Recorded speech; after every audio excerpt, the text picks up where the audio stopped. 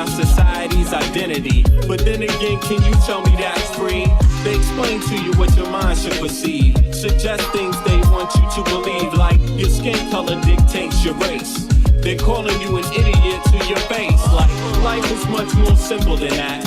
We're all slaves and the cards are stacked, while we fight over problems we can fix. Industrialists turn our kids to addicts. The television does a job, introduce you. The radio's right there to seduce you, keep you locked on the wrong damn track. Cigarettes is just legalized crack. They want you to catch a damn heart attack. They want you to catch a damn heart attack. What? Stop believing in the flag, it's a trap. Cause men rule this world, that's a fact. They don't know, but I'm gonna make it right tonight. They don't lie, but I'm gonna say it like I know. They don't know, that I'm gonna hit them with this shit. They don't lie, that you're gonna free your mind tonight. That you're gonna free your mind tonight. That you're gonna free your mind tonight. That you're gonna free your mind tonight. If you see a man that needs help, then help a brother. If you see a sister on her own, still love her. Cause life is about how you choose to see it. But you gotta teach people how to learn to see it. The planet's been through suffering many times. We propagate many wars many times. The people need to wake up and stop accepting deceit from their own government's deception. You can't blame the people for needing protection from the government's bad reputation. We need to sing a song called Free the Nation. Cause we done had a whole lot of separation. Racism, classism, nationalism, based on keeping people out on the plantation. That's the plan, no doubt. Cause rich people got a plan, no doubt. If you still don't understand and believe that we are all one from the same mother, and respect each woman and man with the same consideration you would like to be given on a daily, then you need to retire so the new generation can take over and show you how to live and govern this place we call Earth home.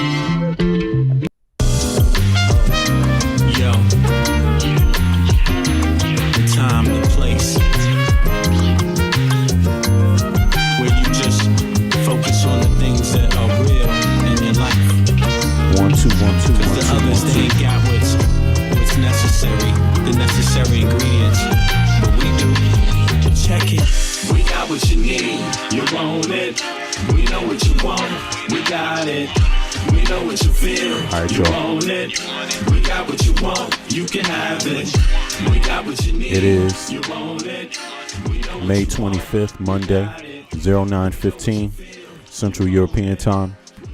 That makes it 03:15 Eastern Standard Time in the Americas. What's up, everybody?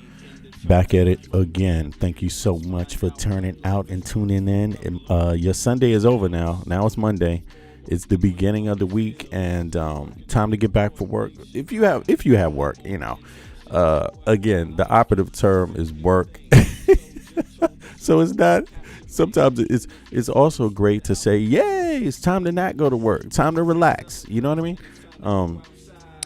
But I guess that has a lot to do with your rights, your workers' rights, and how how many rights you have as a worker in the country you live in. I mean, do you have the right to take a vacation? Do you have the money to take a vacation? Do people that work full-time jobs have the right or the ability to have a vacation ever? You know what I mean? And so if you have that kind of work, I guess it's still better than having no work. But there's a lot of people out there that are considered the working poor that literally work 1, 2, 3 more than full-time jobs and can't afford to survive in the United States of America. And that's just because of the laws. That's how things get done in the U.S. And so big up to the people that are in that situation. You know what I mean? Of course, you need change more than anyone else. So my advice is to go out there and register to vote and make sure that you're registered under the correct address in your state and that your ID has that same address on it. You see what I mean? Because these people are going to they will suppress the vote, Yeah. And I'm talking about people inside of the United States will organize with folks outside of the United States to suppress the vote. That means people that are tired of Trump, your vote will be suppressed. Okay, so just keep that in mind. People that are tired of Trump, your vote will be suppressed. So how do you fight that? You vote in numbers never seen before. You go outside and you ask your neighbor, are you registered to vote? Everyone that you go around, this is a community matter. This is a matter for the drug dealers too. Even, some drug dealers got out of jail, did their time, and now you can vote. Some can't because some states don't let you vote, give you the right to vote if you've ever been convicted of a felony. But it's not like that unilaterally. So those felons that can vote and everybody else that can vote legally, register to vote. And how do you do that? You can just go to vote.gov and register. Go to vote.gov. Let me see. Do I have vote.gov up here on the screen? Yeah, you can go to, here we are. Let me flip over. You can go to vote.gov, find your state, select your state right here, or territory, right? Get in there. Say, like, for example, me is District of Columbia, right? Because I'm a District of Columbia dual resident, right? Although I live in Copenhagen, Denmark. My hometown is the District of Columbia. It's Washington, D.C. is where I was born and raised. And then you can just update. You could register or update your registration online. You see what I'm saying? You see? And you can do that online. You could do it from overseas. You can do it from many, many places. There's many ways to do it. But take your vote seriously. And listen. Before you get into too much, like when you're debating out here who's the best person to vote for, when you're online and people are claiming to have a position, which everybody has, obviously, just ask them, are you registered to vote? Just ask them, are you registered to vote? Because if you're not registered to vote, your opinion about who is best doesn't matter at all. And there's 80 million people in the United States like that did not turn out to vote in the last presidential election.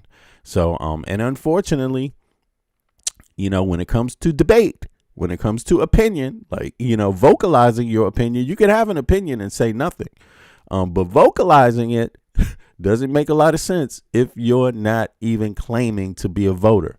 I mean, what I'm saying? The debate is who is best. The conversation is about who is best, who should you vote for. It's not who you ain't going to vote for. Okay, so but for some reason there's a lot out there, and I've seen it, man. I've had on my social media, I've had people actually out there debated some of my posts on my Facebook page. And then when I asked them, when was the last time you voted? They fuck around and tell me, yo, I ain't voted I only voted twice in the last 20 years.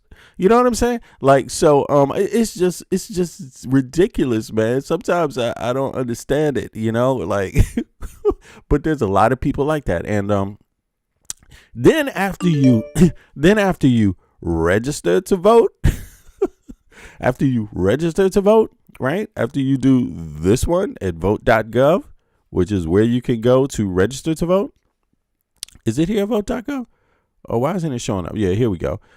After you go here to vote.gov, then you can flip the script, right? And then you can actually go out and vote when it's time to vote in your county, in your district, in your state, and you will have it together. Your opinion will count. Then you should go out rapidly and start engaging the public about your opinion and who is best.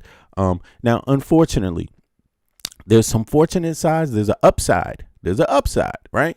The upside is that a lot of people who voted for Trump, apparently men who voted for Trump, apparently are changing their minds.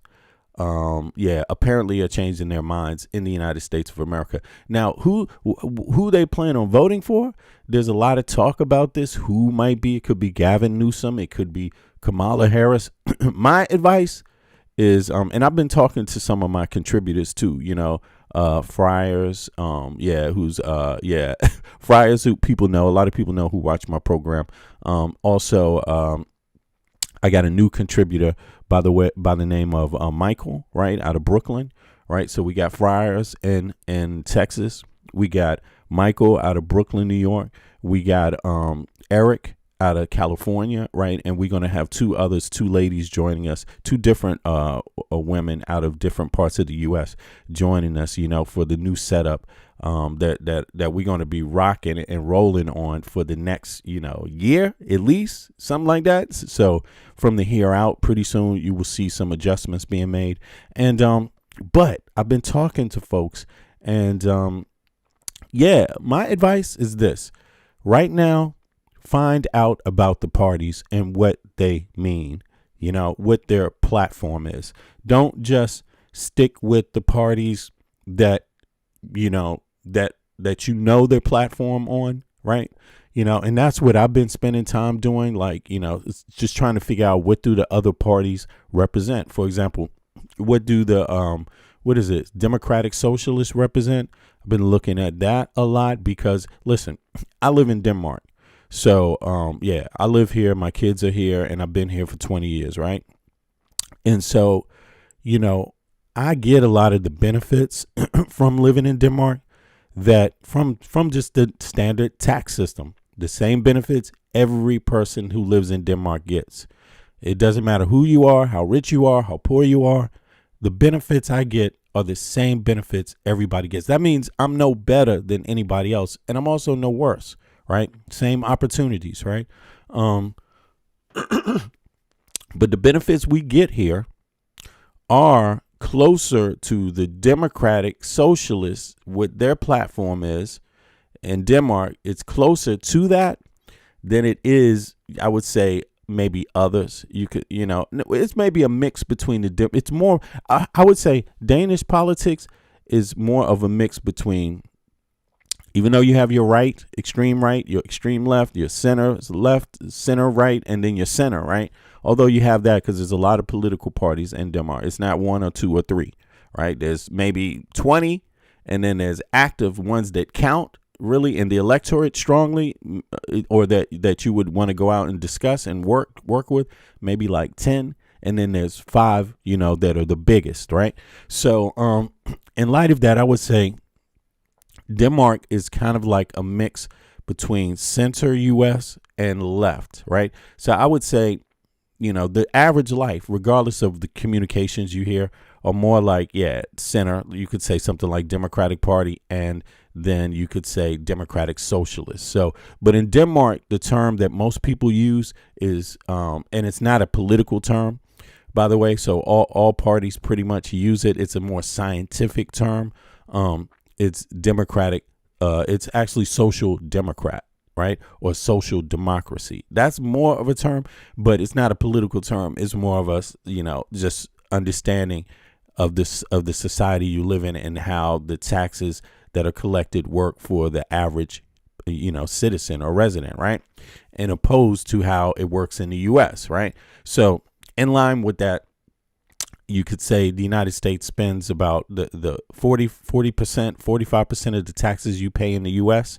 I'm talking about when you combine state and federal taxes, about 45% you see affect your life directly. You can see to go to things that affect your life directly. But as soon as you leave the U.S., it goes up to 60% immediately. As soon as you leave the U.S., as soon as you leave the U.S. and go to any other Western country, just across the border to Canada, it jumps up to 60% of the taxes you pay. You see something immediately, directly back that impacts your life, your family's life, directly in a positive way, meant to support you, right? And then in some places, it gets up to like 70, 75%. So that's every other Western country. No other Western country spends fewer taxes on its people than the United States of America. But you pay a lot of taxes, though. You just don't see a lot of the money coming back. I mean, the percentage is more like you might pay 3% more the average person in Denmark, a tiny bit more, but they see more of that money back. In the U.S., it's like you pay 3% less and you seeing like maybe 20% less back from your taxes. It's like crazy. And trust me, I know, because I've lived in both places, and I didn't leave the U.S. until I was like 30, basically. You see what I'm saying? So I'm not 60 years old. So most of my life I've spent living in the U.S. and watching people debate, argue, talk about how hard times are, talk about the lack of support for public schools, talk about the lack of support for childcare, talk about the lack of support for elder care, talk about the lack of support for a lot of different things. You see what I mean? That people here in Denmark and in the Western world, the rest of the Western world, see as norms. In the United States, they're considered privileges. Which is a very different way to look at it. That means if you can make enough money to have it, hey, it's yours. But if you don't, oh well, it's not your right. It's not your right. But in any case, it seems like some Americans are fucking getting tired of it from the right. And that's great too. So let's take a look and see what that sounds like. Are feeling a tremendous amount of frustration when it comes to what they view as the basic necessities of life. And young men in particular, those who powered Donald Trump to victory back in 2024, well, they're feeling a lot of regret over their vote choice. So what are we talking about here? Well, let's talk about what is right at the bottom. If you were building out the house in terms of the American dream, it is literally the ability. Yo, this is so funny. Michelle, I hope you subscribed. I hope you subscribe, because I'm about to put the chat in subscriber mode, and we're going to see if you subscribed, straight up. Like, let's see here. Nobody's just going to be spamming my chat with things that aren't supported by data at all. But let's see here. Let's continue.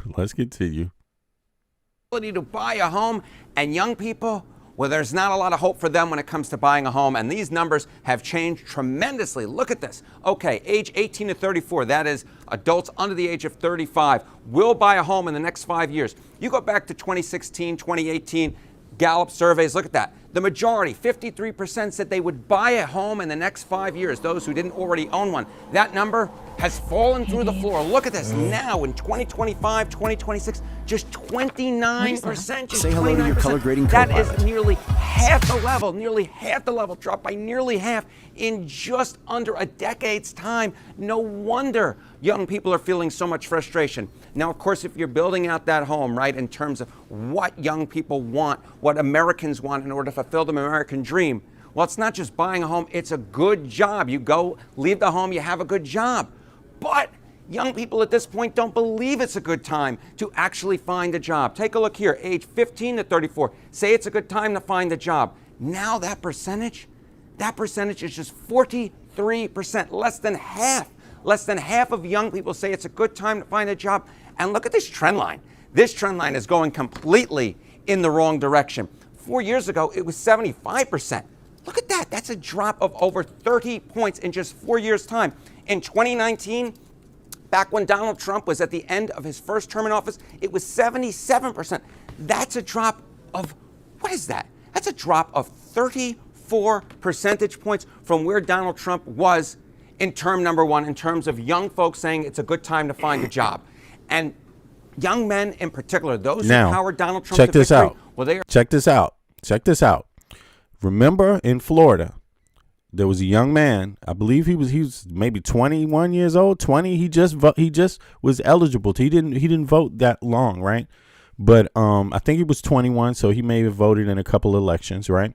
He was a Trump supporter. He's from one southern state. And this story got, of course, national news, international news. And he drove to Mar-a-Lago to shoot Donald Trump, literally, right? And then he had a manifesto. And what did he say? He said he supported Trump. He said, but after Trump got in office, he saw that Trump didn't do the Epstein files, didn't release the Epstein files, that he reneged on that he didn't make the economy better. He made it worse. Right. And he felt ignored. He felt like, hey, they don't care. And this young man went down to, he was a Trump supporter, and he went down there and tried to take a shot at Donald Trump. Unfortunately, he lost his life. I would tell young people, don't waste your life on a scumbag like you know who. Right. Don't do that. It's not worth it. He will be removed soon and things will be dealt with. The corruption will be dealt with for real, because the country will not go on. It cannot exist with this amount of corruption, right? And lawlessness. Now, from the top, from the executive branch, from the Congress, from the Senate, from the Supreme Court, it's just all out corruption right now. Yeah, but it seems like a lot of the right wingers are turning on him. It's not only that it's the right wing that doesn't like Trump, but for the first time, you're seeing in numbers that they might be actually waking up and deciding to join other Americans in the idea that this country is not working for American citizens. Now that percentage is just 43%, less than half. Less than half of young people say it's a good time to find a job. And look at this trend line. This trend line is going completely in the wrong direction. 4 years ago, it was 75%. Look at that. That's a drop of over 30 points in just 4 years' time. In 2019, back when Donald Trump was at the end of his first term in office, it was 77%. That's a drop of, what is that? That's a drop of 34 percentage points from where Donald Trump was in term number one, in terms of young folks saying it's a good time to find a job.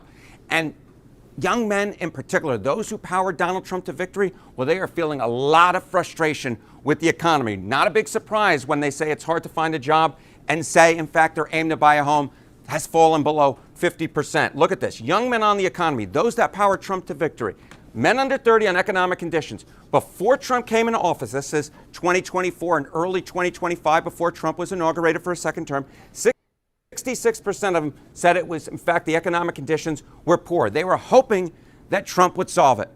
But they view the economic conditions even worse today than just before when Trump got into office. Look at this, 79% this year say that, in fact, economic conditions, young men, those under the age of 30, say that economic conditions are poor.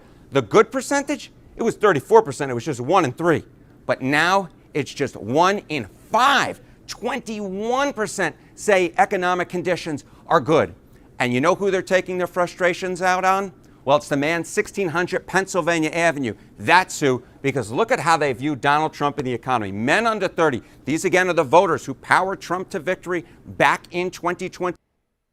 Yep. In the fall of 2024 versus Kamala Harris, Trump was more trusted on the economy than Harris by, get this, a 7-point margin.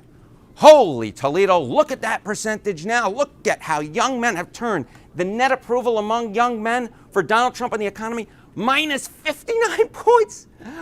I'm laughing because the turn is so absurd. This is a turnaround of, what is this? Do the math with me right here, of 66 points. 66 points in less than 2 years' time, just a year and a half, in terms of feeling towards Trump and the economy among young men. And when you put it together, right, the economy being the number one issue, how do they feel about Donald Trump overall? Well, it's a different world. And I loved that sitcom back in the 1980s and into the early 1990s. Oh my God, dude. This is crazy. I mean, these are Trump's numbers. And again, I'm not suggesting myself that people you've heard a lot. People have heard a lot about Kamala Harris possibly making a run for it. Gavin Newsom possibly making a run for it. It's pretty sure they're going to run. But what I would say is that the country would be in way better shape, far greater shape, if they just followed what Kamala Harris was doing. However, and gave her a chance, the first woman who's ever been vice president in the history of the country. You know, again, she came from a middle class background. You see what I mean? So she's not really Ivy League and like that. All of this stuff. You know, she's not part of the insider club. However, I would say take a look at broadening what the Democratic Party platform is. You know what I'm saying? And, you know, find out, you know, ask yourself, is that party doing everything correct? Because look at the release of the report, the autopsy. I mean, although it doesn't say, you know, really, people can debate whether, you know, I saw a lot of people talking about that, why the Dems didn't release the report, you know, and it's because of this and that, right? I didn't necessarily follow the same lines because I'm more, how can I say this? I just don't want to sound like some of the other people that spread information they can't back up, because that was harmful in this election, disinformation. So I like to be accurate. And if I say something that is not accurate, I publicly state where I was wrong. I think it is so important for activists who are engaging in politics to follow that method. Just be accurate. A little inaccuracy, you need to talk about it. Admit it, because when you don't admit it, it doesn't make you any better than the rest of the conspiracy theorists, and it doesn't allow the people, the other folks that are listening to you, know where the truth is. You see what I mean? So for me, I stuck more to, you know, maybe the report doesn't say what a lot of people think it says, and in the end, it didn't say what people were saying it said, but it still is troubling and still could be something maybe even worse. You see what I'm saying? And that's different. So, yeah, like the Democratic Party, what did you do on your ground game? You know, what did you do on your ground game? Also, a few other things, a lot of, actually not just a few other things, a lot of other things, but just ask yourself, is the Democratic Party up for this? You see what I mean? And again, I'm not saying be a suicide voter, because I believe people that did that maybe voted for, I'll put it to you this way. If you voted for Jill Stein, that was a suicide vote. That was a waste. That was a vote for Putin. So it would have came out with the same result like Trump, even though they're claiming to be something else, all part of the Putin inside group. You see what I mean? But you know, just let people know. Just let people know you're interested in the Democratic Party platform broadening itself, you know, defining itself a little better and learning from the mistakes of the past election, you know, involving young people.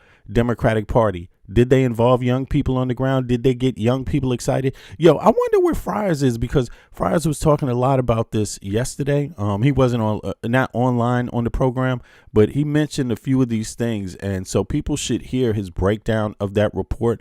But listen, in any case, these numbers are the other side. They're not the Democratic failure side necessarily.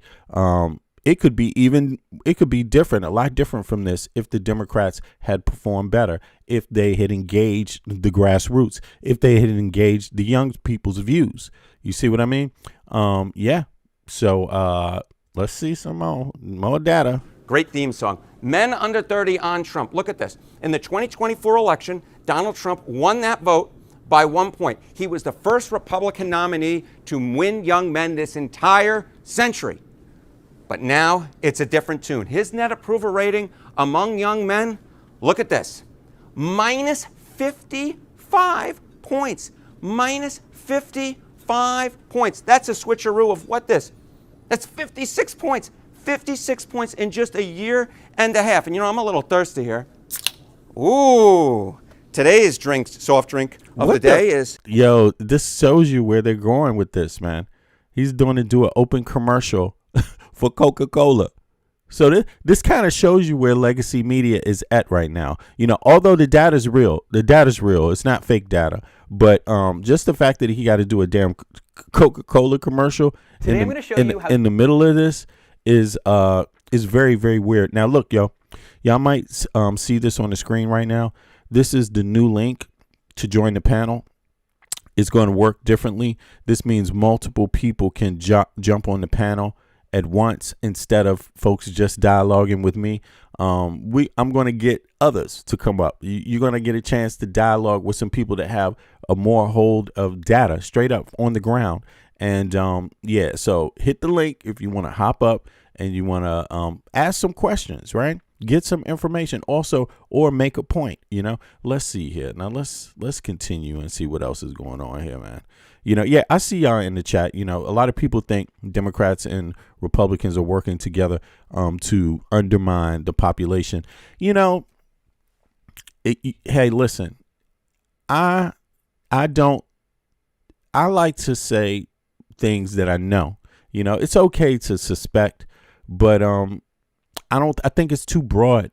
I think the party is too broad to speculate that way. It's way too many people going on. So when you say working together, maybe there's a few people in both parties that are doing that.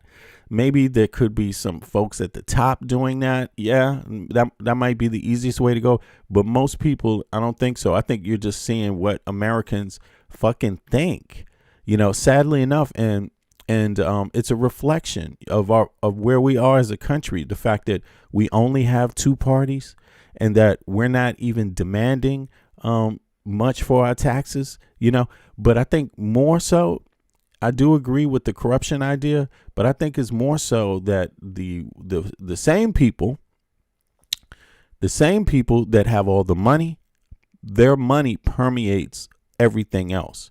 It permeates industry. It permeates elections. And I think that's what's going on. I don't think it's like just left and right, you know, the leaders of the Republican Party and Democrats, that they're doing this. I think it's just the money from the top that's permeating everything and making it diluting what politics is supposed to be, diluting what democracy is supposed to be. So I think it's deeper than Democrats and Republicans, you know, working together to undermine things. I think it's deeper, you know. But yeah, and I think when you frame it from the wealthy having all the money in a capitalistic society and that permeating everything down, I think it's more scientific than it is, you know, political. You see what I'm saying? Like, that's all I mean. But, you know, let's go. Let's see what else he got here on the data. I do enjoy a good Coca-Cola. Oh, my God. Did not just move past that? All right. On Donald Trump. Of course, it's foreign policy. Because remember, Trump said, oh, I'll keep us out of foreign wars. And what's been going on the last few months? Well, the war in Iran. And young men don't like it one iota. Because just take a look. Trump and foreign policy. Okay. Men under 30 on Trump and foreign policy. Back in the fall of 2024, look at this. Young men trusted Donald Trump over Kamala Harris by 9 points. Today, look at his net approval among them. 54 points underwater. Jacques Cousteau never got that low, my friends. Jacques Cousteau never got that low. 54 points underwater. Again, this is a switcheroo of what? 63 points in just a year and a half's worth of time. My goodness gracious. And of course, everything that flows from the presidency. Trump is not on the ballot this fall, but it all flows downhill to those members of Congress. He's not on the ballot, but Congress, they're the ones that give him the power to do everything he is doing, is because our Congress and our Senate have failed. Clarence Thomas and other judges receiving all these gifts, their family members receiving all these gifts from billionaires, right, under the table, It's the Congress and the Senate's fault. They are the ones responsible for stomping out, not just getting rid of corruption, stomping it out. They're the ones, because when the executive branch fails to, or the judiciary branch fails to stomp it out, the Congress is supposed to stomp out the judiciary branch and stomp out the White House, the executive branch, and stomp out the Supreme Court. But they're not doing it. They're just sitting back acting like they don't have a fucking job to do. And you pay for them to have the best health care on earth. They don't even believe you as the citizen should fucking have. Like, this is the U.S., bro. And Americans not voting ain't going to fix it. Register to vote. Register to vote. If you have not registered to vote, please do me and yourself a favor and everybody else in the U.S. a favor and go out and register to vote. All you got to do is go to vote.gov. Simple and plain. Anywhere, it doesn't matter what state you live in. Go to vote.gov. That's the official U.S. registration website. Then you go here. You decide where you are actually. Oh, I already picked. You can see I picked my language here. This is what it looks like when you open it up. Then you just say what state you live in. Boom, boom, boom, boom, boom. Let's say you live in Alabama. I picked D.C. before. Let's say because I live in I'm a dual resident of D.C. and Copenhagen. That's how it works when you're a dual resident. I live in Copenhagen, Denmark, although I'm from D.C.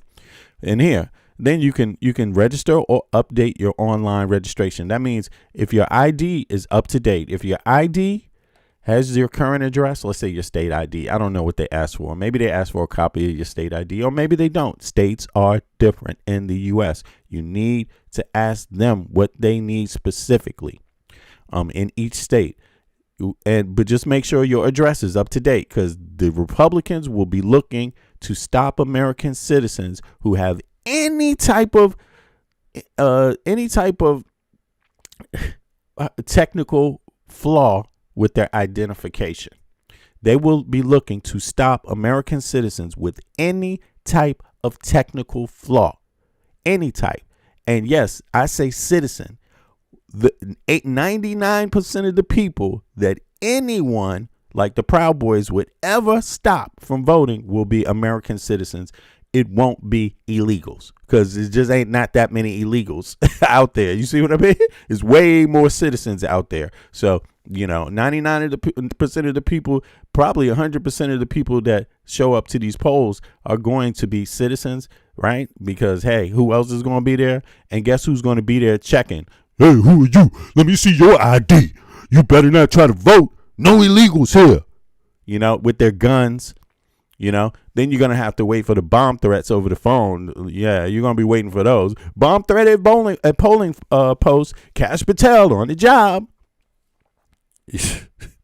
Anyway, just make sure your ID is up to date and register to vote at vote.gov.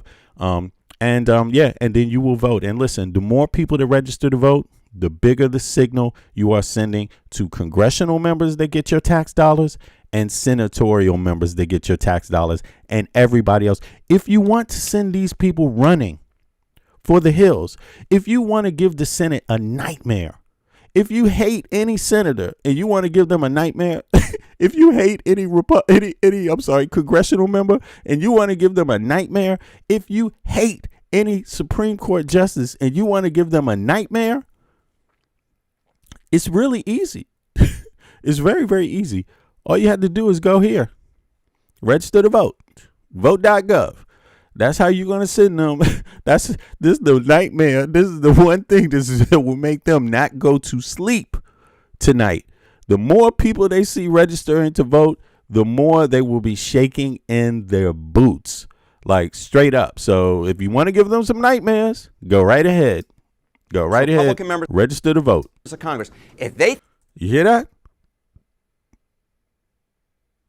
In just a year and a half worth of time. My goodness gracious.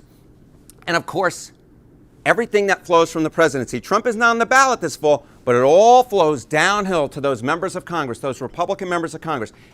Who? It all flows downhill to those members of Congress, those Republican members of Congress. Yes. If they think they're going to escape the wrath of young men and the regret that they have for voting for Donald Trump, well, they got another thing coming, mister. Yep. They got another thing coming. Because just take a look at young men and the midterms. Okay, men under 30 on the midterm elections. You know, you go back to November of 2024. Democrats did slightly better than Kamala Harris, but not really. They won it by 3 points, which is a historically very small portion for young men Democrats winning them, okay? Look now, though. Look in the average of polling right now, the 2026 race for Congress. Well, hello. Democrats are now favored by 28 points. Now favored by 28 points when it comes to the race for Congress. Young men overwhelmingly favoring Democrats. That is a 25-point switcheroo.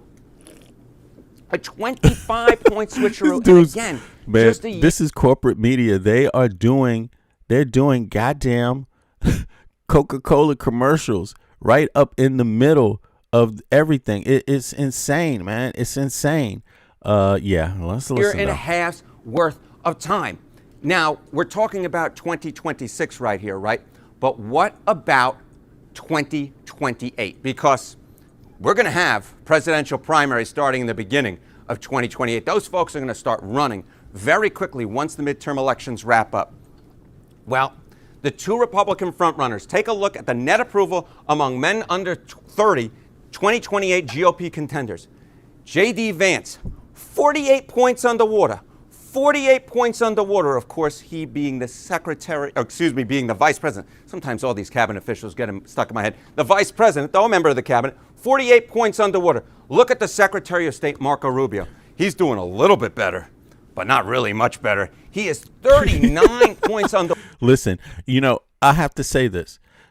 In some kind of way, I suspect this. I don't know, but I suspect it's likely that some of the worst candidates are going to be, still be thrown out in front of the American people. And look at J.D. Vance. This is the state of the Republican Party. They don't have anyone left. The Republican Party, they went out there, MAGA, and they threatened physical violence against any Republican that dissents against MAGA culture. They threatened them. You know what I'm saying? And they went out there. Look, they threatened to hang Mike Pence. He's the damn vice president. He was the vice president under Trump's first term. They threatened to hang him if he didn't do what Trump told him to do, which would have been against the Constitution. And they literally did it on TV. It's like they had a whole hangman set out in front of the White House on Jan 6th. And these people are about to get reparations, be paid money for doing that, for attacking the Capitol and threatening the life of the vice president. So J.D. Vance, your ass is on the line too, J.D. Vance. they coming after J.D. Vance. Look, listen, people are going to come after anybody. They're going to come after J.D. Vance no matter what, whether he does what Trump says or doesn't. Because right now he is hated, period. They're hated. These people are goddamn hated. I mean, these numbers, who could do worse? Who could do worse? Who could do worse? There's no one there to do worse. But the problem is that it's so bad, getting back to ground zero won't work. You know what I'm saying? You need someone who is exceptionally way different from anything that these people have represented. It's like everyone knows Rubio, Trump, Vance, they're all tied to Elon Musk, the richest man on earth, the will-be trillionaire, and Peter Thiel, who they have everything. They got your phone tapped. They have your phone tapped. They're out there. Look, these people, they got your social security number. Doge did. They went out and got all your private information. They're online collecting all your private information. And they think American people are going to fucking vote for that? For living in a police state? Yes, they do. Because they think, look, people went for it. Elon Musk and Peter Thiel were backing Trump the whole time, and Vance, and folks on the left said you're going to have a police state if you do it. And what they did was they threw ICE out there first to get the average citizen to go along with it. Yeah, get rid of the Fourth Amendment. Yeah, man, fuck that. we need to get rid of all the goddamn foreigners. We need to get rid of the illegals. And what did they do? They built a police state that's going to monitor them too. That's what they did. They fucked over their Fourth, Fifth Amendment right, First Amendment right, Second Amendment right, like literally. And they didn't even realize it. These people fooled them for the technocrat. The technocrats fooled them. These are the stooges of the technocrats. And they're trying to implement modern day slavery. Like, that's what it looks like. You know, Matrix type shit. You know what I'm saying? Robots every fucking where. Robots, and who's going to be behind the AI? You know, just like, folks, Americans, nobody in the Western world is going for this shit. Everyone in the Western world is the voters are stomping this out. And by the way, Lars Lucky Luca, thank you for going back to the red bloc. You know, I don't know if people know, this is breaking news. The Lars Luca, he's more of a central politician, very central, more blue. He came out of the blue side, which is the right wing, but he's right center historically. He was the king. They call him the kingmaker. He can bring enough votes to swing the election either way. And for those that don't know, Denmark, the parliament hasn't been able to make a new, government since the last election because neither groups, not one group has enough votes. So they need a certain amount of consensus. And Lars Luca walked away from the table from the red bloc. That's the center left, right? Center and the left, right? He walked away from that, and I think the king even said, yeah, well, if you can't make a government with the left wing, then try to make one with the right, with the center right, or the And Lars Luca did that, and he just was like, oh, sorry, it's not working either. I better go back to the left. And guess who's going to become pretty much the prime minister again? The same one that they had. Meta Fredrickson, which a lot of people like, you know what I'm saying? A lot of people like. People criticize her, she's more center, you could say. But people, there's different groups of people that don't like her for different things. But I think a lot of it is because she's been prime minister for a while now. But this will be her third time. But in any case, it is what it is. Just so people have an idea. The right wing in Denmark, the left wing in Denmark, they all agree on universal health care and universal education. And they always have, and that's been implemented. That has been law in Denmark for 2 generations now, since the 60s. You see what I mean? Something like that, straight up. So it's something for people to know. They have a couple of generations that have done exceedingly well because of that baseline. So in any case, maybe the U.S. could get that if American citizens want something for their tax dollars. We'll see. So the deficit that Trump is facing now, well, the 2 Republican frontrunners, take a look at the net. Yeah, so that's the 2 Republican frontrunners.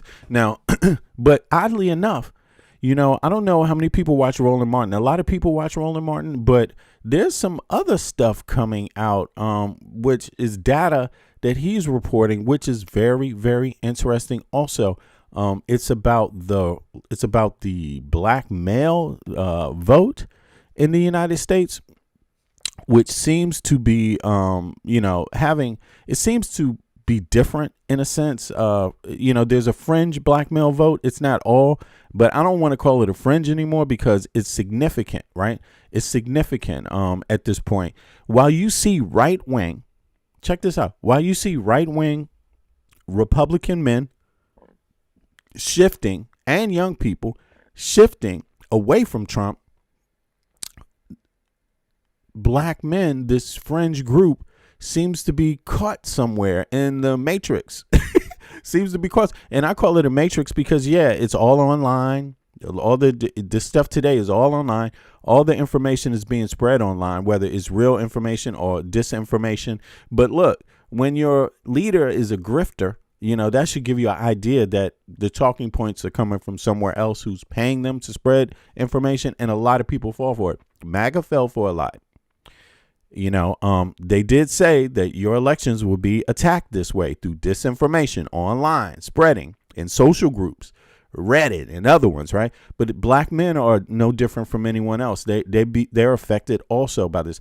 The whole demographic, white women, I know what I want. Voted for Trump they were affected by disinformation too. So it's not a racial thing, but it's just interesting what the data says. Let's see what Roland Martin got to say about this. Yo, thanks. Big up to Eric too for reminding me about this. Let's see. Black male erosion was in 2012. I said, y'all, black men said they were not satisfied with what Obama did in the first 4 years. But because the number was still high 80s, folks were like, oh, that's no big deal. Okay, so when we say they're not committed to voting, what does that mean? Look, I think it's what we all know, Roland. Bottom line is we have to give them a reason to vote. And when I say they, Democrats don't have an economic message. We don't have a message for them to vote. And the reality is 18 to 45, some of the messages that resonate with you and me don't resonate with the brothers between 18 and 45. It's just, one, they live in the biggest disinformation market that we've ever seen in our lives. And two, there's a relationship gap with our politicians that it just doesn't exist. And so they don't see the way that government benefits them, the way that this claim that democracy has benefited them. They don't know what democracy is. So, you know what? It's very ironic because I would say that same disinformation market that this percentage of black men live in, it's actually the same market that a lot of young white men live in. It's ironic. And what's so crazy is that if you ask either one about each other, they swear they don't like each other. If you ask either one about it, they swear they don't like each other. But actually, the things they're listening to are the same. It's crazy, you know. It's crazy. Politician. I need to do my thesis on that and shit. You know what I'm saying? Right, but it's real. It's real. Listen to this. Resonate with the brothers between 18 and 45. It's just, one, they live in the biggest disinformation market that we've ever seen in our lives, and two, there's a relationship gap with our politicians that it just doesn't exist. And so they don't see the way that government benefits them, the way that this claim that democracy has benefited them. They don't know what democracy is. So, I think there's a lot of work that we have to do, but that comes from the disinvestment that we don't make into institutions that serve us, black men, black women, minority voters, right? There's a late game that we play. And that's where we're getting caught with our hands, or excuse me, our tail between our legs. So you and I saw you, we were in Montgomery. Yeah, it was good. We had a good time. And I'm downstairs, I'm trying to check in. A brother behind the counter, black man, Alabama State student, sports marketing major. And one, he had no idea who I was, and that's fine. I never assume anybody know who I am. I always introduce myself.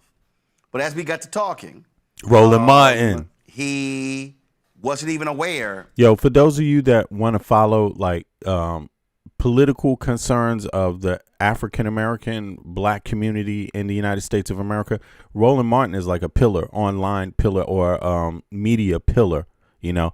Collecting data. Yeah, he's got his facts put together. And, so though, even outside of the U.S., those of you that want to know what follow the pulse of African Americans, sure, it may not all fit under one group, one media house, but Roland is a pillar, and his information is accurate. It's accurate as any other, it might even be more accurate and more detailed than it's definitely more accurate and more detailed than legacy media. No question. So big up to Roland Martin for doing that because he had to do all that work himself. He built that up from scratch, and did he get support from every other type of American? Not necessarily, because maybe a lot of the things they don't feel concern them. But to be honest, if you want to get accurate information and you're against disinformation, you should support Roland Martin anyway, because at least he have his facts correct. You see what I mean? And he knows what he's talking about. So, yeah, big up to Roland. Not only the show, he wasn't aware of the march that was happening literally 2 blocks from where he worked. And as I kept talking to him, he kept saying, a lot of students at Alabama State don't know. When I mentioned that I was on the campus last year, he said, man, a lot of times we have no idea who comes on campus. And he was sharing right there how a lot of them are simply not engaged. They don't watch the news. I began to ask him, where do you get your information from? He mentioned TikTok. He mentioned Instagram. Go to my iPad. Y'all lay it out of that YouTube. That first of all, half of young men are active news consumers. Just 6% avoid news. But you say that your poll, YouTube was a dominant civic information channel. 90% use YouTube at least multiple times a week, and a majority identify YouTube as a place they go for breaking political news. Now, the reason I understand that, because when we talk about black men, if I pull the dashboard right now and look at my analytics, and I click audience, give me 1 second. In the last 28 days of this show, our audience, male, is 57.6%, female is 42.2%. And I know when I get stopped, brothers are stopping me all around the country. Man, I love the show. I love the content. So this idea that they're not news consumers, as your poll lays out, is simply not true. Hey, yo, That's right. he's speaking facts right there. They're news consumers. They're just not the left, I could say, and especially Democrats, are not catering enough. They're not engaging them enough. And that's not just about this 20% of black men, you could say, or whatever the percentage is. It's the Democratic Party's own report said their grassroots wasn't there. So their engagement wasn't there. The money wasn't spent in engaging, and their messaging was off. And I think you could read that a lot of different ways. But now that the election is over and it's a year gone by, people can see what the details are and get to find out from different groups how it's affected them, you know? And listen, Roland, it was shocking to me that that's where they land for their media, right? That's where they land for the news was YouTube. It was very shocking to me. And I tell you, one of my proudest things, or probably the thing I'm most proud of is being a dad. Being a girl dad at that. And so oftentimes I have these conversations with my girls, where do you get your news from? Where do you get your music from? Where do you find new music? I struggle trying to find new music. And then learning that YouTube really is that outlet. I don't know if it's as much as they're not information taking as we do. I think they're consumed with so much, and that what's important to us is relatively not important to them. And that's why I think the dynamics, when we think about, I heard you talk about the autopsy, but what was important about this research is when we talk about black men and precision, tactical, scientific data and how we reach black men, that's why we had to do this research, because a lot of times we were just assuming that they were getting their news from X, or that they were listening to X platform. And so I'm happy that, happy to work with Terrence Woodbury and his phenomenal team at Hit Strategies. But more importantly, I thought it was, really advantageous for me as the executive director to say, hey, let's really, unlock this thing with a scalpel and find out where our brothers are getting their information from. And moreover, that media market, the last persuadable base that's left in this country, which is 18. Yeah. So you guys can't see the title on the bottom. So let me just make it a little smaller. Look, 45-year-old black men. It says, where are they getting? Sorry. It says that 74, according to their polling, right, which is specific. This is a specific group that they were targeting to get qualitative information back from, right? That was black men. 74% of young black men are almost certain to vote. So, it looks like in the registering for people, it's starting to tick up. You see what I mean? People in the U.S. that maybe didn't vote before are getting a little more concerned now. But the question is here, what do you do to get people engaged? And the Democratic Party has had a lot of criticism regarding that, missed opportunities, not engaging the supporters that they have, and maybe being a little behind the progressive the rest of the progressive Western world, like seriously. And I'm gonna say this, look, one of the issues a lot of people bring up is the issue with Palestine, right? And I think it's very important to be accurate when we talk about this dynamic here between Israel and Palestine. But here's the thing. When we talk about Western world, progressive Western world, listen, right now, the Western world is pretty much leaving Israel behind. Not because they hate Israelis, not because they don't believe Israel should, Israel should be a state, but because they don't believe that Israel lived up to its agreement. in the two-state solution. And especially now, what Netanyahu has done, with Gaza, now what Netanyahu has done with it had a lot. It really splintered with Gaza, right? When Trump took office, that was pretty much the end. And Europeans, the EU has been moving away rapidly. I mean, they're about to have a vote to just stop all trade with Israel. I mean, and many of them don't already have any weapons dealing with Israel. You see what I mean? A lot of them pulled back when, maybe in the last 2 years, something like that, because of Gaza, right? But here's the thing. Now they're moving further. So the question is to the U.S., why are our politicians being different from the other progressive Western nations, like the other Western democracies? Why are our politicians behaving so different? I'm talking about congressional members. I'm talking about senators, right? And presidents. What is the deal? Because even Denmark is speaking about war crimes for Israel, supporting trials in The Hague and shit like this for Netanyahu. Like, seriously. They're discussing it, and maybe not explicitly, but yeah, they're having these discussions in the EU right now, and many of them are like, yeah, this is a human rights travesty with Gaza, like, and it's a human rights travesty with Palestine. Like, many European nations are taking that stance, So the question is, what's up with the American politicians? Why are they pulling up the rear? We'll see. In the news from. We'll see how it affects the vote. We'll see. Because we also know they are the biggest consumers of disinformation. So there's a lot of work we got to do, and there was a lot of work in trying to unlock that. Somebody said, hold on. Yo, sorry. So who is this in the chat? Eric said, wait till Rafika shows up. Yeah. Be careful. Some of y'all out there in the chat, bro. This is hilarious. Yo. Listen, the panel is open. If anybody that wants to hop up, man. Yeah. Let's continue though. Oh my God. Because we also know they are the biggest consumers of disinformation. So, all right, who's the biggest consumer of disinformation? The last persuadable base that's left in this country, which is 18 to 45-year-old black men. 18 to 45-year-old black men.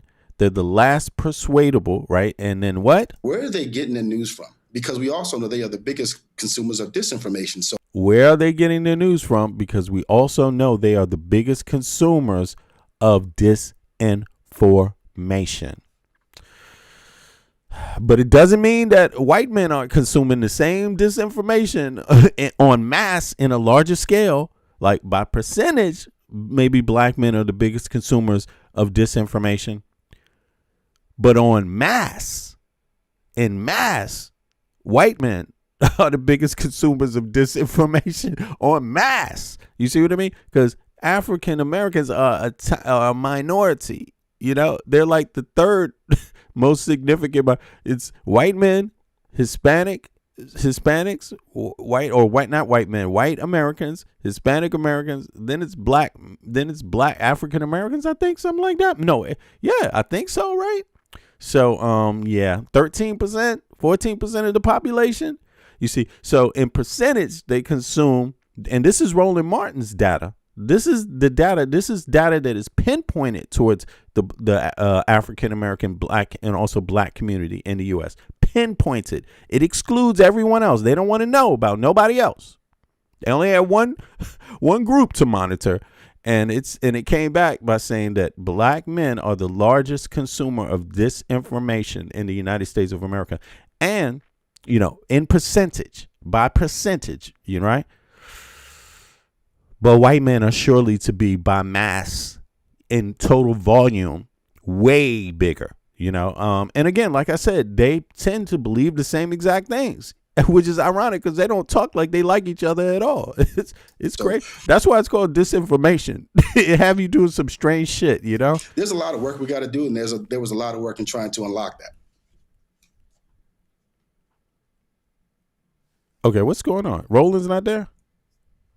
Identified 6 segments of black men.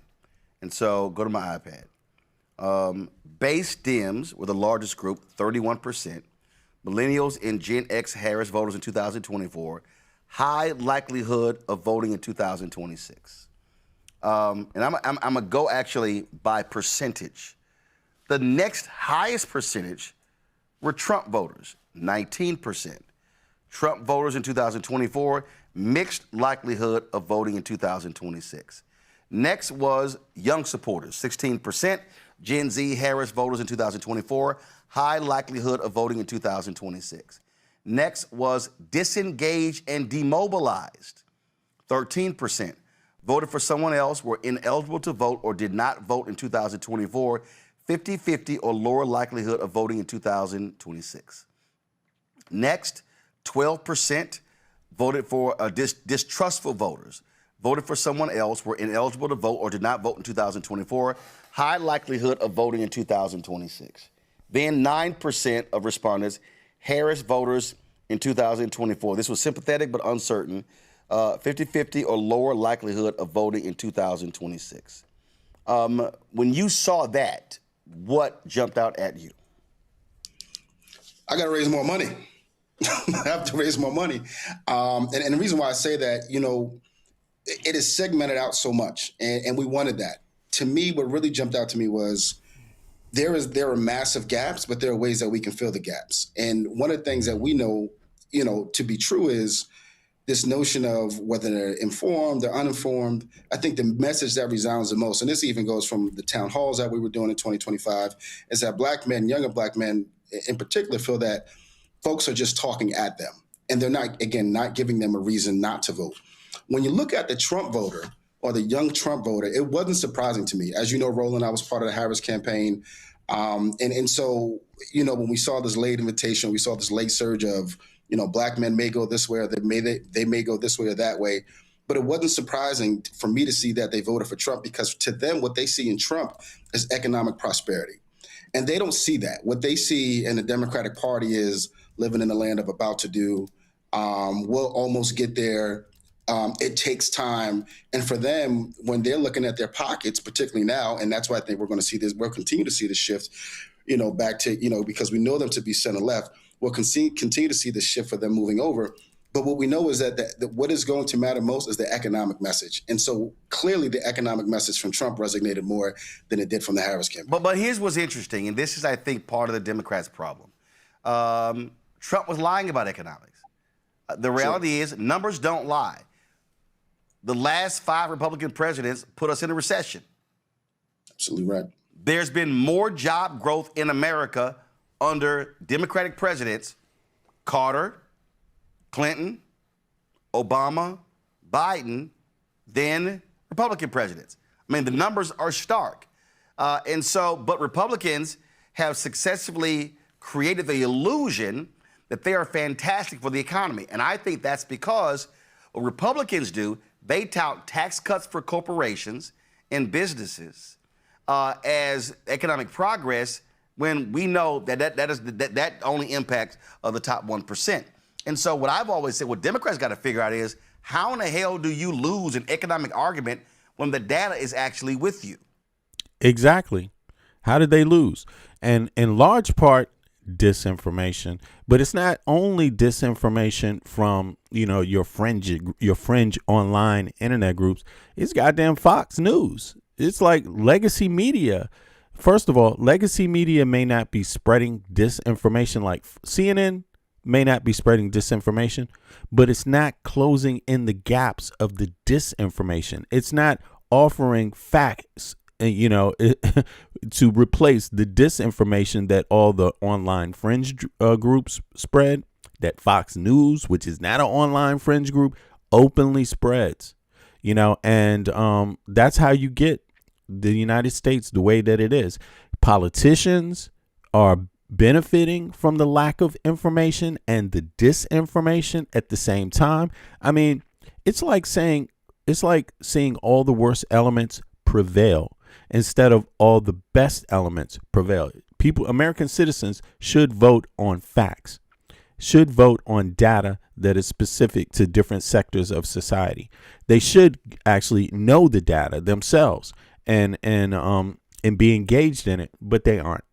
And largely, no, they're more engaged with propaganda, right? Talking points, and then they end up not knowing who to trust. And then you have the foreign governments supporting right wing, or not right wing, just supporting disinformation networks that appear to be right wing or appear to be left or whatever, just appear to be a lot. Then these two groups mix up their data or mix up their talking points and start sounding like each other, start repeating some of the similar information. And what it results in is 80 million Americans didn't vote. That's what it results in. So there's a lot of issues with just basic communication in the United States of America. Basic awareness. And, I'm not trying to give excuses for people that are so stupid they would vote for a person that says this. Beautiful. I just start kissing them. It's like a magnet. You just kiss. I don't even know. And when you're a star, they let you do it. You can do anything. Whatever you want. Grab them by the. Do anything. Everyone should have good enough sense to never vote for anyone that says anything remotely close to that, especially any women. But that wasn't the case. Any stand-up men should never vote for a man that says that, especially if you have a daughter. What are you talking about? You want men treating your daughter this way? You want men treating your wife this way? Do you think Trump, all the women he's been accused of harassing, do you think they were all single? No, they weren't all single, actually. So, I just don't understand it sometimes. I don't. But, hey, if you're not concerned about the sexual harassment, the rape allegations, the Jeffrey Epstein allegations with Trump, then you should know the data, at least, about everything else that's going on, the economic data and the lives of other Americans when you vote. You should be able to know the difference, but a lot of Americans don't. It's sad, man. It's sad. And so also I believe, and I've been saying this for the longest, and we discussed it earlier with this autopsy report with Ashley, and that is this here. You cannot talk to black people in the final 2 months. That's right. And I got no problem Facts. saying this. In November 2023, when Vice President Kamala Harris hosted a dinner with black men, it was an off-the-record dinner. What I said, and I've said this publicly, so it's not like this is the first time I'm saying this. I said then, y'all must start in January. And how I broke up the year, I said, I do remember Roland Martin actually saying that. I mean, he said that many a times. I mean, he pointed out that Dems came to the black community late, very late in that last election cycle, in terms of discussing the issues that specifically affect them, or the issues that they believe they're most concerned about, and a lot of people said it. It's not only Roland Martin, but Roland Martin said it on his platform numerous times, and he's got the biggest black platform in the United States, African American platform in the United States, and followers. You know what I'm saying? So he's pretty much the pulse of black America. To be honest, news wise, information wise. January to July must be engage, enlighten, educate, and informed. I said in every one of these battleground states, in every single city, every single week, there has to be civic education discussions, teachings, whatever, walking people through what you did, what you accomplished, and then what you want to do. I said, and you got to be making that investment. I said, January to July. Your convention is in August. And then you shift to a different strategy. I've said that to her. I've said it to people running for Senate, people running for Congress, people running for local. I said, because we're no longer, and then the autopsy today confirms that you have to be, what Republicans are doing, they are engaging their people year round, constantly driving information, where Democrats, election's over, I'll see you in a year and a half, that ain't gonna cut it. Yep. It ain't going to cut it. And it didn't cut it. And it's crazy that that it was that way because they had a lot of money. Dems had a lot of money to spend. And apparently, yeah, they didn't utilize it well. And that's another factor in this upcoming election, how people are going to vote. But here's the thing. I think people have to start with the basics. It's just my thought. And anybody can hop up if they want and let me know what their views are on this. This is the link to the panel, right? But my thoughts are start simple. Like keep it simple. You know that voting is a big part of how you change. It's the main way you change the society, by voting. So the first thing you need to do needs to be very practical.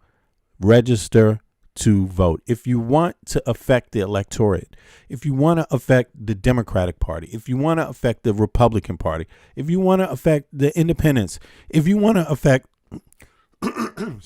elected officials, if you want to affect the Supreme Court, if you want to affect the White House, if you want to push them in any direction, you first got to do this. You first got to. Oh, you don't have to register to vote in Alabama. I'm sorry. That's just go to vote.gov. Yeah. And check your registration and update it if you need to. But at least do the first part. Register to vote. Choose your state. You see what I'm saying?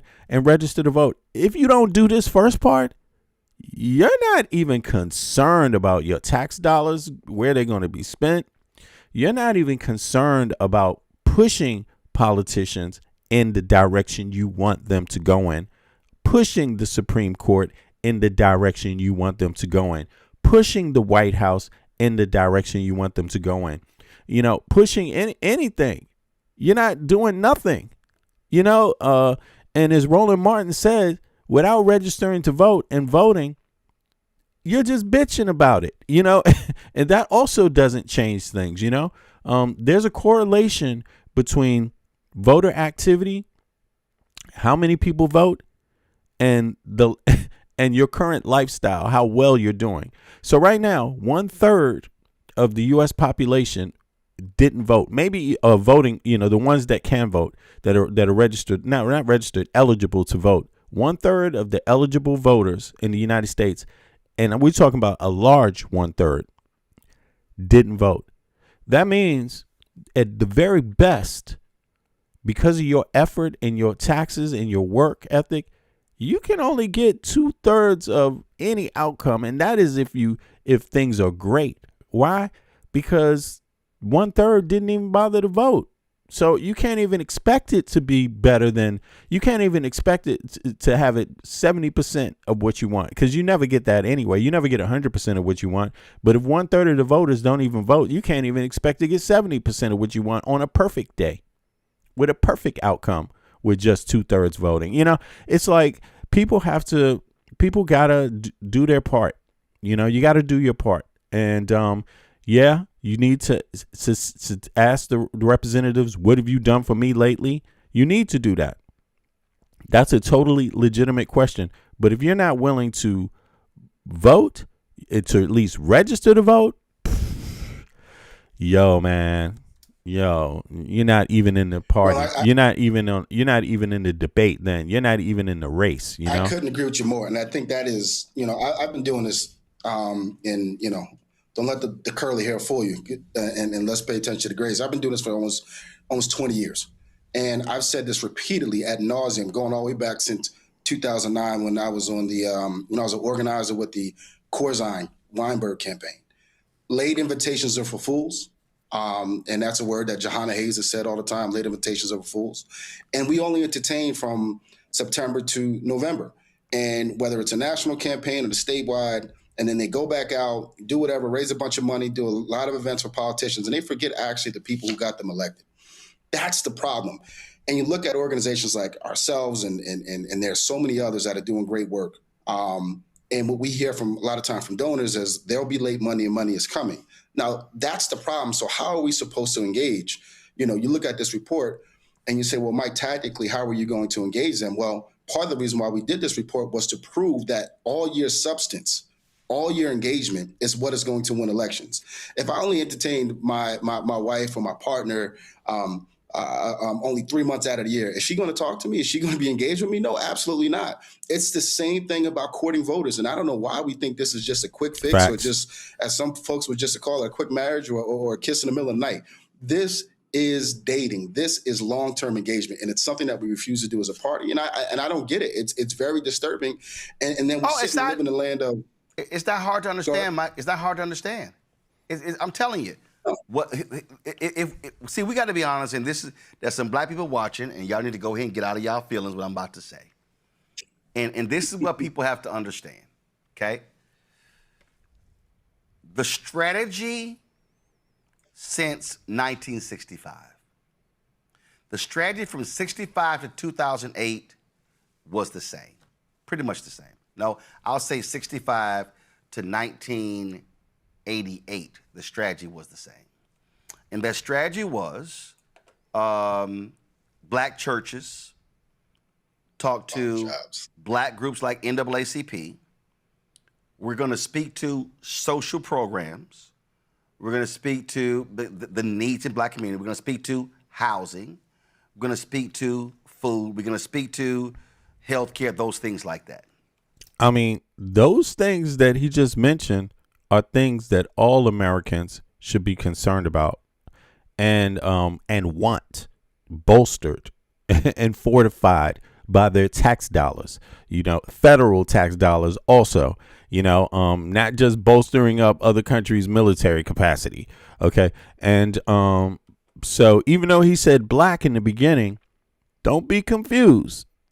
They're just talking about engaging the black community about those things. But those are the same things that affect every other community in the United States of America, if they're clever enough to recognize it, Yeah.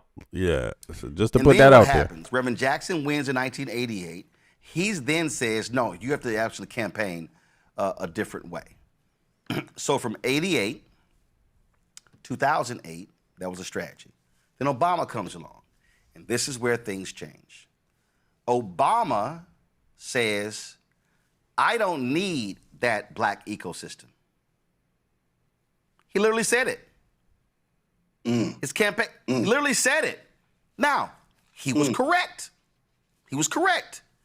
Because the fervor of black people to vote for the first black president was on a different scale. We showed the It's true. It's true what he said. And maybe some black Americans might get upset about that, but you might misinterpret his statements also. Like, you need all Americans. You need all Americans. And so that means in the United States, if you're going to win an election, you need to cater to pretty much the broadest demographic possible. But what is catering to the broadest demographic possible mean? What does that look like? Does it look like healthcare? Does it look like education? Does it look like housing? Does it look like fair wages? Does it look like, that's what it actually looks like, right? Regardless of what background you are, right? What ethnic background you are. But go ahead. Let's see. Data in terms of the turnout data, and it's right here. It's right there. You see it right there where it peaked. The blue line is black people. You see right there where it peaked. That's 08, 2012. It's never been higher. Since 1980, wow. It peaked right there. It got close in 2020, but it peaked in those years. So what then happened?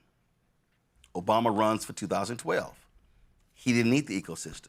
Wait a second. Let me just go back and look at that data again there. Let me let me see. What can I make that a little bigger? Let me see. Yeah, I can. 2 seconds here.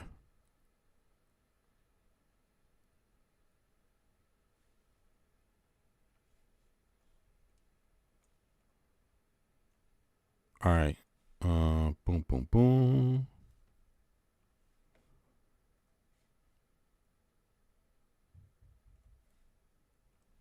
All right, let me see here.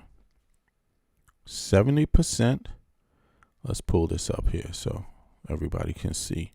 All right, 70. Okay. And so 1980s, the blue line is African Americans. So that blue line is, what is that, blue or green or what is it? Okay, it's the green. It looks more green on the screen here. You see that? So yeah, there you have it. So I guess I would let it be right here. So 2008, African American voter turnout peaked by percentage, right? And it went down with Obama, but then again, white American engagement peaked. Then that's how he won, right? Or is it how he won? Let me see here. 2012. Actually, Obama kind of caught the population at 65%. You see? He caught the population at 65%. Look at this. Yeah, that's interesting. So, yeah, you see that? He caught the population at around 65%, Obama, right? 2008, 2012. So, okay, but that's, I like to look at the numbers actually a little more. But then, since then, white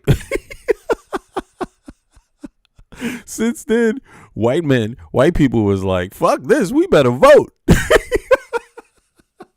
White Americans, I mean, since Obama, the white Americans, they just started registering. And this is what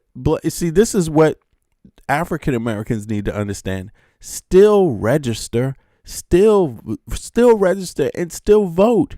You don't have to vote for anybody in particular, but still, voter turnout matters. Okay, and that's where white people after Obama exceed in 2008. This is hilarious. In 2008, they were the same. Black voter turnout, white voter turnout. You see that? Look, his Latino voter turnout went up after what? 2021, yeah, it went up. That's okay. So that was a factor in Kamala Harris, in Biden and Harris, right? That was a factor, but it went down for them. I guess this is Democrat turnout. Percentages report voting presidential elections. Now, this is just a flat out presidential elections.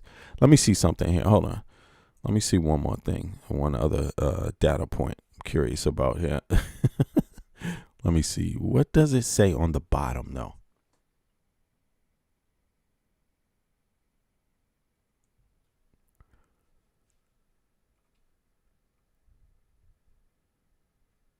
Composition. Okay, Democracy Fund composition of American Electoral Project. Yeah, exactly. So this is just turnout.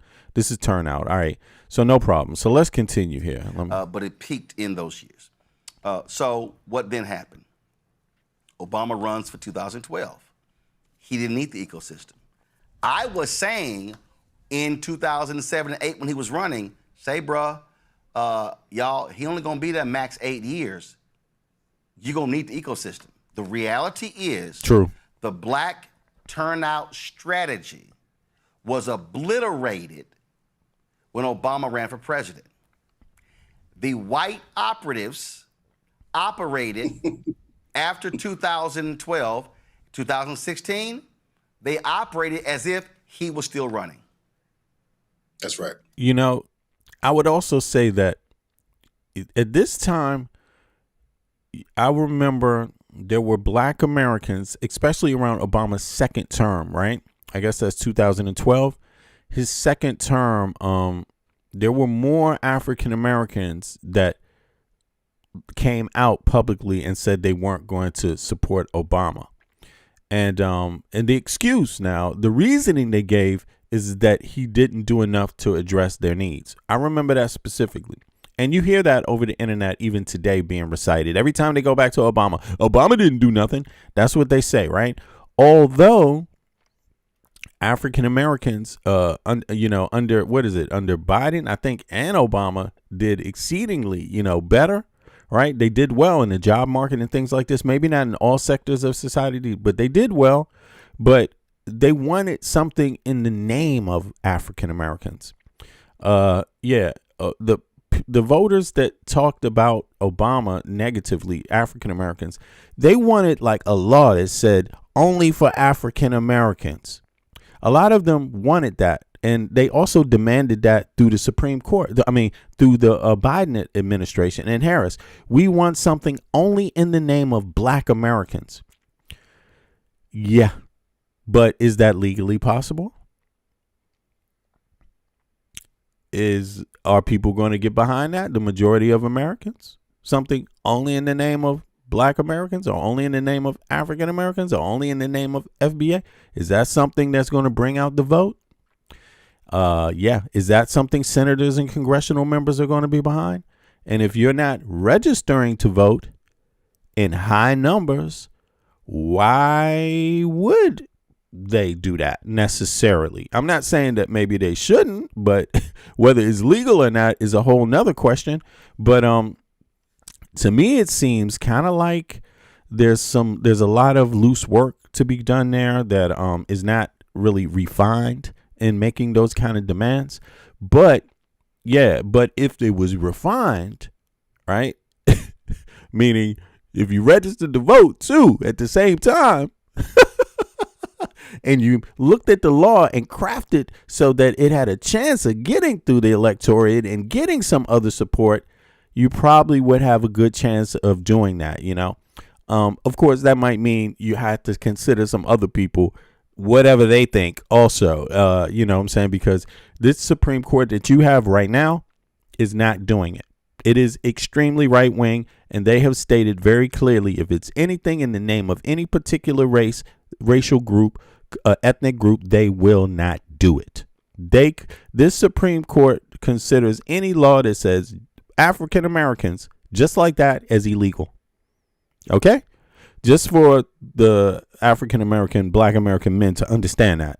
They voted down men. They have ruled against many a bill just because of that, you know. So it's just something to say. You might want to vote for someone that wants to remove some right wing judges first, right? That might help too, you know. That's what happened. And here's why it's in the data. There was an 8-point gap between Black women and Black men for Obama in 2012. The first sign of Black male erosion was in 2012.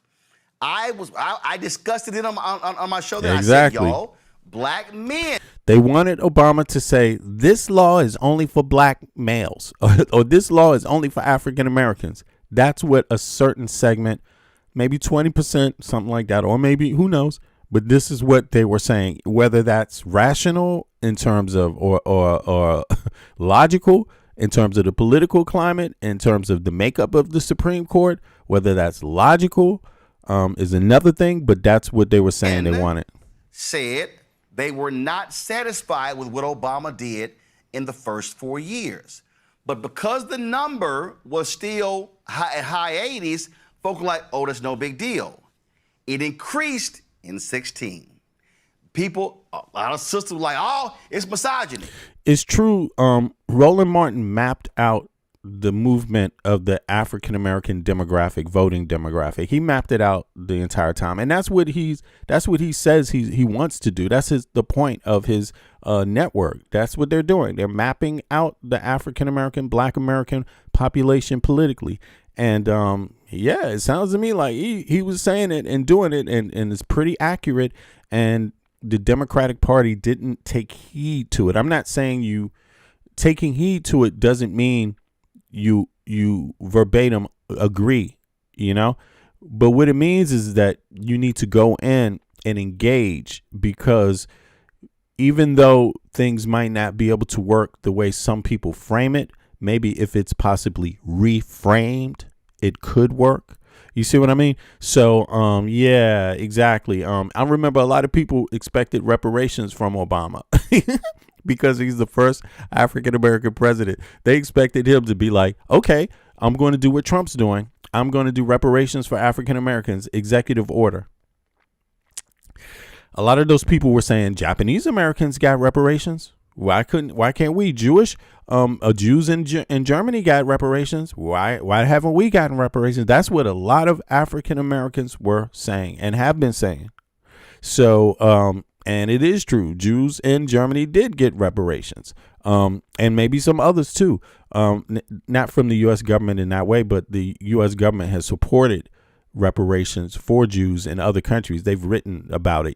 They've had legislation that says they support it or urging countries to do things like that. I believe, but Japanese Americans did get reparations. Native Americans did get reparations. That was under U.S. law. So there's no legal argument for not being able to obtain it or for it not being able to be obtained.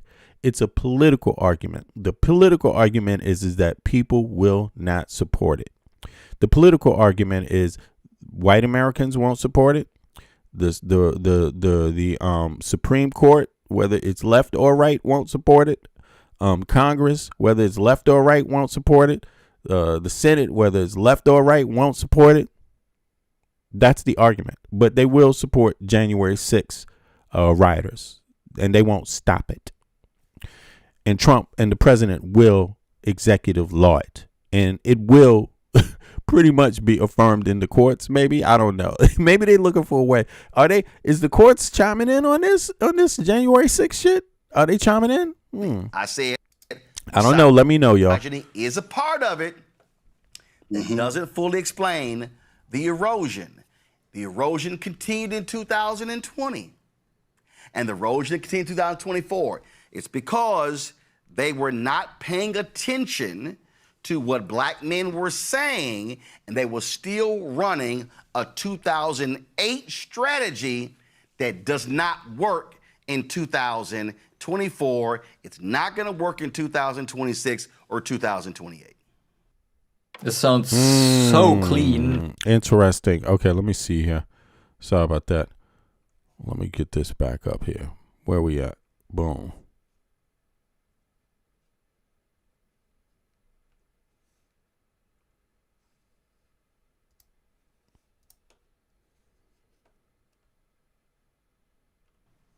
Roland, you said to the brother in the hotel lobby, you asked him, what is the biggest professional market? And he said MLB, and then you had to school him and let him know it was the NFL. Yeah, because the brother was a sports marketing major, and I was like, bro, right, you might need to know your business if that's what you majoring in. Right. And so what I take from that concept, and I said this to members of our team and members of our board, I'm a Raiders fan. For better, for worse, I know you're a big fan of Houston. We won't go there, but I'm a big Raiders fan. What I know about Al Davis is similar, and we can learn something from Al Davis in politics. When it doesn't work, he changes it. He fires people. He changes the head coach. So the fact that we're still using a playbook that has been antiquated, right, outdated, and doesn't work, and then we try to infuse the DC level, and Cameron talked about this, the DC Inc. Consulting group think tank to say, hey, here are the issues that matter most to this group, and this group is going to get you over the line. Don't worry about it. This group is going to stay home, or this group is going to come home. It's similar to when folks are saying now the South has something to say, and then they do have something to say. And why are we not surprised that the South turned red? Well, there was there was an unequivocal divestment, if you will, in Southern politics. Yeah, it's a divestment, and that's what it amounts to. It's not necessarily that what a lot of them want makes sense or works, period. It might make sense to them. Does it work? Practically, it could be that a lot of the things they want don't have anything to do with practical knowledge of civics, right, and of the country, really, But engagement changes people. Engagement also changes you, the engager. You see what I mean? Because you get more information, you get another side of the perspective, you get more information, you get a dialogue happening, and greater information knowledge, right? So when there's no engagement, it decreases on both sides, right? Regardless of your views, no engagement decreases your awareness on both sides, so regardless of right or wrong, regardless of left or right, regardless of black or white, regardless of straight or gay, regardless of, male or female, any of that, So let me see here. So It's ironic. Now, going back to Obama, right? Obama, he did. I mean, it's been mapped out here. Roland mapped it out better than nobody can do it better, because that's exactly where his finances are going. That's where he's spending his money, on the ground, grassroots, African American communities, finding out, doing polling, finding out what they think, and mapping it through his media outlet, which is Roland Martin, blackstarnetwork.com. But right. But he did mention somebody else. So let me see here. They actually mentioned Obama here in the mapping. And it's interesting because a lot of black males, black men, and just not only black males, I don't want to say that, but, you know, regarding Obama in 2012, when it sunk, the African-American participation sunk, particularly for Obama, but also for Dems when it started sinking. Some of the things that they were talking about is reparations. Now, it's interesting because a lot of people, you know, there's theories about reparations, how it would happen, how it's happened in the past for Native Americans, how it's happened in the past for Japanese Americans, how it's happened in the past for Jewish Germans and other groups of Jewish populations in different parts of the world, possibly, right? And so it happens, but how can it happen? There's no law that says it has to go through Congress. There's no law that says it has to go through anymore. Not anymore. No law. Because Trump has changed how shit happens. You see what I mean? Now, the typical way, right, that things would happen is that the human rights organizations like the UN would make a declaration about slavery, transatlantic slavery, and the effects that it had, et cetera, et cetera, et cetera, which they have done. Then Congress, you know, would move on that, right? If their own country participated in the activities of slavery, that's typically how it happened. Then they would move in Congress to form some sort of reparations package, right? Then it would be voted on in Congress, what it is, exactly how it would be. They would have people, experts, go out and, you know, collect qualitative and collect quantitative information, and then show it to Congress and in committees, and then they would propose it to Congress, right? They would throw it out there to the public to vote on openly in Congress one day. Are you for it or not? You know, and you would do that on TV, on C-SPAN. And then if it passes, they would show you how many voted for it, how many voted against it, whatever. But if it passes, then it would go to the Senate, and the Senate would say, let's talk about the legality of this. How it's been passed, but is it structured right? Do we support it? Does it need to be changed how it's structured? Is there something not right about how the monies are going and will be found, and all this shit? Does it meet the standard of the Constitution, the language in the Constitution? And then when they pass it, because they've passed shit like this before, again, Japanese Americans, Native Americans. So Congress don't have no excuse. Yeah. But then maybe someone would try to challenge it in the Supreme Court after a president signs it. If it gets the okay of the Senate, it would go through the president's desk. He would sign it into law. And if you want to fight it, you would go to the Supreme Court. You could expect the right-wing Supreme Court to fight it heavily, right? Because they fight in name. They have said no to anything in the name of one specific ethnic group. They call that discrimination. That's what this Supreme Court calls it, sadly. Even though the UN calls it something else, right? Justice. But, typically that's how this would happen. But Trump has created a new lane for reparations. He's created a new lane for the law. And Congress and the Senate, if you listen to them, it's going to be very interesting to find out how the law works and what their arguments actually are, so that later you could use those very arguments to get what you want.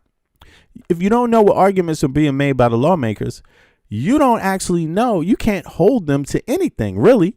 You don't want just a yes or no. You want to hear them speak about it, right? So here, let's see what they have to say about January 6th reparations. Time focus. Crime does pay. Early this year, a man named Andrew Paul Johnson was convicted on 5 charges, including child molestation. His victims were a child under 16 years old and another under 12. We were scared, one of the victims testified, according to trial records obtained by NPR. like we didn't realize that this stuff was not okay. There's something else that you should know about Andrew Paul Johnson. He was a rioter on January 6th, pardoned by Donald Trump. According to a police affidavit introduced in court, Andrew Paul Johnson told the two children that he was expecting millions of dollars from President Trump and that if they didn't say anything, he would leave them part of that money in his will. At the time that he made that promise, there was no such fund, but there is now. This past Monday, the Department of Justice announced the creation of a fund worth nearly $2 billion. January 6th insurrectionists, including that convicted child molester, are potentially eligible for part of that money. A few months ago, we did our first story on the January 6th rioters and what they were up to now. Here at MS Now, we found over a dozen January 6th defendants who were facing new and resurfaced legal problems. Now, sadly, we have 4 more names. Ryan Nichols from Texas, arrested 9 days ago after authorities say he followed a man out of a Texas church to the parking lot and threatened him with a gun. Brian Betancourt, a self-described white supremacist who was arrested for filming himself touching the hair of multiple women on public transit. Jake Lang, this charming man who tried to burn a Quran and has emerged as a prominent figure in the white nationalist movement. And of course, Andrew Paul Johnson, the man we introduced to you already. So while you're paying for groceries and gas and childcare, those pardoned insurrectionists, including child molesters and convicts, they might be in line for those January 6th stimulus checks. But listen, courtesy of President Trump. You know, somebody asked me before, someone said, why don't you ever talk about the black extremists, you know, the black supremacists, right? And actually, I don't really talk about them a lot. I do sometimes. It's not like I ignore them. But here's what's interesting. Actually. Black supremacists and white supremacists, they do sometimes have that in common, like this predatory dynamic within their ranks, going after children. And the largest, I think, the most prolific black, you could say maybe supremacist, or it happened in the U.S., Dr. York, you know, I mean, prolific because the dude spans over decades and decades creating different religious groups. Think about that. You have that a lot in common with the right wing. Religion, indoctrination. Well, outside of Jeffrey Epstein, before Jeffrey Epstein, he was the most prolific child abuser, straight up molester in the country, a black supremacist, you know. So they have a lot in common. This white supremacist, black supremacist, how their thinking is organized, how it's framed, a lot of religious stuff up inside of it, a lot of molesting of young people, masking it as, you know, you're doing this. You see how the guy just said, if you keep quiet, you'll get some money from Trump. He's telling that to the victims he's molested. That's insane. But this is the same shit going on. You know, so there are some parallels. Let's see. I mean, a lot of parallels. Let's see. This Democratic Congresswoman Becca Balint of Vermont, she sits on the House Judiciary and Budget Committees. Congresswoman, is there anything that Congress can do to make sure that a convicted child molester like Andrew Paul Johnson can never receive taxpayer money from this fund? Yeah, Catherine, I'm so glad that you and your team at MS Now are covering this case. We've been talking about a lot in judiciary. A number of the folks who were pardoned by the president, given full pardons, as you said, they have been arrested on child abuse charges, some on child pornography charges, others on vehicular manslaughter, another for threatening the life of Hakeem Jeffries. So these people are creepy. They're dangerous. They should still be behind bars. They should not be receiving any kind of payment as reparations for the atrocities they carried out against our country. So you know, there it is. So they're getting, the president is executive ordering reparations for the Jan 6 rioters. And it doesn't matter what type they are. Criminals. They're all criminals, by the way, because it's not legal to do what they did. But Trump pardoned them all, i.e. why they got a pardon, because it wasn't legal. Right. But Trump rewarded them. Let me see something. What was that? Trump is rewarding them with reparations. And the question is, Can reparations be done that way? You don't hear people saying it can't be. There's no legal argument for saying reparations cannot be an executive order. That I have not heard yet. And so I think what African Americans are going to be doing is probably demanding that anybody that wants their vote should explain why reparations hasn't happened and why it's not getting reparations is not part of their platform. I think that's where this is going. I'm just being honest about it. I'm not saying that that doesn't hurt a particular party. That probably would hurt some more than others, because let's be honest, a lot of people that voted for Trump are totally, utterly against reparations for their own brothers and sisters that fought in every war in the country's existence. African Americans, the ones that had to slave for over a century. That's like 3-4 generations of people, more, it expanded beyond a century. Then Jim Crow. You know what I'm saying? A lot of people that supported Trump believed that that was okay to do, and that African Americans should never receive any form of reparation for that. Although Native Americans have, Japanese Americans have, others have in other countries around the world. I think this is where that's going, and I think Trump ignited it. Had Trump not, this is the irony of Trump. Although he's willing to give it to rapists and pedophiles, he opens up the lane for African Americans to actually say, hey, let's have a conversation about reparations. Because the UN does back reparations and has called specifically for reparations for African Americans. The UN has called for it. I'm just saying. Life It's pretty weird. So these people are creepy. They're dangerous. They should still be behind bars. They should not be receiving any kind of. And if you for reparations for these for the January 6th people, if you're for reparations for them, people who committed crimes, why wouldn't you be for reparations for people that were victims of the pretty much one of the biggest crime against humanity and, documented? Payment as reparations for the atrocities they carried out against our country. So you asked what can be done. Well, we're going to try to use every single tool at our disposal. So along with the ranking member, Jamie Raskin, we did introduce a piece of legislation last week that would forbid the federal government from using taxpayer dollars to pay out to these criminals.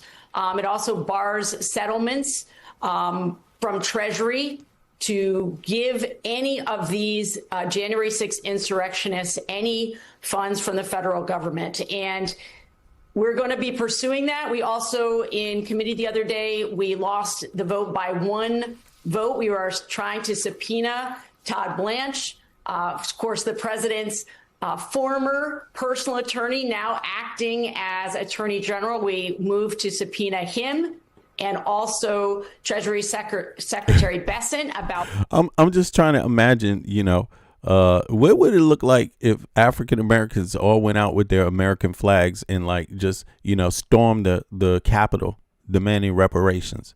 I wonder what that would look like. Would it be accepted? Yeah. Would it be accepted? Yeah. Of course, don't bring any Confederate. But it would be also interesting if they brought Confederate flags too, because look, people accept loony stuff. People accept Trump administration and the Republicans. They have opened the door to this kind of crazy shit. I mean, they have opened the door to it. And I just have to ponder myself, okay, if it worked for them, why not? You know what I'm saying? Demand reparations and carry your Dixie flag with you too. I mean, I'm just saying, who says it can't look like that? I mean, what they knew, the setting up of this slush fund is patently illegal. And what is going to be so challenging for us is we can fight them in a court of law. And certainly we have two former Capitol Police officers, Harry Dunn and Daniel Hodges, who are also suing the federal government over this. But of course, yeah, look, Tara says, would the money just be printed? Well, it's being, Trump seems to think, yeah, he seems, and the people that support Trump, the people that voted against, look, you have to understand the majority of the House voted, or is this the House or the Senate she's in? Hold on, I'm not sure. Is she a House representative or a Senate? But whichever House that bill was in, the majority of people thought it's okay to do it for January 6th. They tried to ban it, and the majority of people said, "Fuck you, man. We ain't banning this shit." That we talking about representatives. So yeah, apparently money can be printed for this. There's nothing stopping it, right?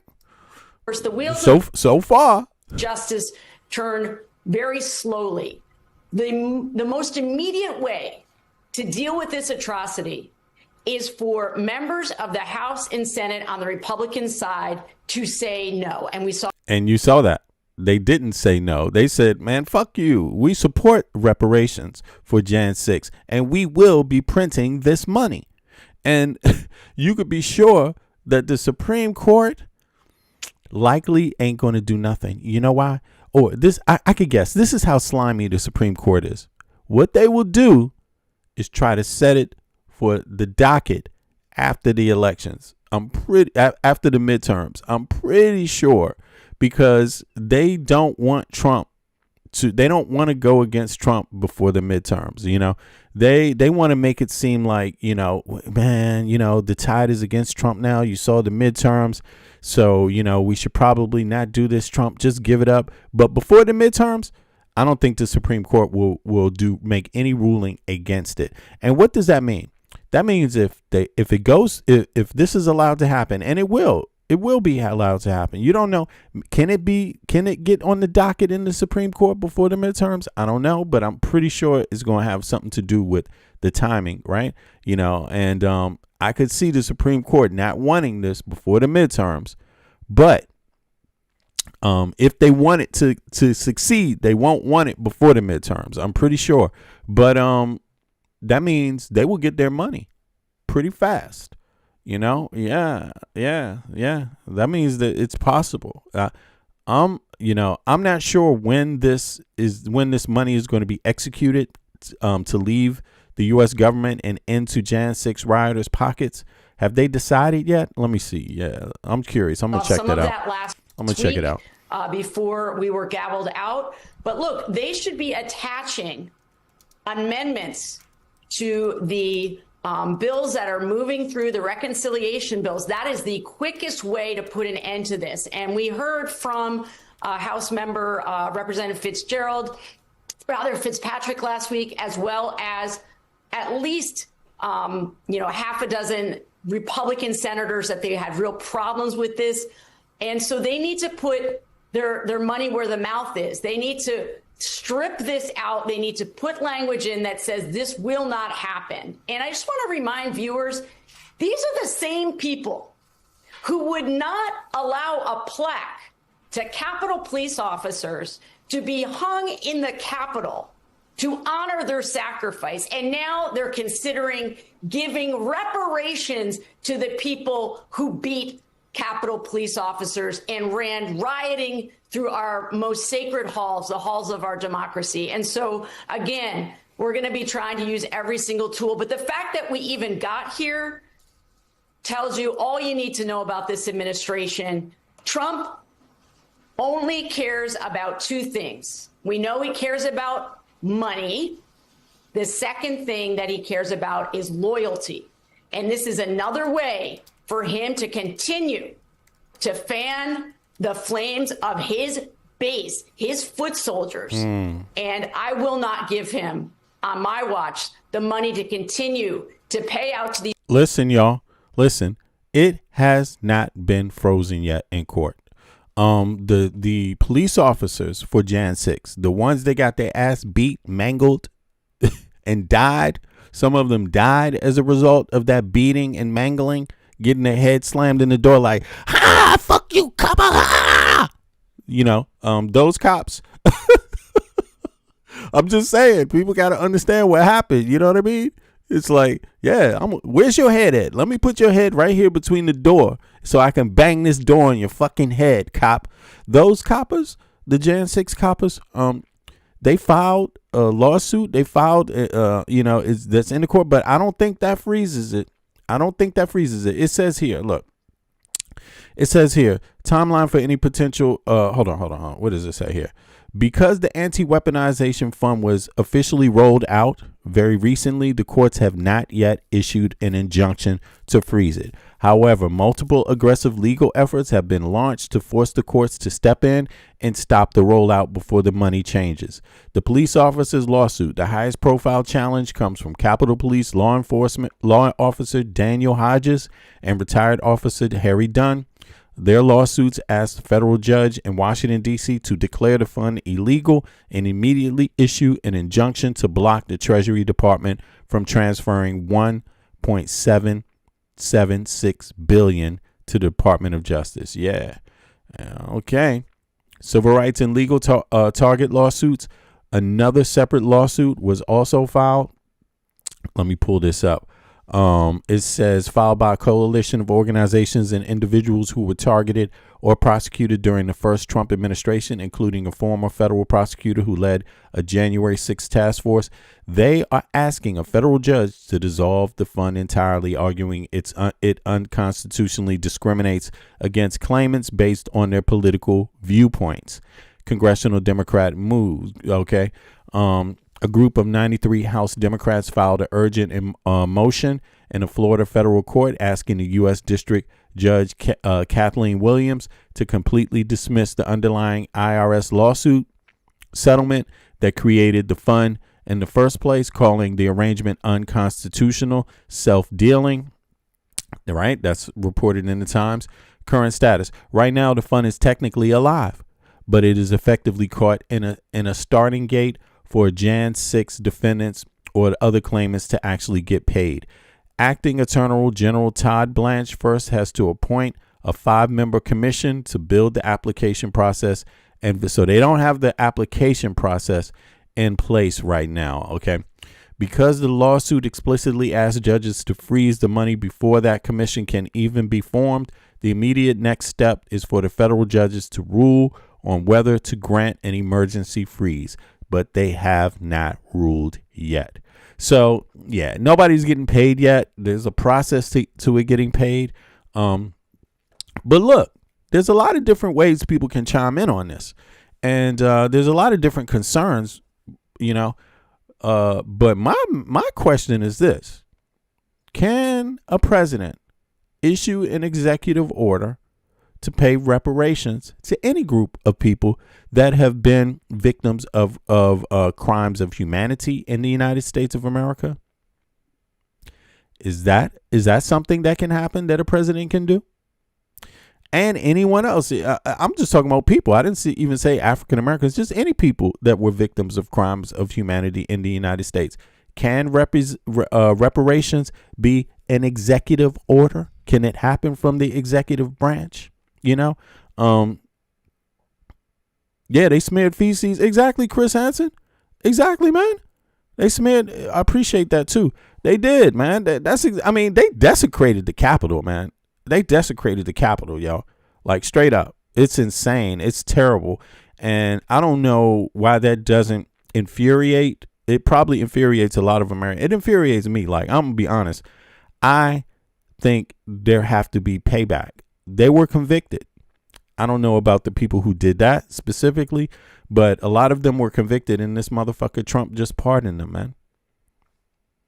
Like, I'm sorry that crossed the line, and again, but it's so sad because in our country, I don't know what country you're from, Chris, right? You Edudanska, Chris. Yeah, because Chris is Hansen is a likely Danish name, Hansen. But not only though, But it's our political process in the United States. It is so, sadly, it's corrupt, and it takes our politicians such a long time to just make right out of wrong. And right now we're so jaded as a country that we do have Donald Trump pardoning people who do things like that, desecrate the United States Capitol. They pardon him. I mean, isn't that what an enemy of the country would do? Desecrate your capital? Like, come on, invade, beat your police, your capital, your parliamentary security, just beat them, raid it. Isn't that what people would do? Threaten to kill your vice president? Threaten to kill representatives of the parliament of your country? Isn't that what the enemies of your country would do? I mean, have a hangman rope for the vice president? Like, who accepts this behavior? What civilization accepts this behavior? What Western democracy accepts this behavior? When is it going to be too far gone? I mean, man. And the worst part about it is that it's not when we tell people to use common sense, look, this is what came out of common sense in the US. A lot of Americans support them being pardoned. His base supported that. That's a lot of Americans. The Congress, the majority of Republican representatives in the Congress and in the Senate agreed with that pardon. Because if they didn't, they would fucking impeach the man who did. And they just didn't, man. Thanks for bringing that up. For their craven loyalty. It's dangerous. Absolutely. Congresswoman, can I ask you on that point that you're making there about the things that Trump cares about? Yeah. So let's see here. Let me try to get let me see here. Let's move on. You know, this one scares me so much. Every time I think about that, Chris reminded me of some really rotten shit. Excuse me. He reminded me of some rotten shit. But this is how bad could it be? How bad could it be, yo? What symbolizes your views of the United States government more than desecrating it with your own feces? You know, like. You see what I mean? Like, I'm sorry, man. That to me sounds like an enemy of the country. But yet some people think that that's how you show patriotism. That's how you show you're a patriot and stand behind it. Freedom of speech, yo. Freedom of speech. It's not freedom of speech, but the president seems to think it's unfair. It's unfair to prosecute them. They never arrive, that kind of thing. And so I guess, what do you think the larger project here is? Why would the president? Yo, Michael. Yeah. Come on in, Michael. Let me call you up here. Let me see. I think I just invited you. If not, oh, wait a second. If I didn't invite you, then click on the link and you will be in there. Let me see. Let me drop the link, y'all. The link is right here. Anybody want to join the panel? Come on up. No problem. There we go. It's in Discord. All right. Yo, you there? What's up, bro? I hear you. Hold on. Let me adjust the audio. 2 seconds. Because I can hear it's coming in a little hot. Let me see here. Boom. Here we go. Yeah. How's everything going, bro? How's everything going? It's going. Good start to the day. Obviously tuning into the live. Yeah. Figured I contribute. Yeah, but what you have to say, you hear this now. The Jan 6 Trump and the Republican Party agreed that the Jan 6 rioters should get reparations. Well, to my understanding of the topic, it more so has to do with Trump overseeing the DOJ while suing the IRS, dropping the lawsuit from $10 billion and agreeing with his own DOJ to a settlement that never was going to reach court to begin with. Okay. Right? Okay.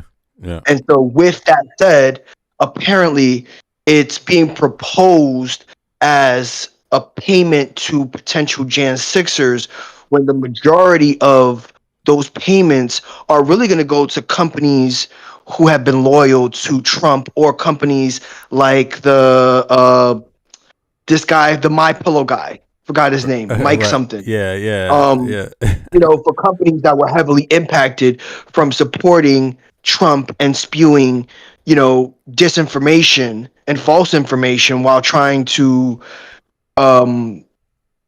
impact the election. To Right. my understanding, that's mainly where that money's going to go to, right? Because and people don't understand the difference or the amount of 1 point, let's say almost $2 billion, right? The difference between a million and a billion is almost a billion, right? Right. Like it is a lot of money, right? Yeah. It's almost $2 billion. Yeah. Right. And the difference between a million and a billion is literally almost a billion, right? For being wronged one day. That's the claim. They they were wronged one day. It's wrong to prosecute people that take a shit on the Capitol, inside the Capitol. It's wrong. Yes, go ahead. Yeah. It's strategic, right? Like he initially pardoned these individuals, so technically they can receive this payment because they are no longer felons. Yeah. Right. Basically. So the argument of paying out a felon is null and void because he pardoned them. He pardoned them. Yeah. Exactly. And so again, I think it's going to impact more so the companies, right? Like the major companies who have either been in cahoots with him, from before up until now, and the companies who continue to champion him, present, versus particular individuals, right? I think we have, I forgot her name, but someone who was trying to interfere with the election and the votes in Colorado. I know it's a female who he most recently is looking to pardon her. Yeah. I forget that case, but you're right. It is a woman that's up for it's the governor who decided. He just recently said that that her prosecution, the time she got was too high and wouldn't normally be what someone who did what she did would get. And then he quoted someone else who tried something similar, so he reduced, he gave her, what did they call? He commuted part of her sentence. Yeah. Because she already served, I think, if I'm not mistaken, 6 months. Yeah, something like that. Exactly. Yeah. But go ahead. Yeah. But, individuals like her, who he's going to claim was disenfranchised, who are going to continue to champion his movement going forward, those are the individuals who he's going to continue, right? I think even individuals like this Enrique Tarrio, the Cuban leader of the Proud Boys, right. He served time. So, he's crazy, another man. major role, right? Right. And he'll most likely see payments, right? The main figureheads of the movement that are continuing to push the far right MAGA movement are the ones who are either going to get paid in conjunction with majority of the companies, right? Like, again, he can give these individuals 5-6 millions. It's nothing in comparison to $2 billion. It's nothing. Right? $2 billion. That's an insane amount. I don't think people can comprehend how much money that is. Yeah. So it's kind of like he uses people well. He uses that population so well. The average red voter, they're so good at manipulating this group. So he puts the Jan 6 rioters up front, even though they will get the least of the claims. If it goes through, they will be the ones that get the peanuts. They'll get the peanuts, and the fucking corporations will get the billion. They'll get the large share. And they're okay. And the Republican Party in Congress and in the Senate is right along with the scamming their own voters. And when are these people? Well, they're waking up, though. They are waking up now. The data says they're waking up, right? Oh, yeah. The data points to the fact that you do have a good amount of people, again, because with the people it includes, it obviously leaves out a whole group of individuals who want a part of that money. Right. And to circle back to something like reparations, I think something like reparations is going to be hard, right? Because, to begin with, blacks are disenfranchised. Right. They'll always bring up, the low economic and, part of being black. They'll always bring up the higher incarceration rate of being black. Yeah. They'll bring up all the negatives to dissuade from something like reparations. Look, things that should be, that should actually be used as arguments for reparations. It's like, what the fuck? It's like, exactly, what the hell? Somehow it's backwards and shit, Yeah, like slavery meant you should have came out of slavery fucking rich, man. What happened to Yeah. you? You didn't act right. What the fuck? And I would argue that, from an economic standpoint, it would send a major jolt to the economy, right? We know that individuals who come from a lower class by default spend the most money, right? Like Yeah. the most spendable income. Maybe not obviously in terms of, wealth, but spendable income, right? These are the Yeah, people man. living paycheck to paycheck who are willing to make, poor financial decisions, buy that over expensive car that they're leasing or financing, right? That they cannot afford, right? So, from an economic standpoint, Cadillac is gonna do huge. And Cadillac stock has been stalled for fucking years since Trump came. Cadillac stock ain't done shit. It's just at a standstill. it's an American company. Yeah, but it's at a standstill. It's just the So that's stock. another argument, The right? fucking stock ain't. Yeah, man. The Cadillac stock is going to increase like boom because people like their Escalades. They like their Escalades. Yep. They like their They like their GMCs. They like their big body, Yeah. cars, of Yeah, course, bro. right? Yeah. Like, there's an argument to be had for reparations, right? And I think, True. the other part of that, obviously, like I said before, is the economic stimulus. It will right? be I spent think in the locally. form of The money will be spent locally. Yeah. It will be spent in the And United immediate- States, basically. Yeah, yeah. Because homes will be bought because homes will be bought. African Americans are the least homeowners, right? Homes will be bought. And you know what? Cars will be bought. And they want homes in America. African Americans want homes with land. They want home. They want Foundational blacks, yeah. Exactly. They want wonderful home. They want to be in their country where their ancestors toiled. That's where they want to You be. can make it even better argument and say that it would disproportionately affect red states. Red states will see these economic booms. They would. They Right? would. And they're too stupid to even see that. It's like, it just, man, I don't even get it, man. It just comes down to bigotry. It's not science, bro. Science ain't the problem. It's because bigotry goes against science every day of the week, right? So, Bigotry, misogyny, right? Like the combination of the two is what America's ideal of making America great again. Hey, but Right? okay, so hold on. I see if we got Friars here too. But go ahead. Was there more you wanted to say on that point? No. Friars, Okay. please, Friars, join. Friars, you there? Okay, maybe he's not ready yet. Maybe he's not ready. Who knows? But all right. Well, Can you hear me now? Oh, there Can you hear me now? Yeah, I can hear you, Fries. Go ahead, man. What's up, Fries? Come on now. What's up? I mean, everything you're saying is I agree with a bunch of that. I think Rafi said something in the comments that that I agree with is that so one thing I'm not sure of, none of us really sure, it was all speculation. This might like Trump's never helped anybody. Trump's never rewarded anybody. No. Anything Trump is doing is for his own personal future gain. Yeah. So I think he really believes that he doesn't want to leave office, and that his goal is another January 6th, and that like they were saying, like he's trying to build an army and use these guys to do it, and so he's going to fund them in advance and then give them another assurance: if I stay in office, I'll pardon you for no matter what you do, because remember he's already said that anybody that does any crime, I'll pardon you. Yeah. So I think his goal is to make sure that he can pay these people in advance. And then when January 6th comes around 2028, well, it'll have to be January 6th, 2029, he doesn't want to leave office this time. Now he is a vice president that will not confirm the vote. Yeah. Bam, number one.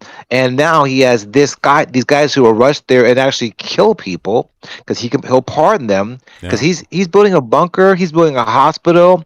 He has provisions to stay in the White House for at least a year. Yeah. But so we what we I will think starve him out. This though. is really about. We're gonna starve him out. Listen, anybody he can try that shit. Try it, Trump.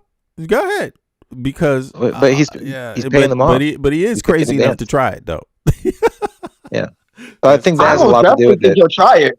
I most definitely agree that he will try it, right? Yeah. I think that, when we consider red states and the amount of gun owners in red states, if he can do it right and galvanize, we could have a real issue, right? Yeah, true.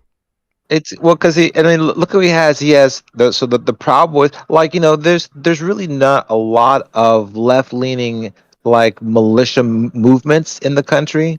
There's like a few rifle organizations, but the Proud Boys train militia tactics. Right. You know, the Oath Keepers are all either law enforcement, military, or something else. Right. And the 3%ers, they train like a military unit. Yeah. So he has all these groups that he has on the side are trained military units. Granted, it'll take us about 6 months to get up to power and to surpass them. Yeah. But that's a 6-month gap that they have to dig in and to prepare for the long haul while they commit genocide throughout the United States, killing black people first. Yeah. And all of these black Trump supporters, we side do you think they're going to be on, dude? Yo, they're listen, the biggest fucking problem. They're the ones in the southern states, bro. They have not southern states, but let's say these red areas. They're the ones that have the most to fear. They're the ones that have the most to fear because other people, have already seen enough. And like you said, even though they're not organized as militias yet and things like that, right? There's some other barriers, tactical things that, won't give Proud Boys an advantage in marching around through Chicago. And marching around through New York City, they ain't gonna have a tactical advantage, I don't think. Logistics. I'm not sure on the logistics of, let's say we get into a gray area where we can't swear in the next president, regardless of who wins that presidency, right? Like, how are we going to mobilize the National Guard or whoever we need to mobilize to supersede this potential second insurrection, right? Like, how does the logistics look like? I think that's also another thing to consider, right? Like, if we can't formally swear in another president, ideally the thought process and the framing of it's going to be that Trump is still president because he's the only one who's been sworn in since, right? Yep. Yeah, true. And that's their goal right there. I mean, number one, you're talking like ICE. What side do you think ICE is going to be on? 100% supporting him. What side do you think the National Guard might be divided? But it might be by states. Like there's no guarantee that Abbott's not going to support him. There's no guarantee that the president or the governor of Florida is not going to support him. There's no guarantee that any of these red states aren't going to support him. And so it could be a real problem, like he's saying. It could be a real problem. It could be a real problem. And although I do have faith in I have faith in quote unquote blue states. You know what I'm saying? I have faith in but that doesn't mean it ain't going to be a real problem, bro. And a real problem is still bad enough. You know what I mean? A real problem is bad enough because a real problem can split the United States up into two countries. You know what I'm saying? Like that's the goal, right? That's the goal, right? Yeah. So dissemination, right? To create that division. And again, right? Like, I think when we circle back to your previous point with, let's say ICE or the National Guard, they may not join the fight, but they may not even fight at all. Right. Like, I think that's where the issue would be, where they just wouldn't mobilize. Right. Or you would have fractions amongst those groups where you would have a good set of people who work for ICE or who work for, the National Guard or who are National Guards and just won't mobilize. Right. Yeah, I agree. I mean, that I don't know about that. Again, because Abbott. So in Texas, there's the National Guard, and then there's an actual Texas militia. Okay, in Utah, there's a National Guard and there's the state militias as well. So some of these states have both the National Guard and a militia, and they're controlled by the governor. Abbott could tell them, "Hey, look, we're going to keep Trump in power. Let's mobilize." Like, this is one of the reasons why Trump is getting rid of like black officers and people who he thought would not go along with the insurrection, would not be willing to have unlawful orders. So he's put a lot of his people in place that are willing to break the law. I mean, the reason why it makes a problem because once they do this, now these men have to be charged. These men have to be court-martialed, and it's not court-martial go to jail. It's court-martial firing squad. Mutiny in the United States, when the level they're going to go to once you kill civilians, there's no turning back, and it's like out of Sun Tzu's Art of War. Trump, like Sun Tzu says, if you want your forces to win, put their back up against the ocean. Okay, in other words, like they have no other choice but to win. That's what Trump is setting up for these people, because once they kill the first innocent civilian, they're all. Oh, you going out, Fries? You still there? Yeah, Fries, his audio. Yo, Fries, your audio went out, bro. Yeah, can you hear me now? Yeah. Go ahead. You were saying, go ahead. Start that over one more time. That point you were making right there. I was saying that there for me, it's going to be more than just like. So Sun Tzu says basically, if you want your soldiers to win, put them with their back against an ocean or a cliff, like they have no choice but to fight, and that's what Trump is doing for these. Because once they kill civilians, once they have a massacre of 25 black people who they thought were a threat, there's no turning back. Yeah, you're right, bro. You're right. This isn't go to Guantanamo. This is execution by firing squad when the next administration takes over. So this could get horribly bad, and I think Trump is going to try to reach out to Vladimir Putin.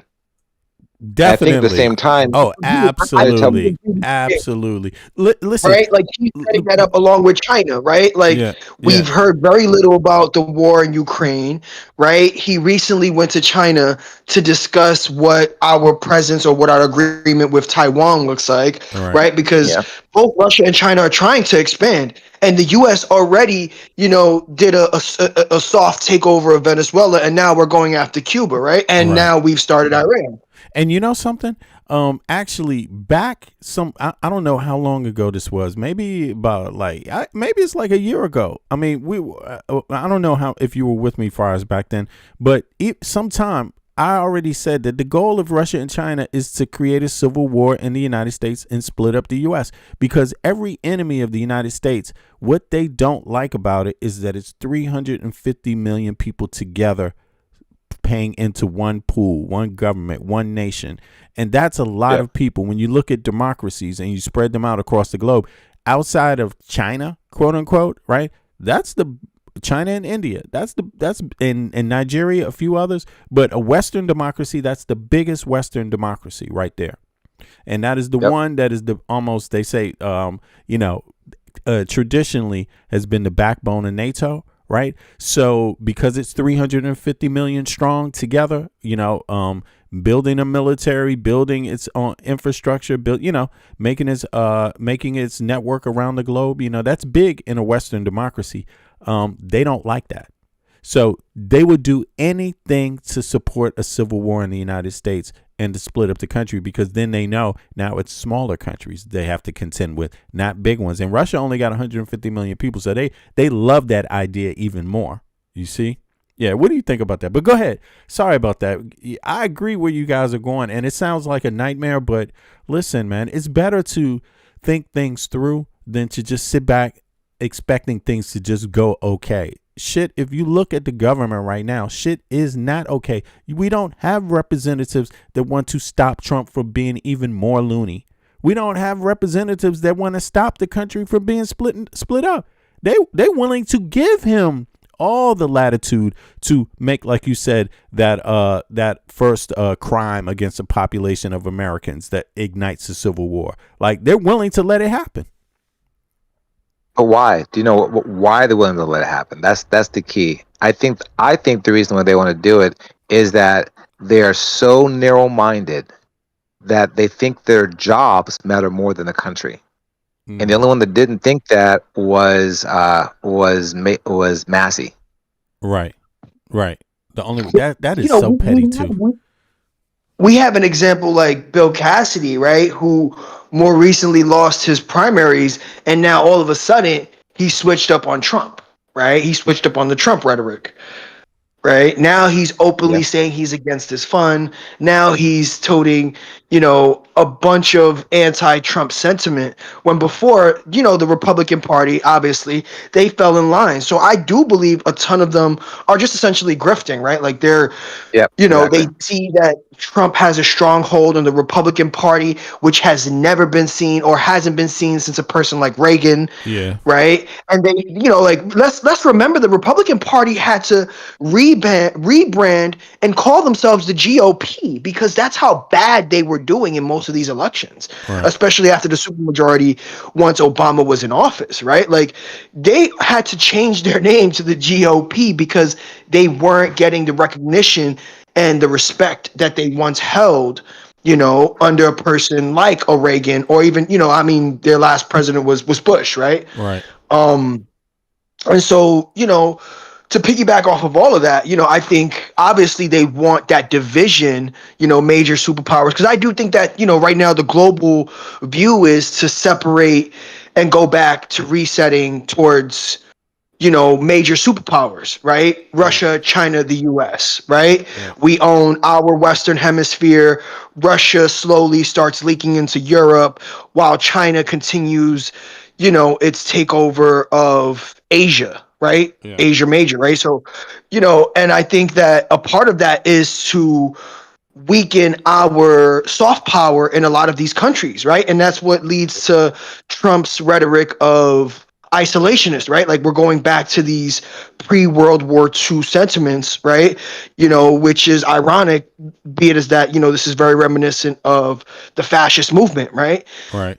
And so with that said, it's like we're now becoming more and more isolationist, right? And we're forgetting what geopolitics look like, even in the form of soft power, right? It started with people like Musk, who had Doge, who slowly started cutting funding to a lot of these other countries, such as Africa or whatever other countries we had, soft power agreements with in the form of funding for whatever reasons, obviously we can name a plethora, but I think that was a part of it, right? Like the part, Trump is the figurehead. He's not the brain, right? Like, it's the Peter Thiels, it's the Musk, it's the billionaire class, the Epstein class, if you want to call it, are the ones who are pushing these ideas through Trump, and they're touting it as, Trump, making it Trump his imagery greater, which essentially is grown amongst his base, but it's lessened amongst the wider group of Americans, which I'm hoping, right? Because nowadays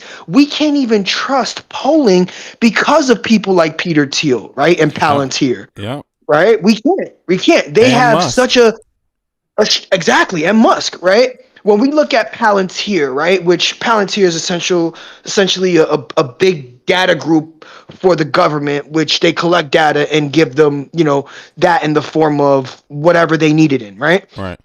When we look at that, that's just like we spoke about Musk, right? Because it goes back to, like we spoke before, which is the PayPal mafia, right? All these billionaires who became billionaires off of PayPal, they went off to do separate ventures like Palantir, like SpaceX, Tesla.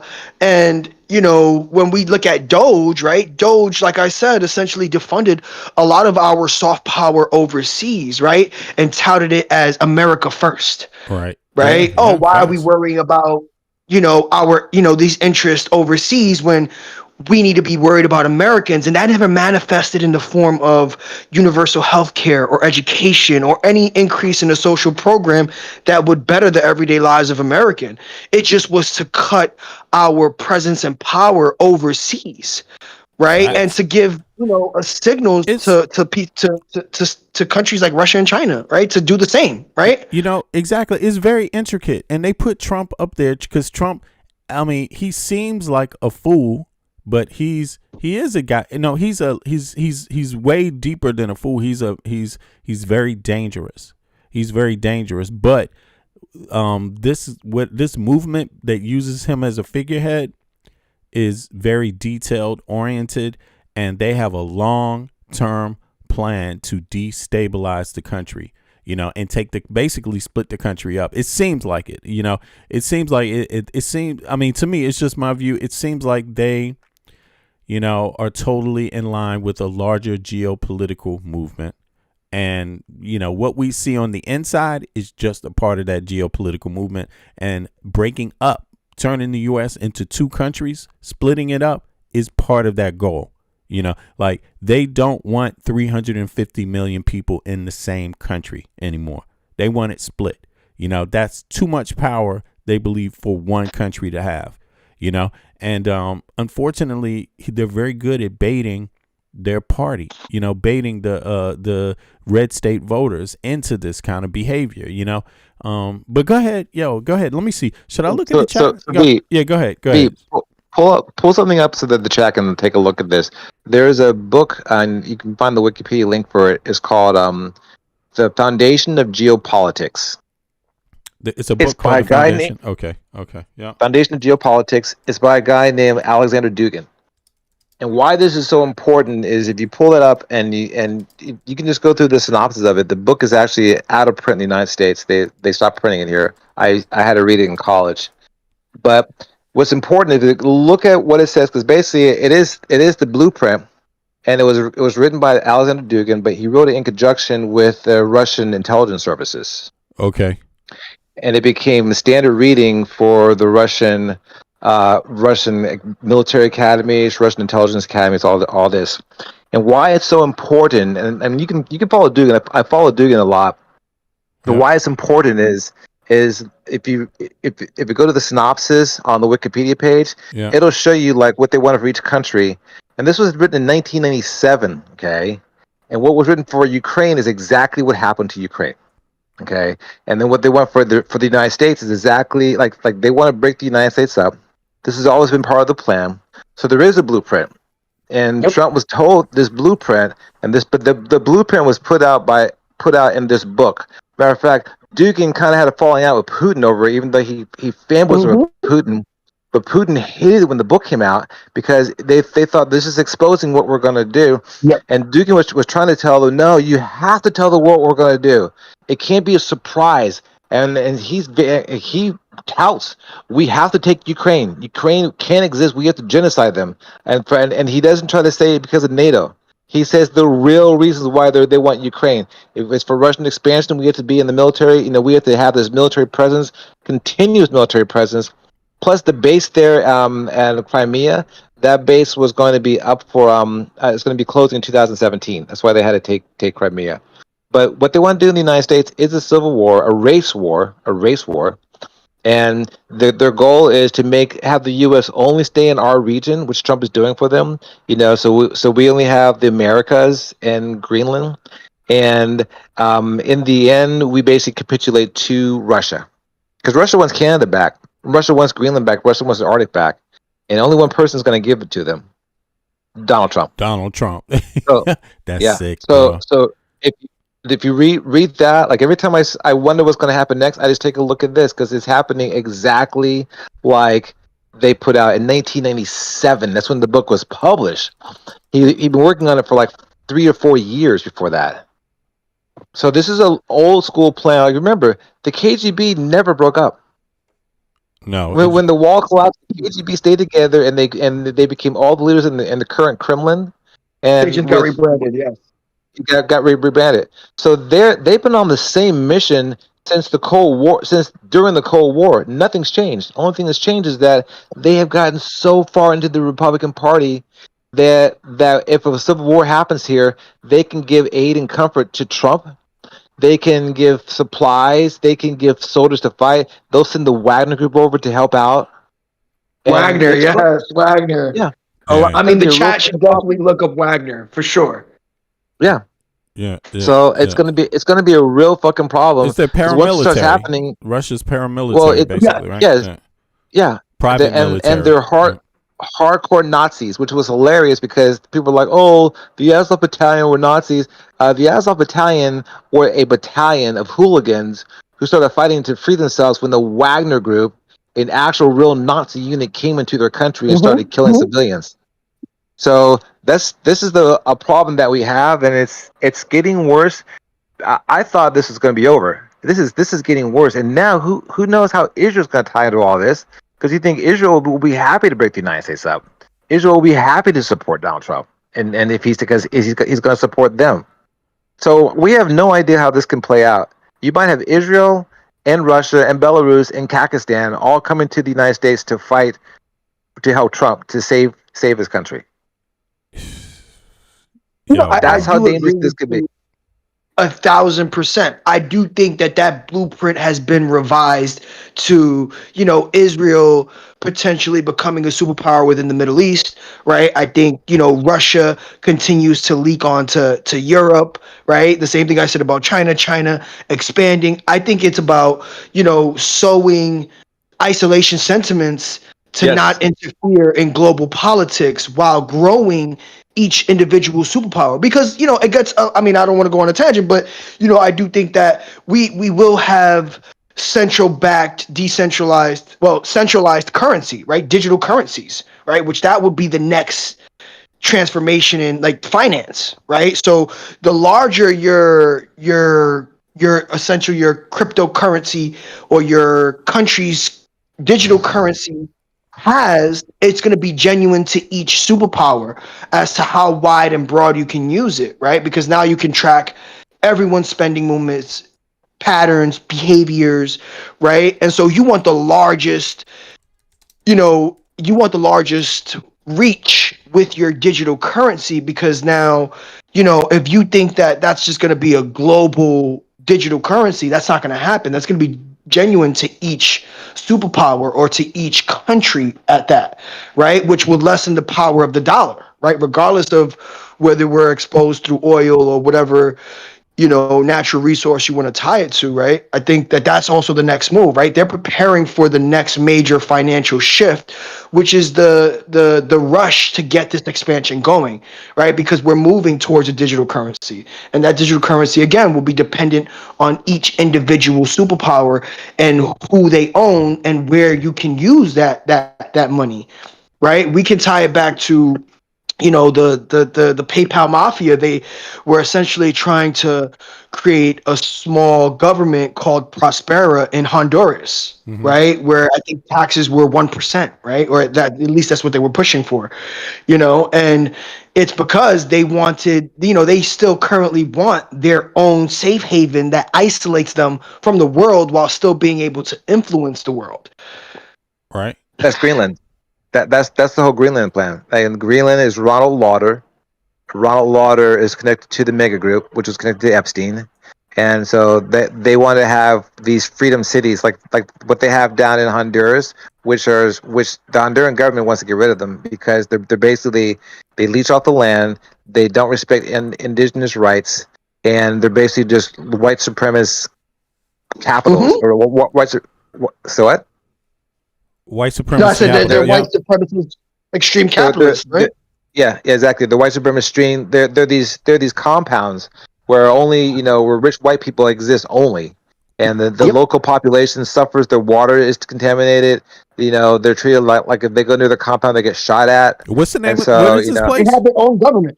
Prospera. Yeah. Look it up. Look it up for the chat. Prospera. Yeah. Look it up. And remember, I said before, I think I told you privately that Honduras tried this little libertarian thing. Like there were a bunch of libertarians who went down there and did it. But this is what I was talking about, and it's actually bad. But that's the same thing that they're trying to do. They're doing it in the United States. We're not paying attention, but that's what they want for the entire island or the entire lands of Greenland. And basically, what will happen is they're going to go and they're going to absolutely mine the crap out of it. They're going to kill local wildlife doing it, and then they want to export the people out of there, the indigenous population. They want to give them a reparations, give them like $10,000 a piece, but they want them to leave, get the fuck out, so they can mine those natural resources. Yeah. So it's basically they're doing like a high version of Gaza. And you need to leave willingly, or we're gonna kill you. But the Honduran president, right? This guy, isn't he the one who just agreed to receive ICE detainees? Right? It's a different that's El Salvador. Oh, that's El Salvador. That's a neighbor. That's a neighbor. Yeah. Right. That's a neighbor. Okay. The president that brought this on, I believe that's the guy that went to jail for drug charges. Yep. Oh, really? And that Trump pardoned for major drug trafficking. Yes. Okay. Trump pardoned him. Trump pardoned him. Okay. Let's be crystal clear. The guy's free. Yeah. So that's what I'm saying. Like the level of corruption is so far beyond even discussion. It runs deep. And I think a part of the plan is to, make the headline something different every day to distract from that very same, thought process, right? That connectivity. Right. Yeah, exactly. Now check this out. Prospera, it says here, let me see. Let me go back to Prospera here. It says that it's right here. It says Prospera. What is it exactly? Prospera was established under a specific piece of Honduran legislation called the ZD, Zona del Empleo y Desarrollo Económico, or Zone for Employment and Economic Development. It sounds so funny when you say it. It sounds so nice when you say it that way, right? Zone. They're horrible. Zone for employment. They may as well. It sounds like the Nazi movement, right? How they cosplayed as socialists, right? Yeah, it's like people. They could be like, the democratic free zone, and be like, no, it's slavery. It's crazy, but in any case, I mean, this is what's going on. The gaslighting today is popular, right? But all right, so it says the Honduran government granted these zones a massive amount of sovereignty to attract foreign investment. As a result, Prospera is run by a U.S.-based corporation, Honduras. What? Honduras Prospera Incorporated? That's a U.S.-based corporation and operates like an independent city-state within Honduras. God damn. Two key features of the city, because it operates outside of the traditional. Look, MAGA people should peep this, man. They should want to know what the hell is this? They don't care, bro. They don't. He can shoot somebody in the middle of Fifth Avenue and not lose a single voter. I gotta keep saying that over and over again. They don't care. They don't care. They don't care. No, they don't care. All right. It says two key features of the city, because it operates outside of the traditional Honduran civil law. Prospera has some radically unique features. Its own legal system. It operates largely under a framework based on U.S. common law and commercial codes. So it's like a colony, right? A colony, yeah. Bingo. Okay. Business operator, U.S. colony. Business operating there can even choose from a menu of regulatory frameworks from other developed nations, allowing them to bypass traditional bureaucratic red tape.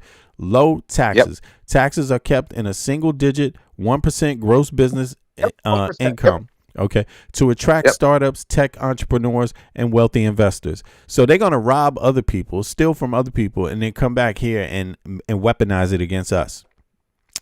Crypto-friendly Bitcoin. What were you gonna say, Mike? I was going to say, when you're done there, look up who founded Prospera and who's connected, and then you'll see the larger picture afterwards. But go ahead. Okay.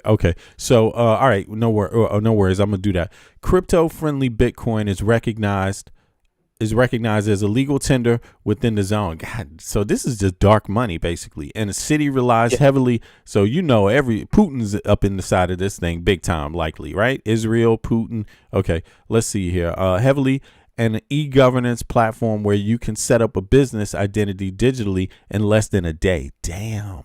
High-tech intentions. It is marketed as a Central American Silicon Valley. It has attracted financial backing from major Silicon Valley tech billionaires and venture capitalists, including Peter Thiel, Mark Adrianson. It currently features a mix of modern high-tech, high-rise apartments like the Duna Tower, a beach resort, medical tourism facilities, and a woodwork factory. Okay. Damn, they just cutting down the Amazon, not Amazon, but the woods. Exactly. Against the people's will. Yeah, this is interesting. The indigenous population is trying to stop them, and they haven't been able to. They run them right over. Yeah, that's so sad, bro. And this goes to our politics in Central America. Like, it's all flawed. The controversy surrounding it. While libertarians and tech enthusiasts view Prospera as a brilliant experiment in free market governance, it is deeply polarizing and faces heavy criticism. Sovereignty concerns. Critics, including many Honduran citizens and politicians, view it as a form of corporate neocolonialism. They argue that a foreign corporation shouldn't have the right to run its own courts, police forces, and tax structures on Honduran soil. Local friction. The development borders Crawfish Rock, a historic English-speaking Afro-Caribbean community. Local residents have protested the zone, expressing fears of gentrification, displacement, and being cut off from their ancestral lands. Legal and political warfare. Okay, damn, I didn't know that, man. I didn't know this. Crawfish Rock, a historic English-speaking Afro-Caribbean community. I didn't know about that, man, in Honduras. Now I know. Legal and political warfare. The political wind in Honduras have shifted. The current Honduran government has actively tried to repeal the ZD law to shut down projects like Prospera. This has triggered a massive international legal battle, with Prospera investors suing the Honduran government for billions of dollars under international trade treaties like CAFTA and DR to protect their investment. How are they going to fucking sue the government? That's insane. Okay. Working. Yeah, it's working, huh? In short, Prospera is fully functioning high-tech private enclave of tropical island, but whether it represents the future of corporate freedom or a violation of national sovereignty depends entirely on who you ask. Now, let me see. Who started this, right? Who owns it or who started it? I thought it was started by some libertarian. Who funded Prospera? Look up that. Okay. Who started it and who funded it initially? All right. The creation of Prospera was driven by intellectual theory, a main entrepreneurial founder, and a highly influential circle of Silicon Valley techs. The intellectual father. The fundamental concept behind Prospera came from Paul Romer, an American economist and Nobel Prize laureate. Damn, what? Laureate, I'm sorry. In a famous 2009 TED Talk, Romer popularized the idea of charter cities. Damn, I'm sorry. He argued that developing nations could escape poverty by this is a scam. Could escape poverty by setting aside unoccupied land and letting a foreign guardian nation or entity manage it using a brand new world-class legal and economic framework. Yeah, it's called colonization. Colonization. Extermination. It's a brand new plan. While Romer initially advised the Honduran government on the legislation, he later distanced himself from the project when he felt it lacked transparency and democratic oversight. Okay, so the founder, the man who turned Romer's theory into a reality, Honduras's Eric Bremen. Okay. Bremen is a Venezuelan-born U.S. educated entrepreneur, investment manager. Having witnessed the economic collapse of Venezuela, okay, under socialist governance, Bremen became passionate about free market capitalism and libertarian government models. That's it. Yeah. And it says in 2017-18, he founded Honduras Prospera, okay, incorporated in Delaware, USA, and served as its CEO, pitching the idea to Honduran politicians and securing the initial 6 acres of land on the island of Rotan.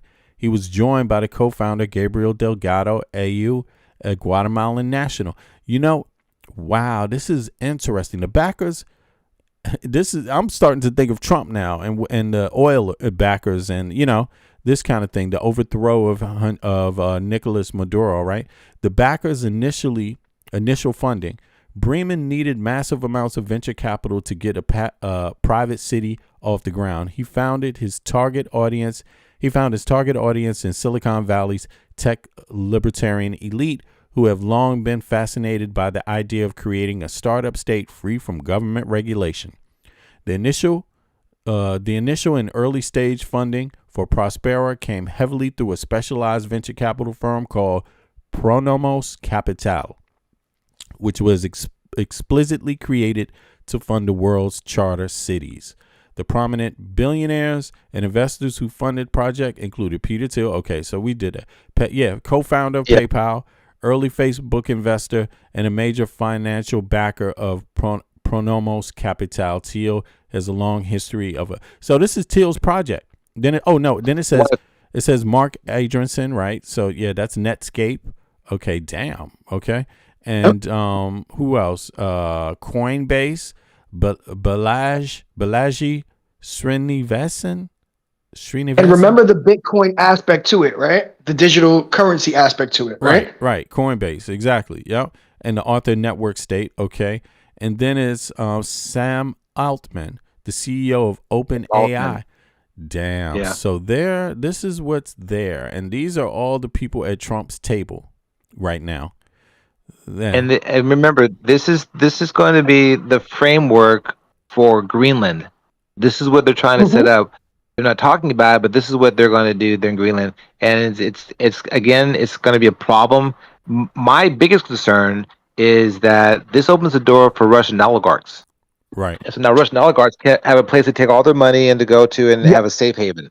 Right. And so that's what's going to flood into Greenland, all the Russian oligarchs. But it will the also Bitcoin, be under Putin's purview, right? Like his oligarchs aren't allowed to spend that money without his permission, right?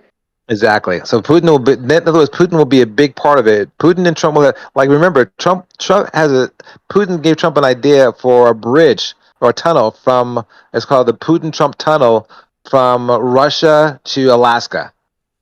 Okay. From Russia to Alaska. That's how, okay.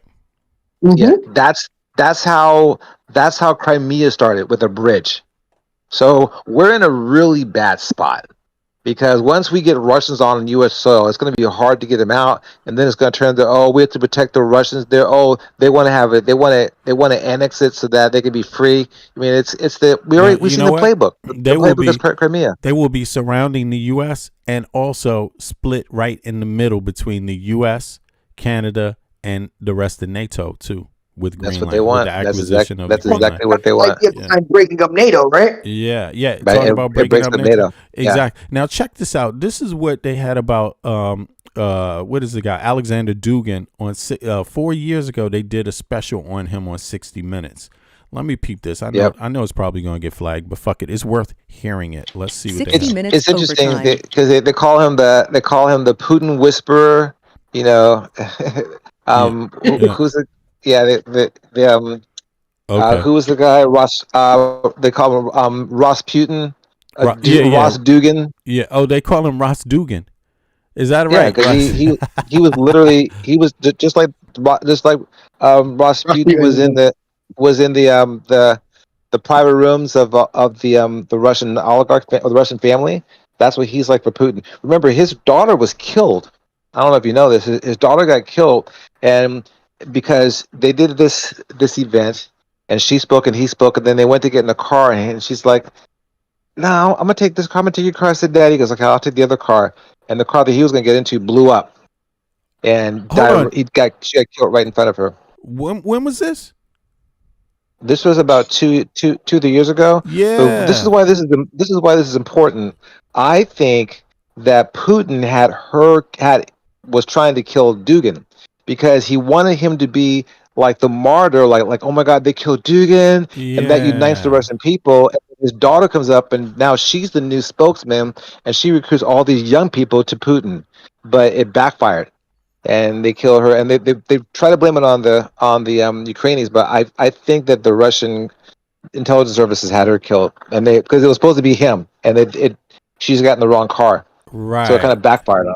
Similar to these false flags against Trump, or no, the thing in exactly. And also what was it is it Romania where they just had Hungary, Romania, Hungary, both of them, to kind of bolster the right, exactly, to keep them in power, or the pro-Putin right, to keep them in power. All right, let's peep this. It backfired. Yeah, I remember that though. But let's peep this and see what they say here about Dugin here. I never seen this before, actually, so. Of conservative society, of Russian identity. I'm not formulating this individually. Alexander Dugin is a Russian political philosopher who's been called the Putin whisperer. He's got Vladimir Putin's ear, and he's really influential in shaping Russian policy at the highest level. You are known as Putin's Rasputin, and I've even seen Putin's brain. So he has listened to you in the past. The base of this affirmation is precisely the correspondence between what Putin does and what I always say. I'm Shahar Baran, and I produce for Leslie Stahl at 60 Minutes. Damn! In 2017, we shot an interview with Dugin as part of a story we were reporting about the Russian disinformation campaign after the 2016 presidential elections. We ended up not using the interview. Sometimes that happens when we interview more people than we can fit in the broadcast. But I never forgot the interview with Alexander Dugin, especially after Russia invaded Ukraine. In 1997, Dugin wrote a book called The Foundations of Geopolitics, which we've heard has been very influential in the Russian military. It may have even been taught in their academy. So I wondered what in his worldview might illuminate what Putin is doing now and his goal in this war right now in Ukraine. So in 1997, you wrote a book called Foundations of Geopolitics. And in it, you talked about how Russia should return to being a global superpower. Talk about that. Explain that. I always believed, and I believe in the future greatness of Russia, because Russia was always and tried to be a superpower. It's our dream, not to rule the world, but to be recognized as one center of decisions with others. So our dream is not unipolarity, Russian unipolarity. It is the dream of decent multipolarity, to be one pole among the other, not to be the unique pole. That is very important. And I consider a return to the greatness or return to the status of superpower not as being the first power in the world, but one of the most important decision makers. And in order to do that, I think that military power and weapon, including a nuclear weapon and the other kind of weapon, is not enough. We need to use diplomatic means, and more than that, we need a kind of spiritual sovereignty. We need to be free and liberated, not only physically, as a state, as a people, but as well revival of Russian logos, of Russian spirit, of Russian identity. That is much more important. This Russian identity is a key component of an ultranationalist ideology Dugin espouses called Eurasianism, because Russia is both part of Europe and Asia. Dugin thinks Russia should embrace this geopolitical uniqueness and dominate both spheres. Dugin has set Eurasianism in direct opposition to the West and to liberalism. In his 1997 book, Dugin wrote that for Russia to rebuild its power globally, it would need to use disinformation, destabilization, and annexation. You know, and this is the crazy thing, you know, what strikes me here, what he says here. Russia should embrace this geopolitical uniqueness and dominate both spheres. Dugin has set Eurasianism in direct opposition to the West and to liberalism. Liberalism, you know, and that's the thing, because I think a lot of Americans are so stupid, they don't understand what liberalism means. That they think that they're talking about American liberalism.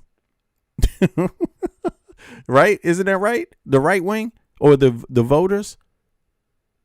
Yeah, that's exactly right. The definition of libertarianism isn't our version of what liberalism looks like. Yeah. Right? That is more right wing centrist ideology. Exactly. Yeah. And so First Amendment rights, Second Amendment rights, they're going to come for that shit. Alexander Dugin is not for First and Second Amendment rights, is he? No, if you actually, so the thing with Dugin I like about Dugin is it dismisses all the bullshit that the Russian propaganda pushed out about, oh, the Ukraine war is about NATO expansion. It makes it crystal clear NATO expansion had nothing to do with it. Oh, right. This is about Russian imperialism. But people believe it, and that's why most people on that support Putin, they hate Americans. They hate you talking about Dugin. They won't even acknowledge he exists. They won't listen to his writings because they have their own narrative that they've been spun. But Russians, they love Dugin. They're like, that's the truth right there. That's what we believe. So this isn't just that. Like Putin had two options: do this right here, or be thrown out of office, or be deposed, or be assassinated. Right, because their main philosopher is really the spiritual guide for the people. Yes. Right. Exactly. Yeah. And so he didn't have any choice but to go this route. Like according to Dugin, the Ukraine war, like he criticized Putin. That's why Putin wanted him dead, because he was like he's failed us. This was supposed to happen 5 years ago. Number one, it was supposed to have taken place in 30 days. You failed us. And so he was talking shit about Putin, like because he remember that's just the beginning of it. Ukraine, like go through the book and you'll see it is about taking Greenland. Sorry, correction. It's about taking Ukraine. It's about taking Poland. It's about taking Finland. It's about taking Sweden. Taking Lithuania and all that region. They want it all. Yeah, the greater USSR, essentially. Yeah, the Eurasia, and they also want Mongolia, which is crazy too. They want to. It's called it's Which they Eurasia. do have a good population of Russians, essentially, or well, they're tying their heritage into Mongolian history. Yep, exactly. And so that's. I mean, like a lot of these kids that are fighting on the front line, they're Asian Russians. Mongolians. They're from like Siberia. Yeah. Those are the ones. Yeah, and they're the ones fighting on the front lines in Ukraine right now. And you know something? You know what's interesting? That's the thing about it, where when you get to the diabolical nature of ethnic cleansing. Like a way that Putin can get them ethnically cleansed and get rid of them is to start a war and send them into this war, invading Ukraine, because he doesn't want to empower them anyway. Right. Is that right? I mean, am I getting that right? No, you're spot on. Like the people that they were pushing out of Ukraine were actually like in the eastern Ukraine. They were the Asian looking Ukrainians, though, especially like the Tartars. They pushed it. No one talks about the genocide of the Tartars, which took place as soon as they came into Crimea. The Tartars didn't want them in there. So how did they get 97% referendum? Well, they brought in white Russians from Russia, and they had soldiers and civilians that came there on vacation who voted in the referendum.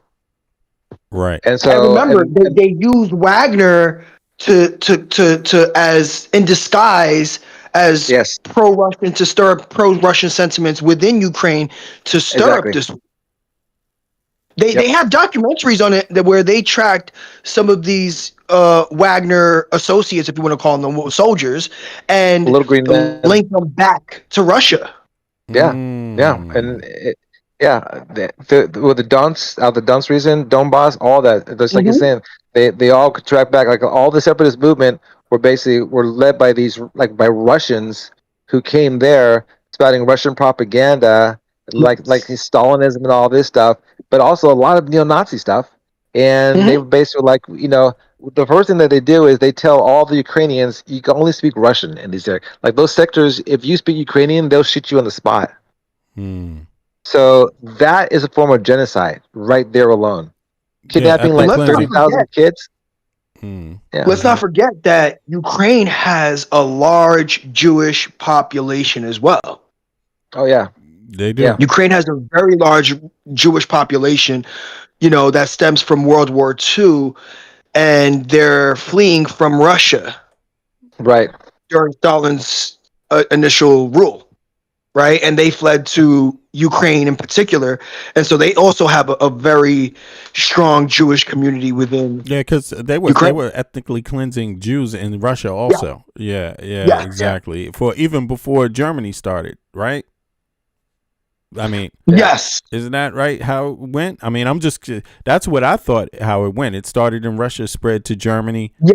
And, and then Hitler became prominent.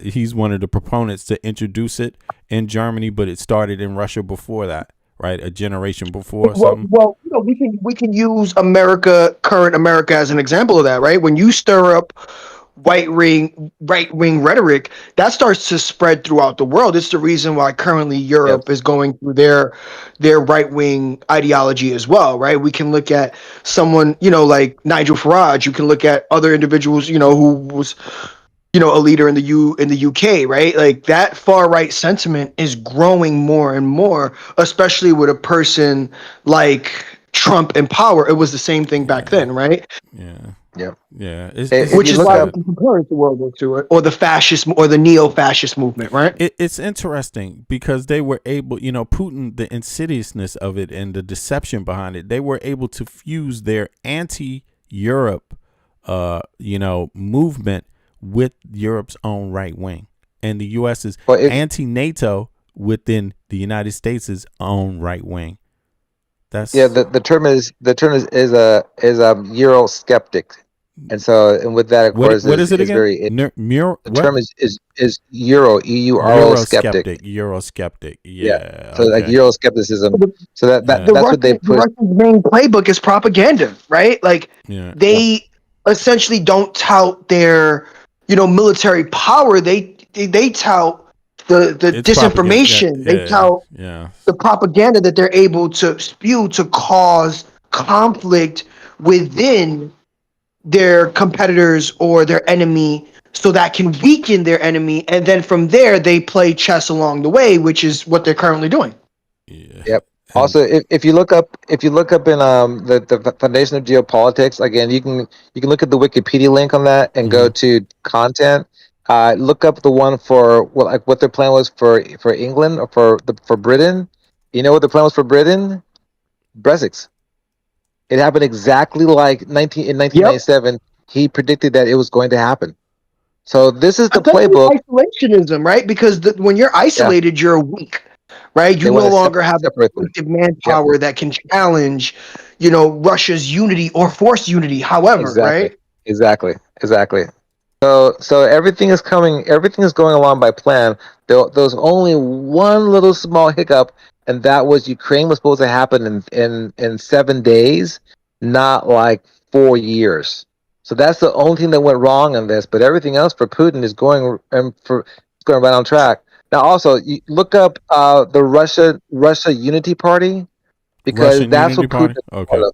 Russian Unity Party. And if you look up Russian Unity Party and their views are, they align almost identical with MAGA. So which came first, MAGA or the Russian Identity Party or the Russian Unity Party? The Russian Unity Party came first. So Let's Putin, remember that Trump would narrowly escaped collusion charges. They actually yes, reached out to a Russian official who they thought was a Russian official, but that Russian official had a name that was similar or the same as a Russian bodybuilder, and that bodybuilder was more famous.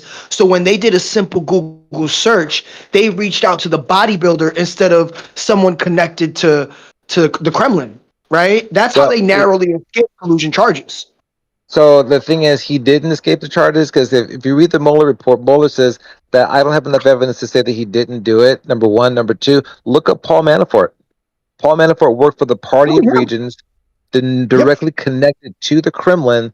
He even gave polling data back to the Russians through Ukrainian oligarch, Eastern Ukrainian oligarch.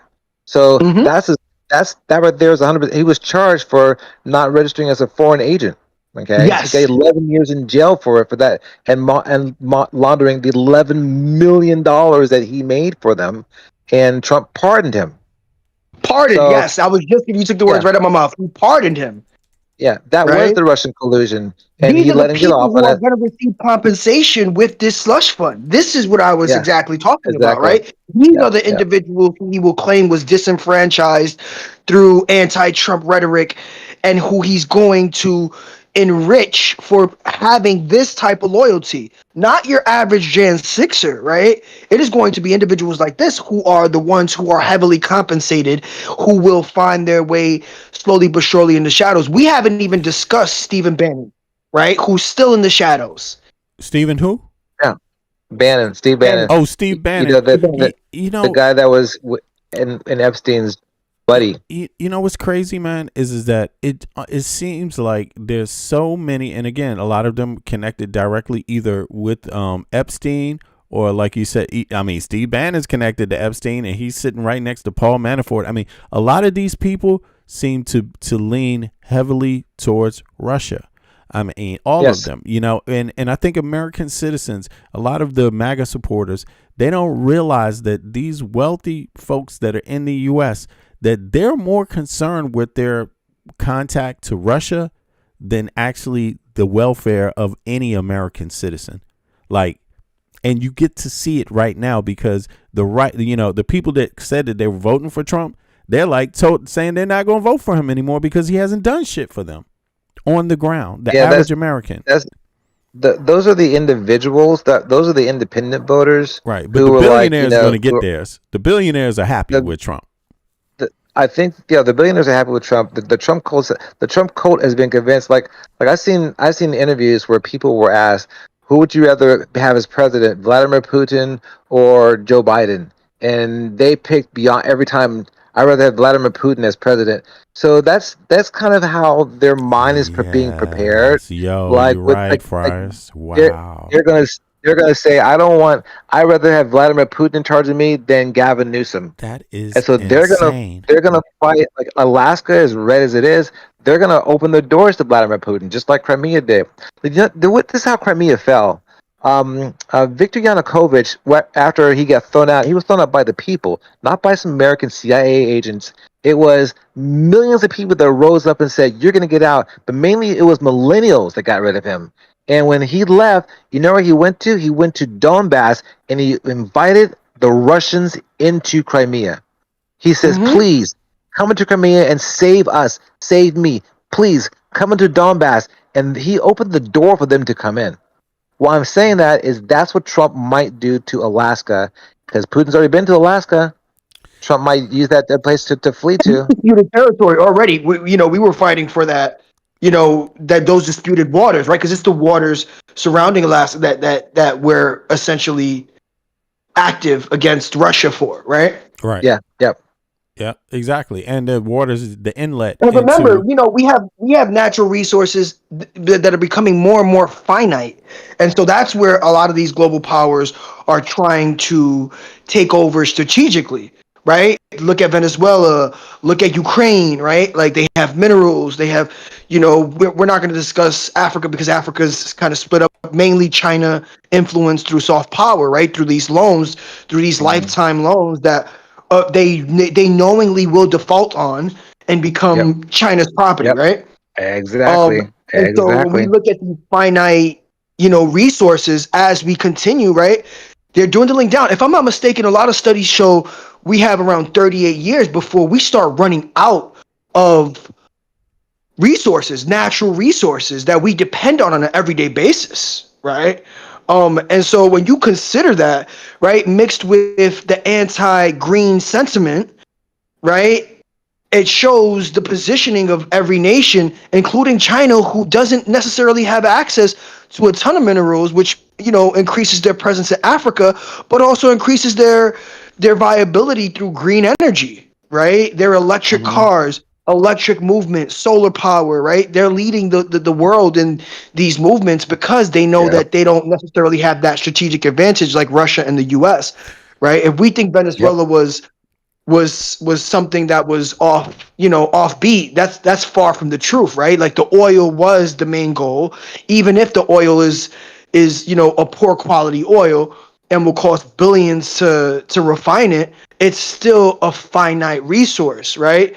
And circling back to Ukraine, the current deal, according to Trump, the restructuring of that deal consists of what? Minerals, right? In exchange for help, right, with Russia, right? But we still haven't, the sentiments around, the restructuring of Venezuela are no longer a thing, right? Before it was drugs, right? We were bombing indiscriminately random boats within the sea, right? Calling them drug cartels or calling them drug boats or drug mules.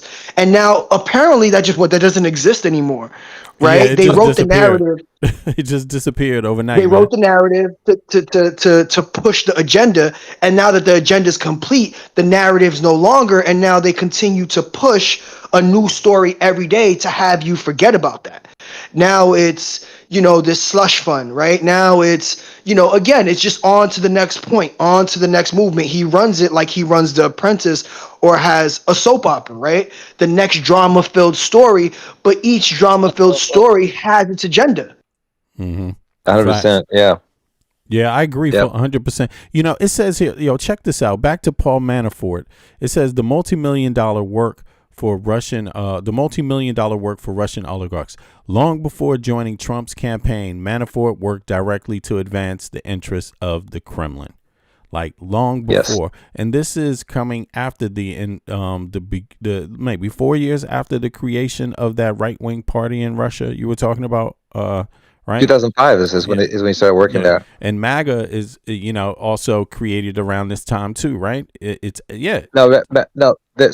The Russian United Party, I think it was formed like 2010 or 15 or so.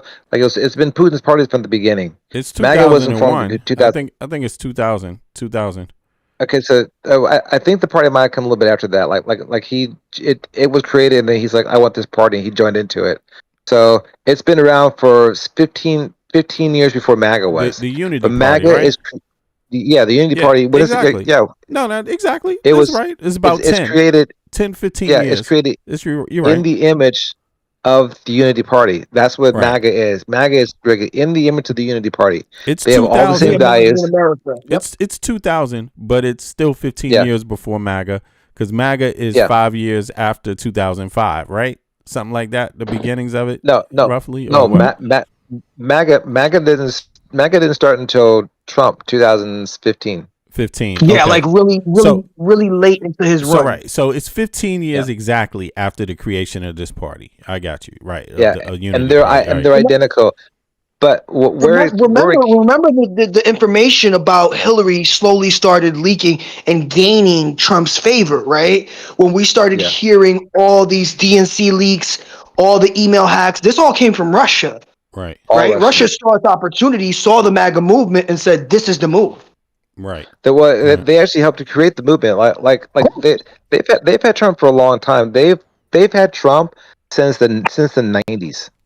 And he tried to run in 2000. It was a flop. It didn't. He was an independent party, and so then he's ran again later on. Like he's been running for a while, but it slowly came together. And the Russians got into the NRA. They has a female was charged with being a Russian spy in the NRA. Right. And I remember her that. job was she was just recruiting Republicans, and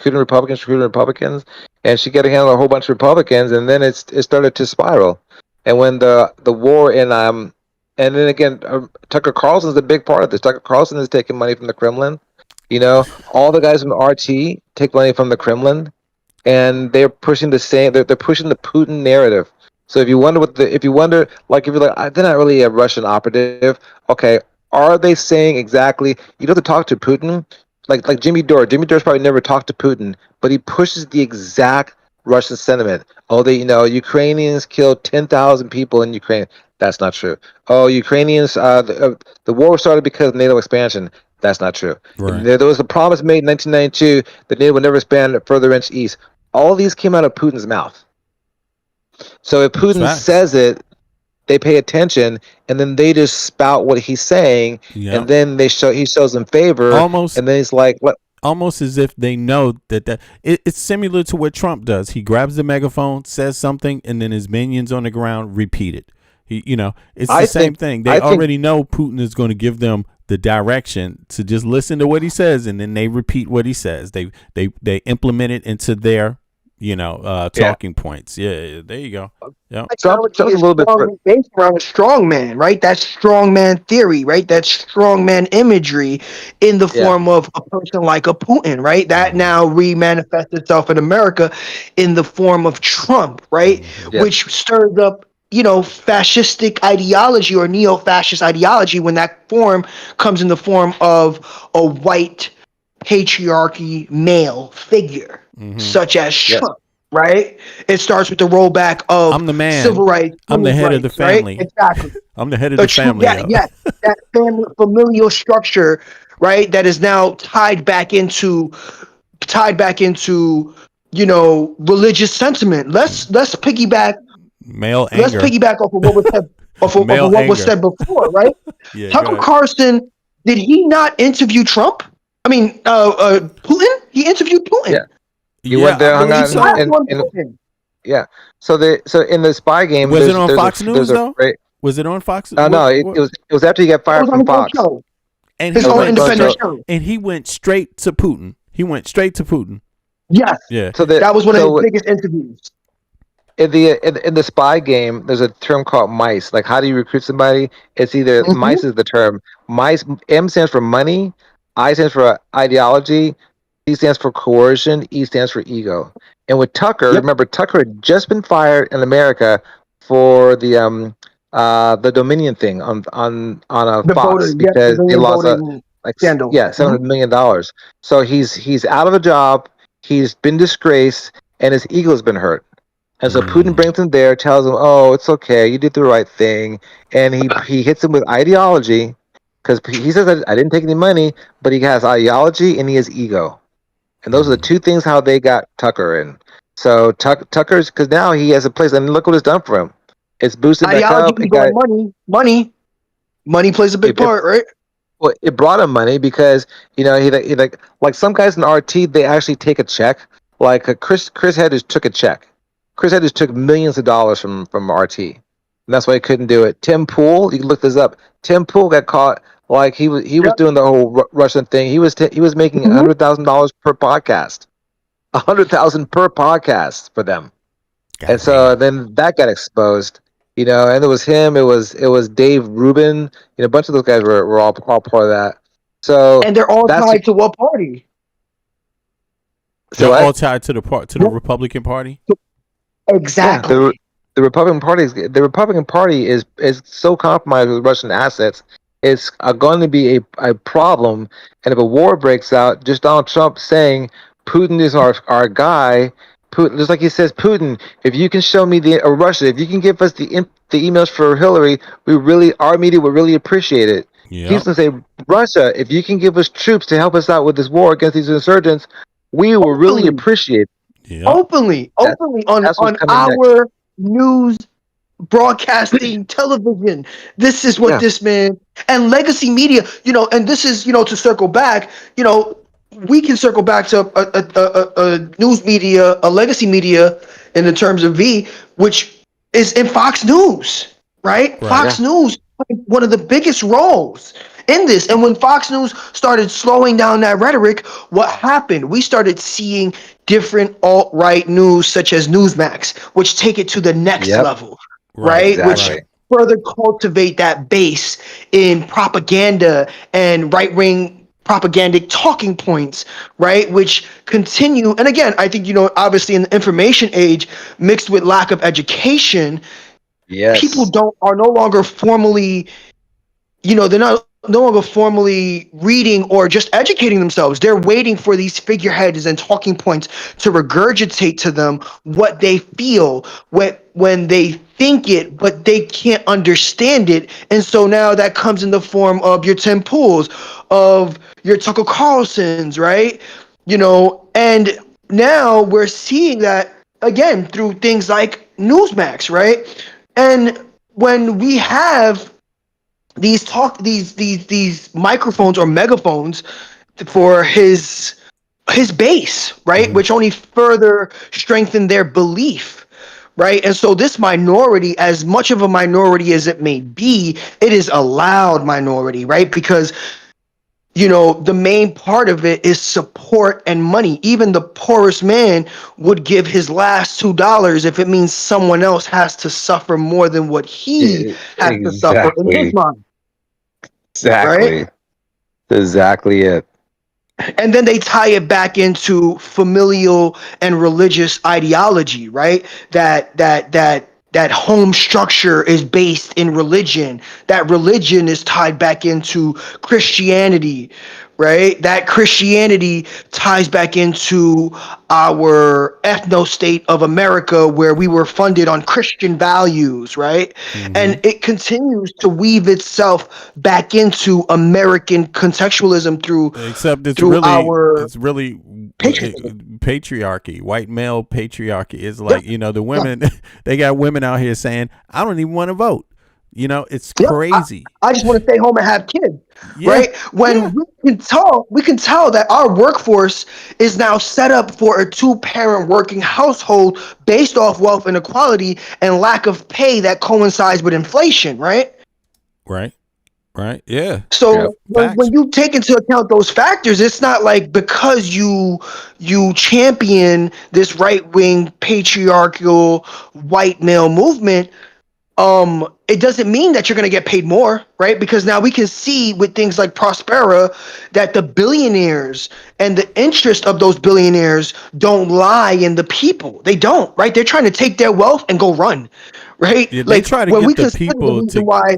They try to get the people to kill other people like them for petty reasons. They try to Yes. get people to scapegoat each other instead of look up to the power structure and say, why don't you want us all to have rights?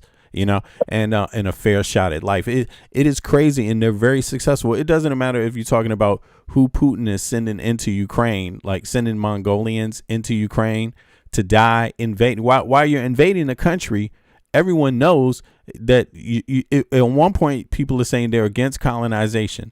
They're against invading sovereign nations. And then all of a sudden, when Putin does it, a whole load of people come out and say, yeah, but that's fair. That's okay to do that. Right. But then they take the ethnic minorities and send them to war and kill them. And then you have other people like on the right. Who did these poor Americans think they are? Who did they think Trump is sending to war? It's poor Americans. He's sending a different group, maybe, and African Americans don't amount for the biggest group of poor Americans in the military. You see what I mean? So it's got to be loads of poor white Americans in the military, and he's going to send them out to die. They can't even come home and get a fair shot. Well, consider this because it's obviously always a bigger nuanced issue, right? When we consider the rollback of things like the Affordable Health Care Act, prior to the Affordable Health Care Act, the only way you could get health insurance was through your employer or through the military. Those are the only two ways, right? Because now what Trump is trying to force people to do is either you go back into the workforce full force and pay a ridiculous amount in healthcare, or you join the army to circumvent that cost and you serve to bolster our military for the future of what we want to do, which is obviously militarize America, right? Right. Yeah, exactly. Militarize it, lock more people up, take away people's human rights, civil rights, and scapegoat the average middle class and poor person against each other so that the wealthy can have, everything they want. I mean, and you think about it, they have more than they've ever had. The people, the rich folk in America are richer than they have ever been. And, they're richer than any other rich people on earth. And yet they still got the nerve to want to deny everyday American their basic health care. Basic access to education, housing, no fair housing, bro. Like, it is insane, man. And Americans, man, we're on a breaking point, though. It's on the brink of something. Like, it's either something's got to give or the country's going to split up, bro. Well, that's what Trump kind of wants. But there's an image that you guys should always reflect upon. Like, there's images of when J6 was happening, you have all these poor, well, not of them were really poor. Most of them paved the ways to come out there, but a bunch of them were blessed out there, like Turning Point USA, bunch of broke people out there, and they paid them money to be there. Mm-hmm. But the poor were fighting for this, and the other image is Trump and those guys in a secure building with all these television screens, were drinking, like sniffing coke and drinking and laughing and watching these people, die for them on television. And that's an image. Yeah, you can pull it up. Pull up Trump Jr. and they were in the secure location and they're at a little tent and they're watching this thing happen on these big TV screens. They're laughing at it. They were watching what? What were they watching? They were watching the J6 thing happen on a screen on television. They were watching it. Wow. It was appealed to him to say to them to stand down. And he still did not to the very last second till they broke into the actual building. Then he said, stand by and stand down. And it was already too late, right? How are they going to receive this message when they're mid? So Trump took off. Trump got in the vehicle and he tried to drive to the place. And remember, like someone said, his limo driver told him to, he wanted to go down there, and the limo driver wouldn't let him. But all the rest of them were like in this, there's an image of them of Trump Jr.'s like laughing, and they're all joking. They're watching these screens because they were watching it from before the thing started until after it happened. The entire they were time. all gathered.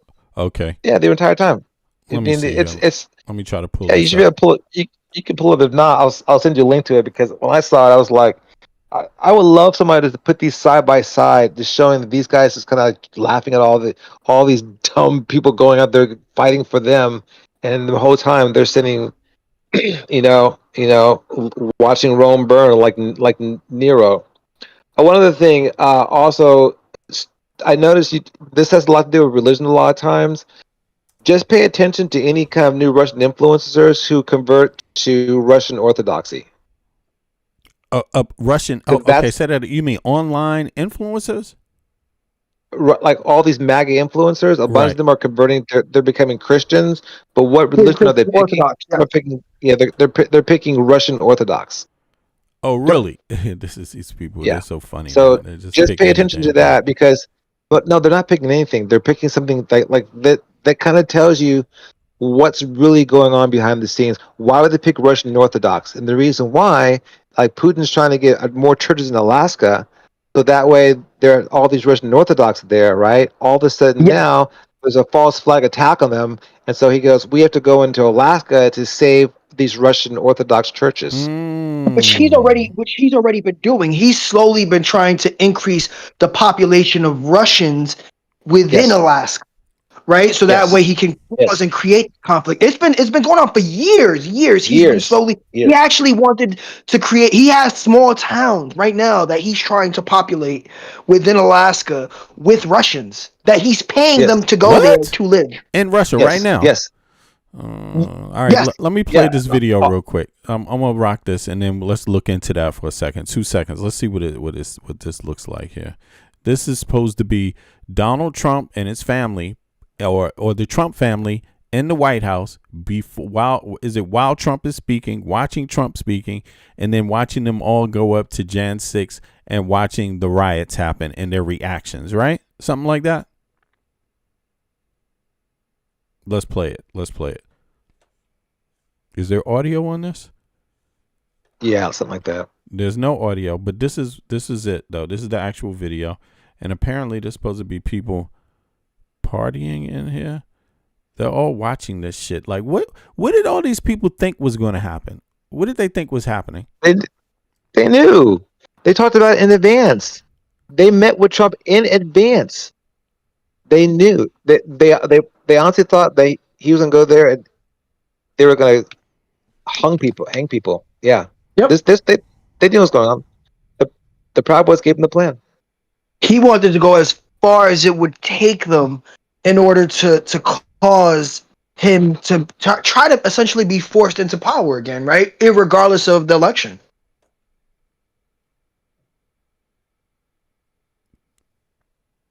That's his son there. Oh, and this is Trump now. So Trump came back now. He's back at the White House watching the riots, right? No, I don't think it was at the White House. I think this was. I don't know where exactly this was, but apparently that's what they were, because this is before they're all gathered together for when the crowd's there. They're each going out. They're speaking. They're coming back to this location. Okay, Wherever so is.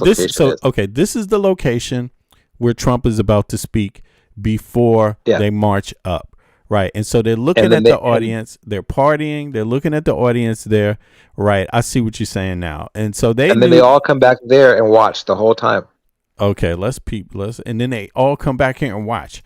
This is insane. Okay, let me see. They got one more. There's one more. I thought you knew this. Yeah, that's the whole thing. They knew what was going on.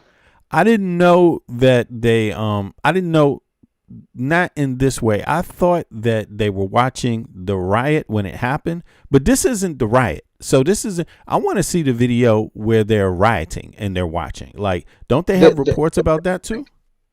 Yeah, because everybody was live feeding it. Like, there was tons of streamers that were live feeding the whole thing. There's this guy I know called the Convo Couch, and they were burning people one time, but then they went full on Russian.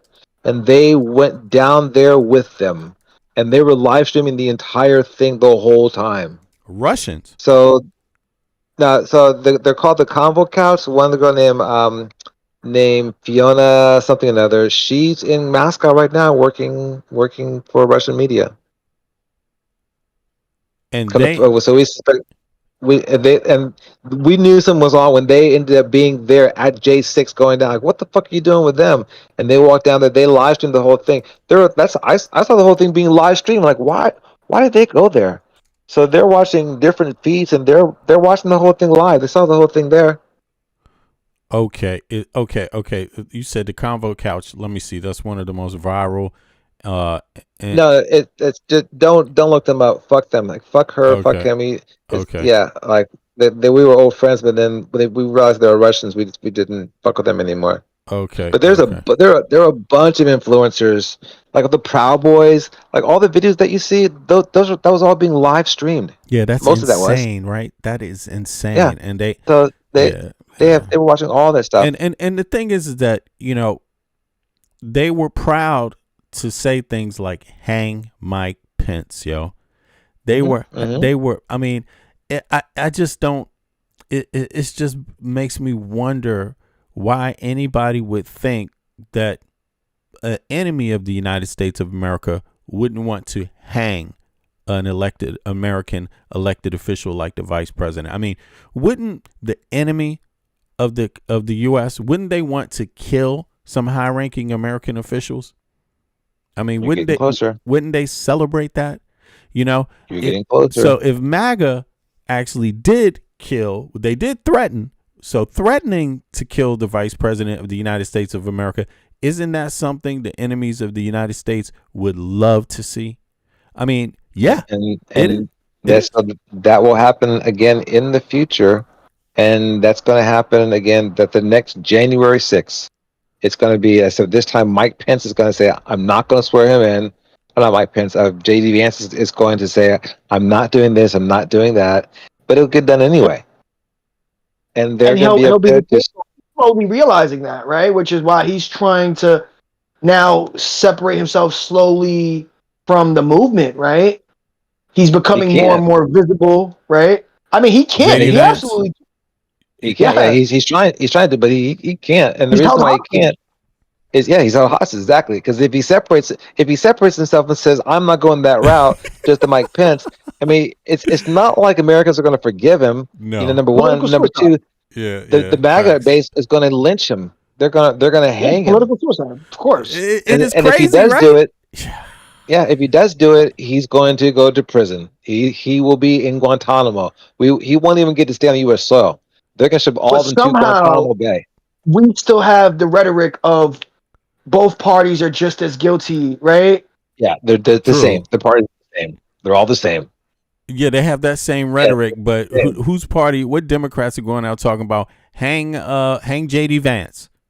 Young people in this country are feeling a tremendous amount. Hang Joe Biden. The Democratic Party, who has it? The Democratic Party advocated to kill. Right. Right. Yeah. No, exactly. Where's that at in the Democratic Party? Where's that on the left? People advocating to kill Trump, advocating to kill JD Vance. Everybody on the left is saying, don't do that. Go to the polls. Register to vote. Everybody on the left is saying, register to vote. Register to vote. Register to vote.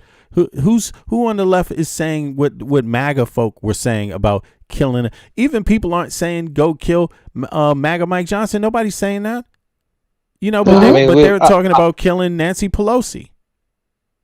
I don't want Trump to be killed. But I do want him to die on the shitter after he sent a nasty tweet, eating a cheeseburger, choking on a cheeseburger. You want him to have a heart attack. And Adderall. You want him to that's die. How I want him to go. You want him to die by a hamburger. Choke on a hamburger while taking a shit, making a mean tweet. That's how I want him to go. With Adderall in his system. That's how I want him to go.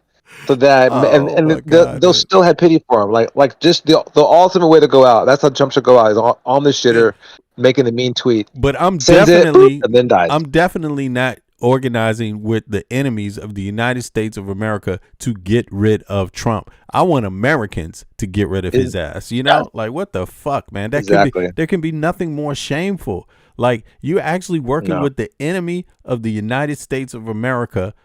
Unfortunately, right? Yeah, it is pathetic, bro. It's pathetic. But in any case, crazy. Having said but that, they'll call it patriotism, right? And they call it, exactly right. They got the nerve to call that patriotism. That's what they're calling that. Yeah. Yo, It's yeah, man. far right nationalism. That's what it is, right? Yeah. It's nationalism. There's a difference, like nationalism versus patriotism. Russian nationalism and American nationalism. That's what Putin has trained them, and Yes. Meg has been very well trained to that, and so they accept nationalism, and it's basically Russian Unity Party. Facts. Hey, yo, so let's. All me- Oh, go ahead. Go ahead. Finish what you were saying. Sorry about that. That's why Paul Manafort gave polling data to Putin, and Right. you know, Right. Yeah. Okay. Let's hear. It's some news coming out by Brian Taylor. I just want to see what this update was on the top election denier. Somebody's fate. Somebody that's obviously down with Putin too, right? Down with Trump and the whole. I mean, you know, overthrowing the elections. You know, this whole movement about civil war in the United States, promoting civil war, promoting. You know, promoting taking away American citizens' voting rights, promoting taking away our civil rights, First, Second Amendment, you know, Fourth Amendments, all of this shit, taking away women's voting rights. I mean, it is so pathetic. But in any case, let's see what the update is. A little bit behind the scenes, which is not something I really often do.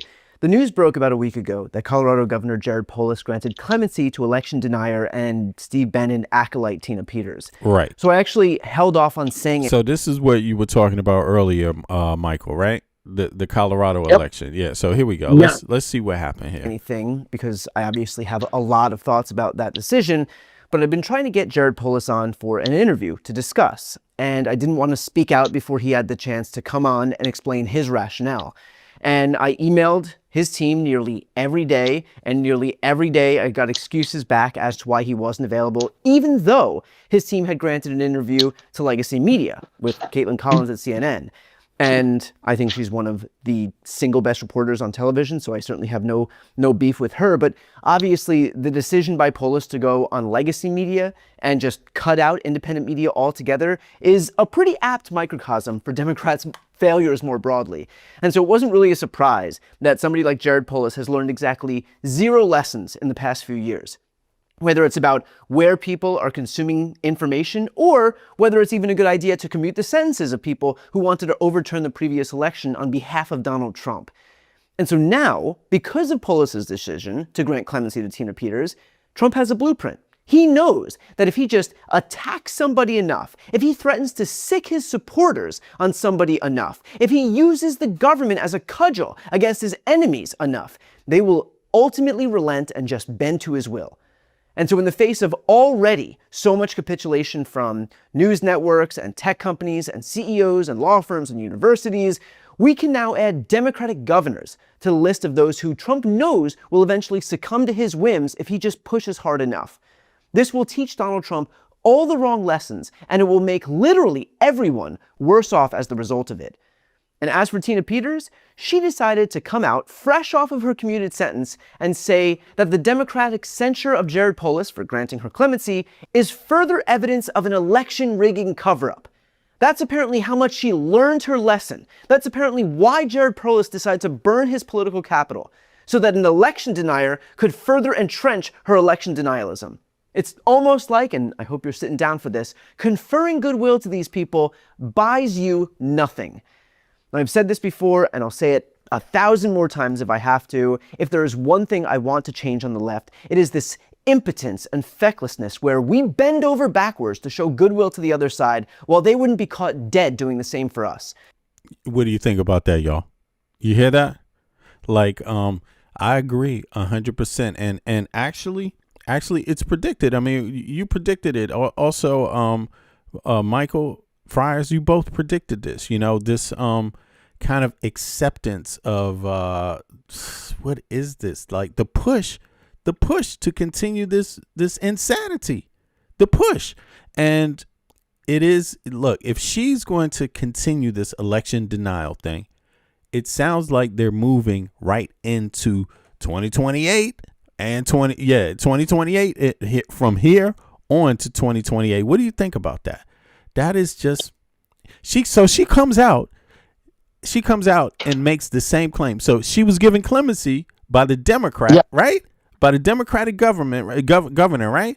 And then she comes out and is like, "No, fuck that. I meant what I said, and I meant what I did." we still don't know under what agreements, right? That governor committed to or what agreed to, what Trump allowed him or even covered up for him in order for him to do that. Right. Yeah. But what do you That's mean a state exactly? charge, right? Right. That's a state charge. That's not a federal charge. Yeah. Right? Yeah. A He state can't do charge. anything about it. Exactly. That's a state can't. charge. So Trump can't pardon her or do anything. But this guy comes out there. But what's insidious is that, look. So there's that. Right. What happened behind the scenes? But the reality is that this dude is a Democrat. He gives clemency to this woman who's an election denier. He goes out there and caps for her and says, hey, no one's ever been charged this harshly for this type of thing before. And it would be unfair if we didn't give her clemency for part of her, conviction. And then as soon as she gets that clemency, she comes out and doubles down on the same thing. Yo, if you weaken people's elections, voters will have no faith in the electoral process. Then you don't have a country. What do you have left? The question is, what does Trump have to gain from it, right? And obviously it is to show how weak the Democratic Party is. Where are the Chuck Schumers and the Jeffries of the world who should be making this headlines? They should be making this primary news for their constituents, right? They should be calling this governor out. They should be calling out the hypocrisy. And what happened? Nothing, right? We don't hear anything about it. We don't. We haven't. But here we are, right?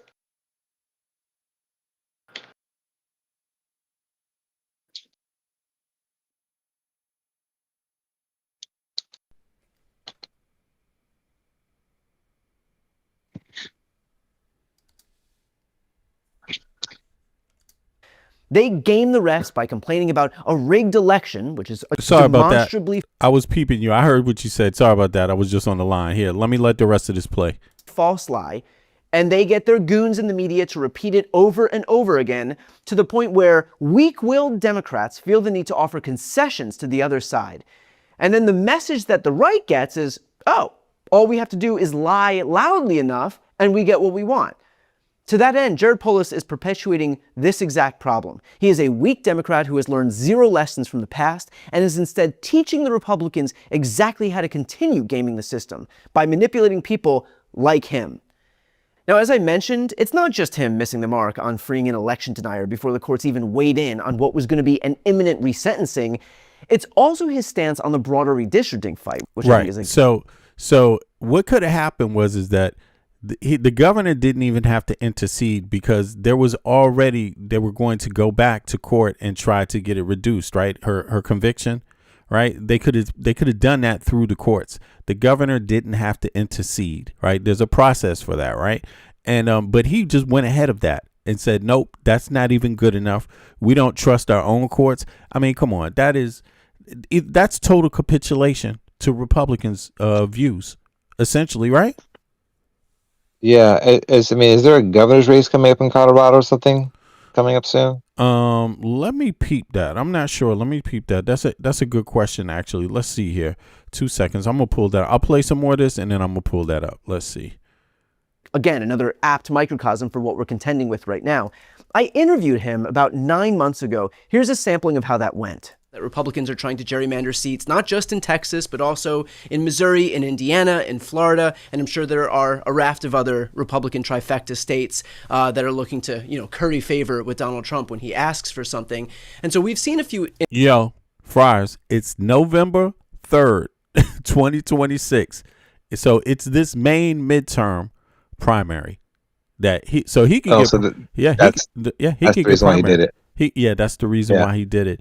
But look, what are the demographics of Colorado? It's like is it purple? Yeah, Colorado. I mean, it is. I don't know. Last time they've had a red governor, but they've definitely got. I think they might have had a red governor recently. Mm-hmm. Can you hear me? Mm-hmm. Yeah, I can hear you. Yeah, check and see if the last governor was Republican. Okay, let me see here. It is. It's one. It's definitely an historically blue state, but they have a lot like Marjorie.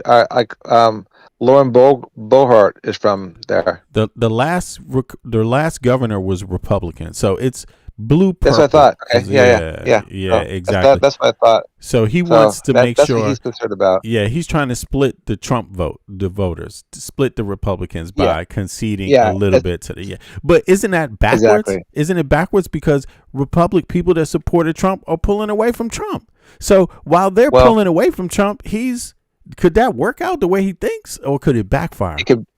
It could backfire because now about the Democrats, because I agree with everything that Cohen's saying right here. Mm-hmm. Everything he's saying is spot on. This is what I was saying to you earlier. That's why I don't even like breaking bread with MAGA, because they're never going to change. And the second you start being kind to them, they take the kindness for weakness. And so all he's doing is he's just showing a weak front. And what I hope to see is that somebody more progressive than him comes in and primaries the fuck out of him, and to the left of him, and he brings out the vote. Right. Let me see. Go ahead. Yeah, keep going. I'm going to check on something else. Go ahead. Continue. That's all. I mean, it's the same thing in California, and the same thing in LA. LA is really like a blue state, a blue city. But if people are tired of Karen Bass because she didn't do what they really hope, and she's not really progressive. So now we have Rahman in there, who's, if she wins it, she'll destroy him. And the same in the state. The state really needed like a blue governor. A red governor can win in the right circumstances, like Arnold Schwarzenegger won back in the day. Mm-hmm. But so the same thing could happen up in Colorado, I guess. But we just really need progressives to come out and to step it up our game. It says here, check this out. It says that as far as the Democrats, right, are concerned, it says that, let me see, Jared Polis was preceded by John Hickenlooper, right? So that was the Republican governor before him. So it says Democrats have held the Colorado governor's mansion for nearly 2 decades before Hickenlooper. So it's more blue than red, right? But then it also says as of right now, the Democratic primary is a two-man race between Michael Bennet and Phil Weiser. That's what it says. Are they Democrat or Democrat Republican? That's Democrat. Okay. That's the Democratic primary. And it says, while several lesser-known candidates initially filed paperwork or expressed interest, they either withdrew or failed to qualify for the ballot. Colorado has incredibly strict ballot access laws requiring candidates to either gather thousands of valid petition signatures or win at least 30% of the delegate votes at the state party assembly. Bennett successfully petitioned onto the ballot, and Weiser cleared 30% threshold at the assembly. No other Democrats made the cut. So, So the progressives versus moderate dynamic is playing out entirely through their individual platforms. So who's more progressive? Who's the progressive here? I don't know. I have to look into it. I don't pay attention to Colorado other than their weed policies. Yeah. Okay. So it says Michael Bennet, as a sitting 3-term U.S. Senator, holds massive establishment weight. So again, why does he see the race as that close between opposition, or is he fearing opposition? What is this about? I don't understand it. Maybe he just, does it make sense to you? Okay, I guess they're both caught up in something. All right, so look, let's play a little more. No, I'm listening to you right now. He's talking. Can you not hear him? No, I couldn't hear him. I couldn't hear Mike. Oh, he's on mute. Is he on mute? No, I hear him fine. No, Michael's on mute. He's on mute. So let me hold on. Let me No, he's not. No, he is. He's on mute. He's on. Ask mute. the chat can hear him. I can hear him. Talk now. Hello? Yeah, I can hear you now. Yeah, you're on mute, man. You could, for some reason. Yeah, go ahead. So what I was saying is, we can look at something as more recent as where Trump held a rally. Where did he hold a rally more recently? In my state, right? New York, right? Even New And York. so guess who's up for re-election in this in coming up in November? It would be who? It would be our current governor, Kathy Hochul, Oh, right. She's right? also up. Yeah, exactly. Yep.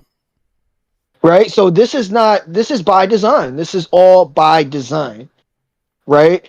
When we consider the fact that we're having, so obviously I'm in New York, and I've currently been seeing a ton of pseudo progressives who are spewing right wing talking points. Like, there's a Really? person who, me and who I vaguely mentioned earlier. He is a union representative for Right. the MTA, and Yeah. he runs under Progressive Action is his name on Instagram.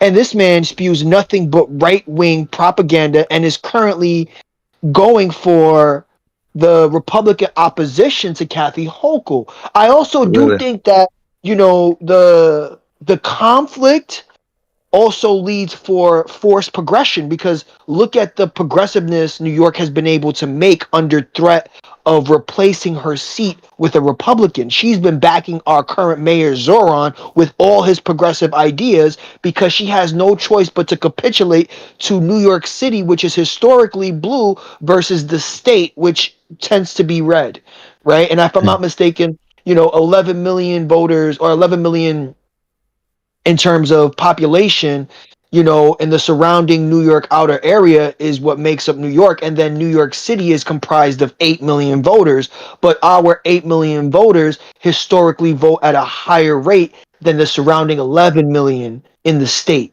right? So essentially, the city is what will determine who will become our next governor, and it always has been that way. So unlike, our Colorado counterpart, we can see that we hold that influence because of the fact that the blue section of our state mandates that she capitulates to a more progressive idea. And unfortunately, if they're not forced to be progressive on the Democratic side, they're going to continue to be established, right? They're going to vote with that establishment Establishment. mindset, Yeah. right? Which Yeah. is piggybacked off of donors, and donors want what? They're high net worth individuals who want lower taxes, who want more, business friendly taxation, right? So Mm-hmm.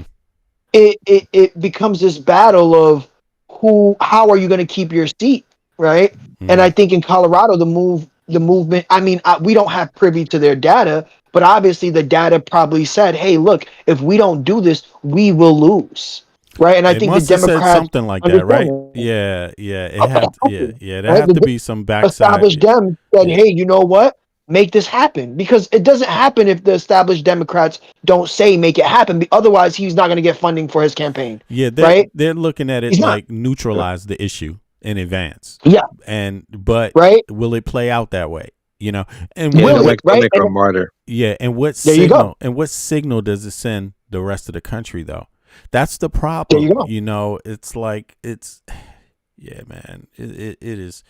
I can't stand it. And listen, let me ask you something else. What about the backing? What about the financial backing but behind both candidates? I'm curious about that now since this is up. Let's see here. If they're backed by the DNC or the RNC, which ideally he's probably backed by the DNC, right? Which is where most of that, if not all of their donor money goes to, right? If it's I not a think grassroots movement, I think he's back. He might be back by the DC. He'll be back by the DCCC. The DCCC's responsibility is to fund incumbents. Right. Okay. Okay. Right. So The they have their DCC own war primarily chest. gets dictated by the DNC, right? Yeah, but the exact organization, it might not say the DNC, but if you look up Mm-hmm. DCCC, it'll pop up. But you're right. They're the same. It's just a technical term, kind of. Mm-hmm. Okay. Okay. All right. Let's hear some more here. It says that Bennett's backing, super PAC backing, right, is it says campaign is raised around 4.4, but that's for the general election once they after the primary, right? I mean after the after the primary. I mean no, I'm sorry. After the Democratic primary, then the general Yes, election. the Democrat. Yeah. Yeah. So it says he's got Rocky Mountain Way, and they've got over $6 million for him. That super PAC, the super PAC Rocky. Damn, that's a lot of money. Billionaire backer, former New York City mayor, and billionaire Bloomberg is backing him too. Bloomberg, see, look, the big money's behind, right? Like the DNC does not move if they're not reassured that money, and so the DNC capitulated to that, right? They said, okay, make it happen. This is in their eyes a small win for a larger gain to just withhold Colorado as a blue state, right? Right. Yeah. Exactly. And super PACs fighting for Colorado is behind Weiser. Okay, but that is another Democrat, right? Weiser, yeah, exactly. So that's who he's primarying against here, highlighting that 93% of his donations come from actual Colorado residents rather than out-of-state interest. Damn, this is interesting. This is going to be an interesting race, bro. This is to see, yeah, right. And even in conjunction with New York, right? I think for the most part, New York is semi-safe, right? Because the Republican candidate is a very weak which again, this is the irony, right? The individual who I've been honestly going back and forth with, who claims he's a progressive, who's been spewing right-wing propaganda nonstop and using his platform as a black man, right? Which let's make that very clear. He is backing the Republican candidate, and this Republican candidate is almost notoriously anti-union. He has weakened the unions wholeheartedly throughout Long Island, if I'm not mistaken. He's a Suffolk County a Suffolk County representative for Long Island, right? Which is historically red. Long Island is historically red in New York City. So when you consider that, right, a actual union delegate backing a Republican candidate who has disenfranchised unions within Long Island, right? That just goes to show where the money is and where the interests are, right? Facts. Yeah. I hear you. It's actually building up pretty interesting. This primary is going to be very interesting to watch. And actually, I really hope that actually those of you that's not registered to vote, get out there and register to vote. That's Please do. exactly what I was going to say. Just even make sure you're registered, right? So you can vote in the primaries. Right. Exactly. You want to be able to have a say in the primaries, because that's essentially where I think a lot of voters get frustrated, right? They're like, oh, I don't have a say and I didn't choose this candidate. And it's like, but you didn't vote in the primaries. So now you're upset at the candidates that are at the polls because you don't necessarily agree with them, but you didn't take your time to vote in the primaries. Yeah, right? You have to actually vote in the primaries. And I'm about to vote in the DC primary too myself right now as we speak. Yeah, exactly. I gotta handle some paperwork on that today. But listen, so this is not the only primary this is not the only election coming up. It's not the only midterm. This is the primary in Colorado, but the midterms are coming up. I mean, I'm sorry, not that. Sorry, the other way around. The midterms was Colorado too, right? But now the midterms across the country are also coming in November. So let's look at this one real quick. Let me know what you think about the news Tallarico coming up. one. President Trump's influence facing a major test Tuesday with the Republican Senate runoff in Texas. Trump's late endorsement of Attorney General Ken Paxton has shaken up the hotly contested race against incumbent Senator John Cornyn, with the most recent polls showing it's still really close right now. The winner will face Democrat James Tallarico coming up in November. I've asked every person I've been in front of for a year and 2 months, can you name one good accomplishment from John Cornyn in his 42 years? No one's ever given it to me. So I was giving him a chance to deliver on something, and guess what? They went on vacation for 2 weeks instead. I really don't think it was about me. I think it's very different from the Cassidy and Massey situation, because I've been a Trump ally, as you point out. I think he got frustrated with the Senate not able to get what he wanted when he wanted it. And as you know, the president can be a pretty impatient guy, and I certainly understand that. Joining me now. He's an ass kisser, boy. He's like, and I certainly understand that. Okay, yeah. I'm impatient. I wonder why. Is it the Epstein files? All right, but in any case, Now is congressional correspondent for Puck, Abby Livingston. He's scared. He's scared of the midterms and shit. You know, that's another way of saying it. Abby, good to see you. Thanks for I've joining actually us. met him a couple of times here in Austin, like back in 2022. Yeah. He was very supportive of Ukraine. And so he called a lot of shit for that because Trump was against Ukraine. Right. But the thing is, Paxton in Texas, I'll ask Paxton, I want you to tell us, because we don't know, what did you do in your job here? Because Paxton got charged with corruption. Yeah. Paxton got impeached. Yeah, he's even more corrupt, basically. He did nothing. He did worse. nothing for Texas. Nothing. But enrich himself. No, and take money. And I think he had an affair on his wife, a bunch of other things. Yeah. So it's hilarious for him to ask that question. He's all the way Trump. He's completely dirty. Yeah. So for him to ask that question, and I don't see why. And John Cornyn's John Cornyn before Trump was actually a fairly decent conservative. Definitely didn't agree with a lot of his stuff. But as far as a conservative goes, he looked out for the people. And he tried to do a good job, and he definitely was on the right side of Ukraine and all that stuff. Paxton's a scumbag. Paxton is a Trump loyalist, and unfortunately, Cornyn has definitely capitulated a lot to Trump. But he didn't have a choice because he started getting like death threats, and the Trump base would call him and make nasty comments, and so. The United States doesn't have a hold on death threats towards political candidates, congressional members, Supreme Court, senators, mayor. It's almost like I heard something like only 30%, maybe less of these kind of death threat cases even go and get solved. Yeah, they don't. It's hard to track a phone call. Yeah, it's hard to track a phone call, man. So these people are getting, and their family members, that's the thing.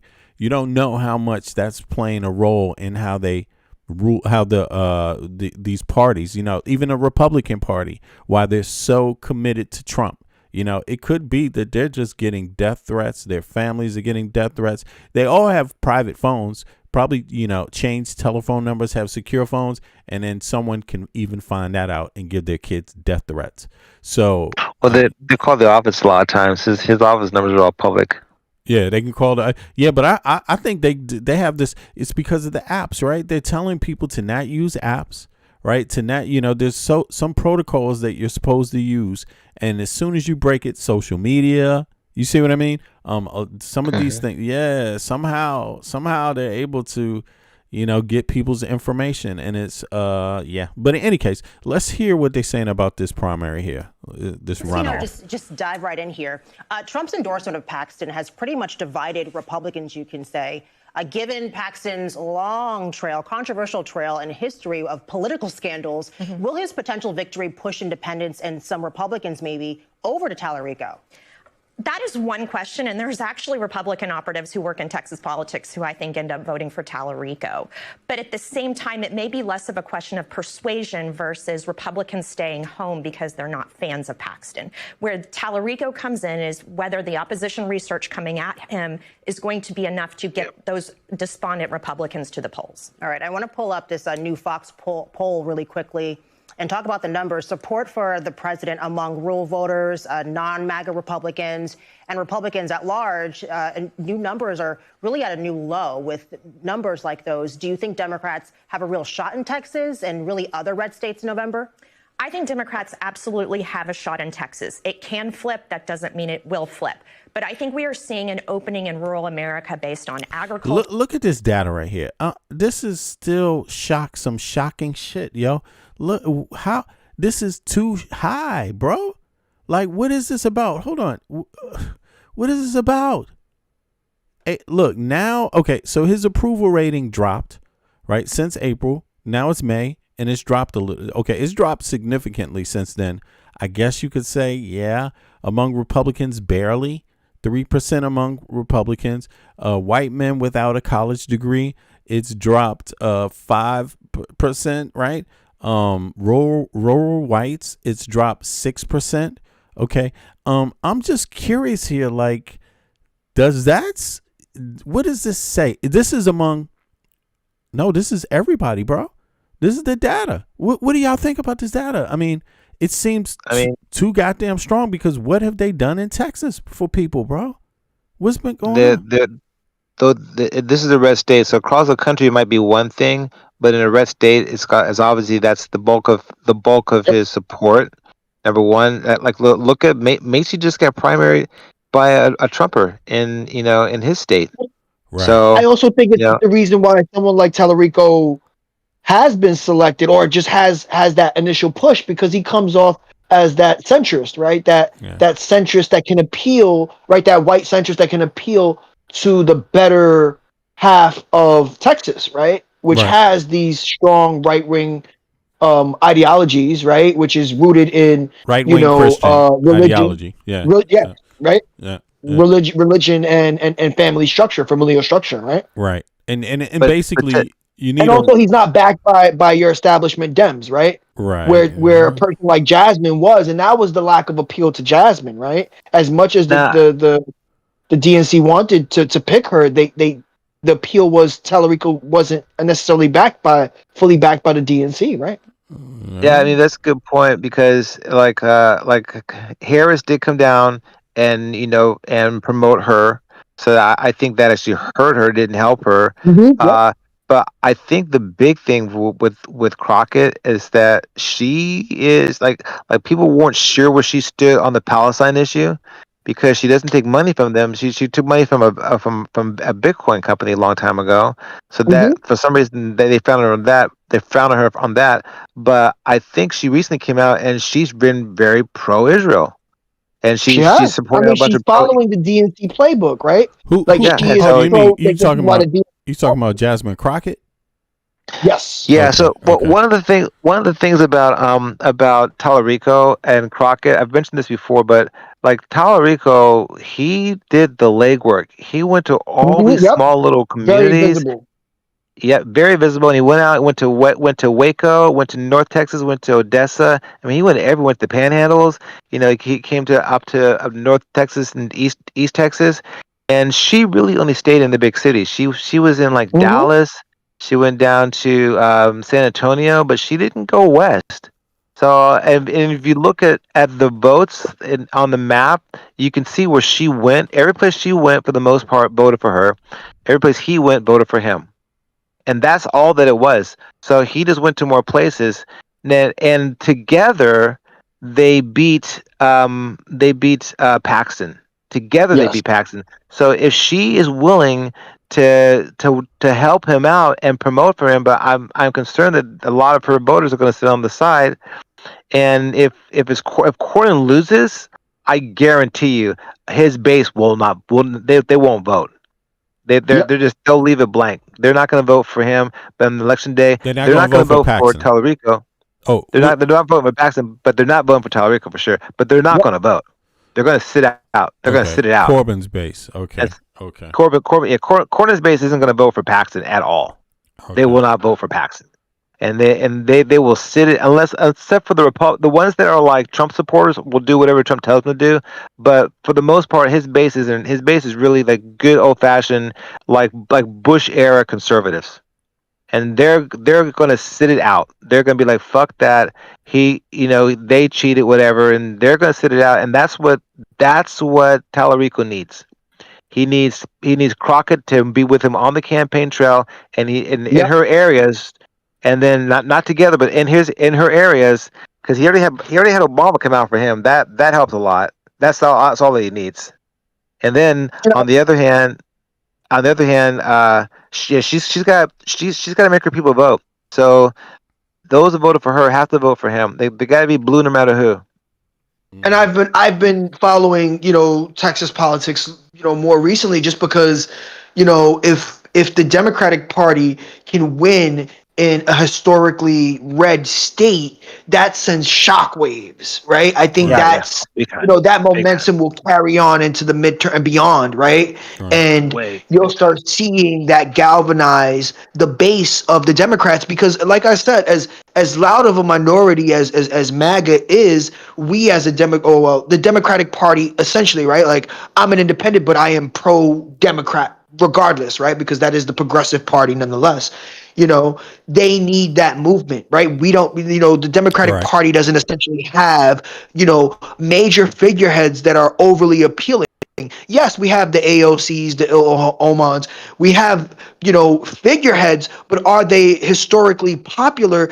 They may not be, right? When we consider what we were discussing throughout this time They're not being in male backed, man. patriarchy, Our party, the but Democratic in male Party's not backing patriarchy, them, right? bro. Right? I mean, It's the male patriarchy, right? Like when we consider that, what can they win up against a hetero white Christian male is the question, and I don't right. necessarily believe that that can, you know, steal votes from Republicans, because that's what we need, right? We need to shift that narrative and shift We need a that Christian white man look, as that's crazy as it that sounds, believes in that is universal health care and yeah, that believes in that believes in moderate Western values.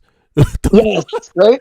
Well, I'll say this. I'll say that this much. In 2018, Beto O'Rourke was running out here, and he had a bunch of people came out, and like I was in Austin here. They came out to his rally. Like he packed the house, but they just portrayed him as the boogeyman. You know, he's going to take your guns away. And I heard so many Republicans, he's taking my guns away. He's taking my guns away. Yeah, but Trump So is about to take Trump, Elon Musk, Peter Thiel, and Musk. They're about to take their guns away for real. They don't want those guns. Those billionaires do not want them to have guns. Like, yeah, but they're not. I mean, the Trump base isn't gonna. They're not. They'll never buy that. And so, but you're right. But they never buy that. But the difference is, I think Tallarico isn't the boogeyman because he's a not, preacher, right? No. and they can't make him the boogeyman, and And he hasn't that's going to presented be himself as such. Yes. yeah, no. because he's going to go to the Bible and start preaching. Exactly, and he can go to Waco, he can go to Odessa, he can go to all these little small rural red towns. He can go to every single one of them. Not because Jasmine Crockett says she was getting death threats, and that's why she didn't go on the She tour. probably was. For sure. I remember she's a woman of color as well, right? Yeah. She was getting death like threats. visible color, right? She's not palatable as you would say a Kamala Harris is, right? But for those death threats to work, it can't just be you. It's got to be somebody in your family adjacent to you also. See, that's the thing. That's just to say it. People need to know it's that bad because everyone who runs knows they're going to get death threats. You know what I mean? Yeah, but she was going out. She was going out there though, like she called the governor Hot Wheels. She was trashing Marjorie Taylor Greene. I mean, she was going hard. Like they really hated her. Visible, right? Like, but look at Marjorie Taylor Greene. Her kids was getting death threats. It wasn't just her. Yeah, you see what I'm saying? I know, but I'm saying that the difference is Tallarico doesn't have any of that baggage. Like nobody hates him. No one's giving him. He's going to ask the people giving him death threats to come pray with him. Exactly. No. I mean that's essentially what the Democratic Party needs, right? Like they need that because that's the only thing that's going to foster or get rid of this two-sided issue, right? Like the far right, far left rhetoric, right? Right. And without that, a place like Texas, which does hold a large population, right? I think Texas has a great population with a growing economy and population. You know right? What? You know what though? Oh, I'm sorry. Finish that thought. Sorry about that, Michael. Finish that thought though. No. Go ahead. Look, but here's the thing. Now that it's playing out, Tallarico is the candidate for the Dems. Mm-hmm. Now they're trying to figure out Paxton or Corwin, right? Corbin, right? Mm-hmm. Corbin, yeah. Corbin, right? Cornyn. Now I think this is where the other conversation is going to come in, right? And that is the pro-Israel PACs, right? Because what's his name? Tallarico? Yeah, Tallarico doesn't have a pro-Israel PAC money, but both both Republicans do, right? Or what? Yep. Oh yeah, Paxton is sold out to the poor. So they can't claim to be America first. They can't even claim to, if Republican voters are getting tired of Netanyahu dragging people into war, that might work against them in Texas, right? Or will it, Yeah, that's one thing I was trying to say is that he's been very like he calls it a genocide. So there's a lot of moderate Republicans that don't support Trump on this thing. That are like the Tucker Carlson types, and they're gonna they may not vote for him because there's not a lot of crossover, but they're not gonna support Paxton. They're not gonna support anybody who's funding this war. And so they're like, that's what I want them to sit at home. I want them to sit at home and not vote at all. And that's what we want. We want the large turnout on the Democratic side, like an overwhelming turnout on the Democratic side, and an under turnout, a lower turnout. Yeah. And that's how they win. Like Beto O'Rourke made them come out of the woodworks. Like the Dems didn't really come out from them much as they should have. The blue no matter who's really didn't come out. But the Republicans were fearing for their guns and safety. They don't fear that with Tallarico. No. So they're like, we're in good hands. He's not gonna fund Israel, and so I think a lot of them are gonna support him on that alone. Right. That was a major talking point in Texas politics when we saw that Tallarico did not take PAC money at all. Right. Facts. Maybe he does. PAC money, but he didn't openly take. He took secret PAC money, but not open. Right. Not those major open PAC money, right? Like that was a major part of his appeal. So this is the money that he's taking, and this is why I had why I voted for Crockett over this, and then I didn't realize that she was so into with Israel, but he took money pro-Israel. He took money from a group from a gambling thing that was coming here, and the money's coming from Marion Adelson. Yes, right. yes. So that was the didn't know about it. Secret PAC. Yes, the secret PAC. Yes, the secret PAC. Only $5,000. Only $5,000. Oh yeah, well, okay. Yes. Yeah. So I'm not worried about that. Only $5,000, which he reported afterwards, and he said that if he knew, he would have rejected it. Right. Yeah. So to me, that's fine. Publicly. Yeah. That's not $100 million like she gave Trump. That's $5,000 through a PAC that he wasn't even aware that she was a part of. But this is alarming now. So this is what this is about. This is what that thing's about. That PAC that he's with, and this is one of my criticism of him. You know, I'm the 99%, not the 100%. But the PAC is this. It's trying to bring casinos to Texas, and Marion Adelson is she's shitting all over the Mavericks. She doesn't give a fuck about the Mavericks, but she wants to build out the compound up there so that they can bring in horse racing and gambling. And why it's a problem is because she's taking money from the Native American tribes out in Oklahoma. And she wants to have that so that they can come here and stay in Texas to gamble. Because right now, people in Texas have to go to Oklahoma to gamble. So what would that do? It's going to give money to her, and she gives the money to where? To fucking Zionism. That's why I have a problem with it. Yeah. And so, And but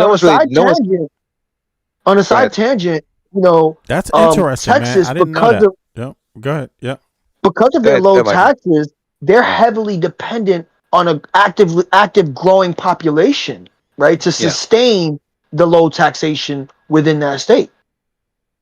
And it ain't happening because of ICE. Well, it is happening, but it's Latin American. It's a Latino population, and Latino population is driven by the Latin population. Well, it's definitely going to be voting for Tallarico. They love Tallarico. Exactly, and that's exactly where I wanted to go with that next, because that's what the data is saying. Hold on, now, the Latino population is up, and I'm really curious to see how far this is going to go.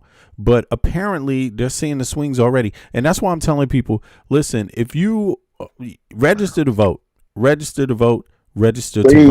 because please, and which party you're registered to vote, and where the address associated with everything, right? The redistricting, all of that will play a role, because they're going to make it as difficult as possible, right? They're going to try to make it as difficult as possible. And all you got to do is go to vote.gov to find out, which state that you're able to vote in.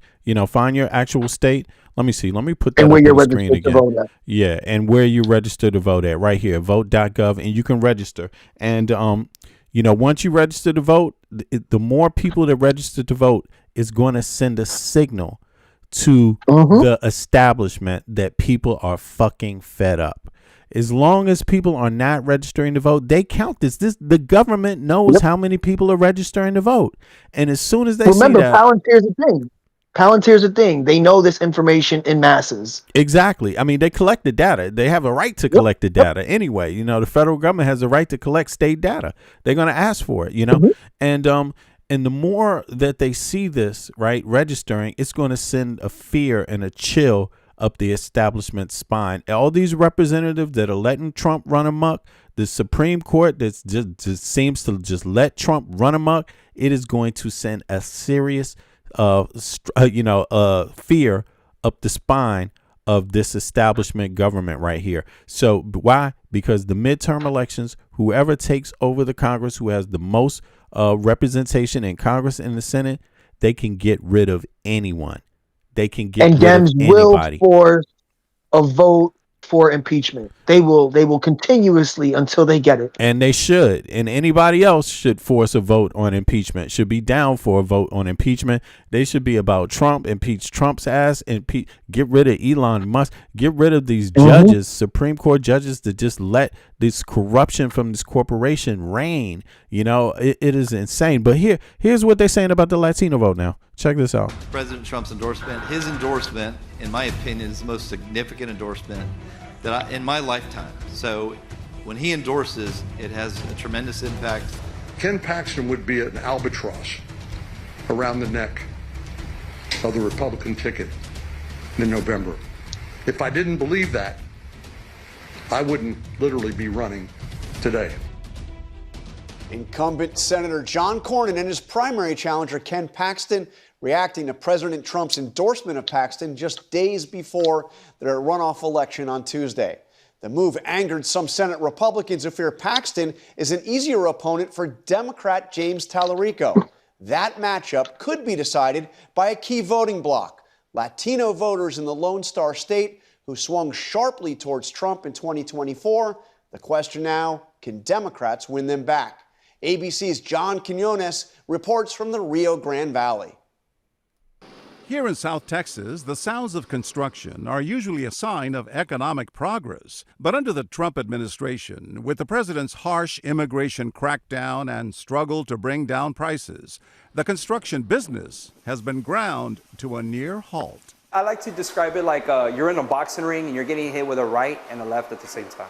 Mario Guerrero is the executive director and CEO of the South Texas Builders Association and a three-time Trump voter. I've been a Trump supporter since the beginning. But as Donald Trump has carried out his deportation agenda, Guerrero says his business and workforce have taken a hit. We've been dealing with all sorts of different cases like ICE, having to come into the construction and start asking people for documentation.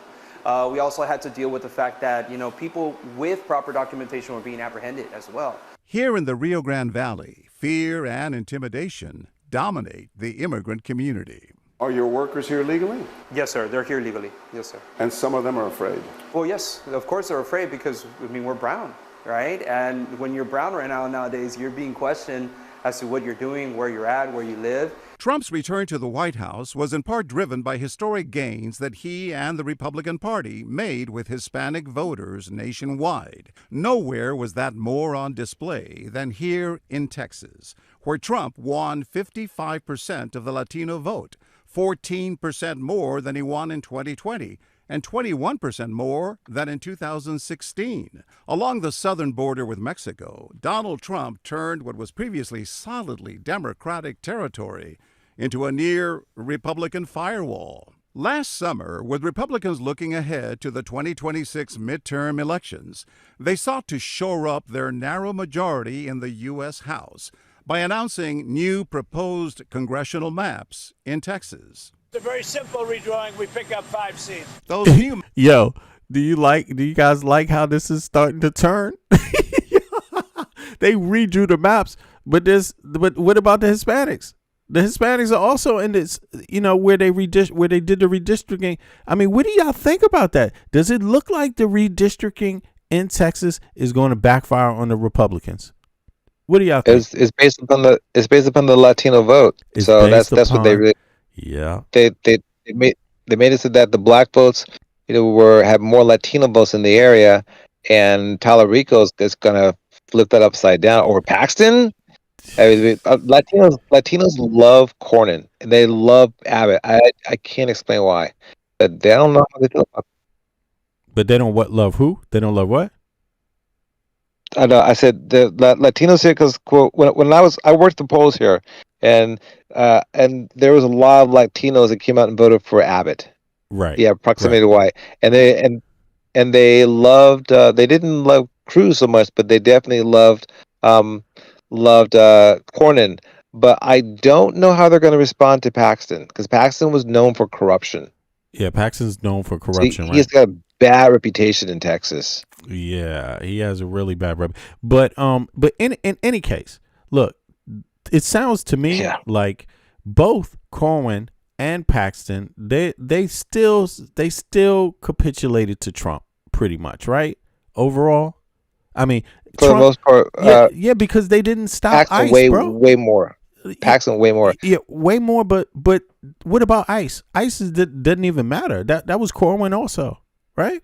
No, well, Cornyn. I mean, he's the senator. He doesn't really control what ICE does. That's the governor. That's Governor Abbott that allowed it. How did he vote? Cornyn, how did he vote against it in the Paxton Senate? works.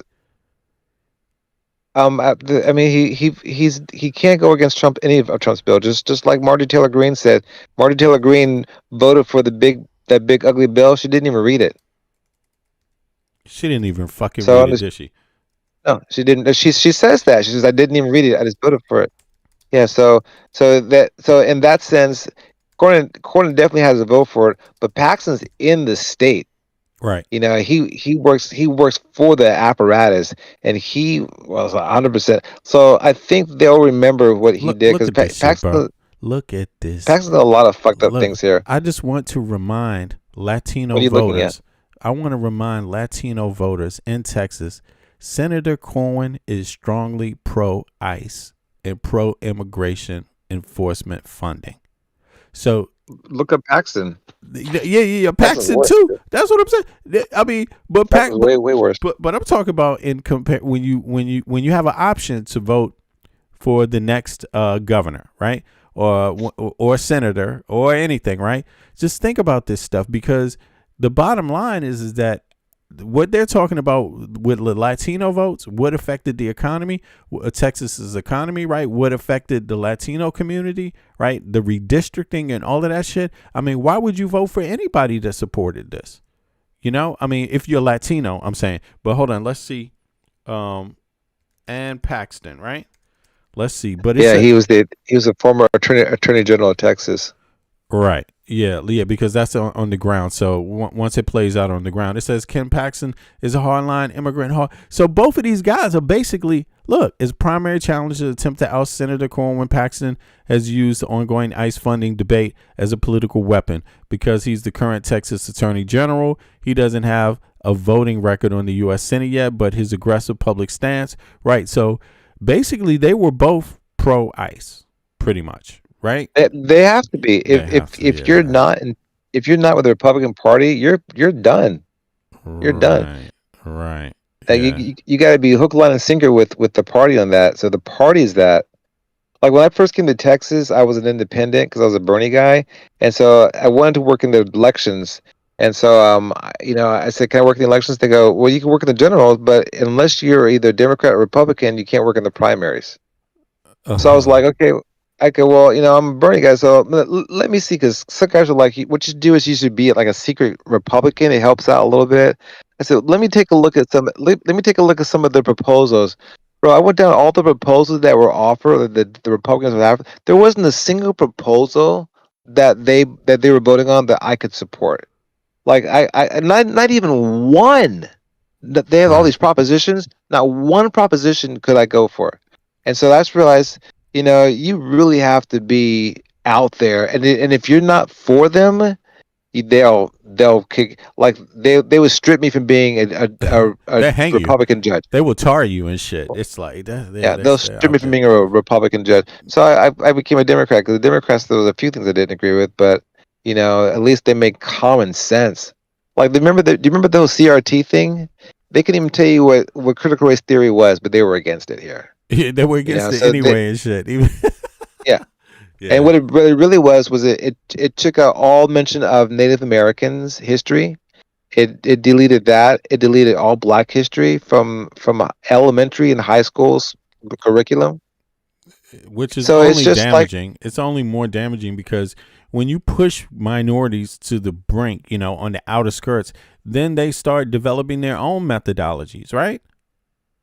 Well, that's not how they look at it. They look at it like we don't want white kids knowing about Black history. We shouldn't want them to know that there was a genocide of Native Americans in this state. Yeah, that's crazy, bro. So that's what they're doing, and it's buffering up. Like they want like here at the Capitol in Austin, there is a monument to the Confederacy on Capitol grounds. Okay, on Capitol grounds, there is the Ten Commandments, but it doesn't say, "I am the Lord thy God, which has brought thee out of Egypt, out of the house of bondage." Nope, that's not mentioned on there. No. Just thou shalt have no other gods before me. Because they're sure aren't going to mention slavery, even though it's in the Ten Commandments. That is, yeah, exactly. Tallarico's going to win that one, though, I think. But let's hear some more. Let's hear some Maps more. were signed into law by Governor Greg Abbott, despite backlash from the state's Democrats. The maps took 5 Democratic-held seats and tipped them in the Republicans' favor. Texas is now more red in the United States Congress. 4 of those 5 districts are majority Latino and were drawn under the assumption that Republicans would maintain their gains with Latino voters in future elections. But Latinos are not a reliably Republican or Democratic voting bloc.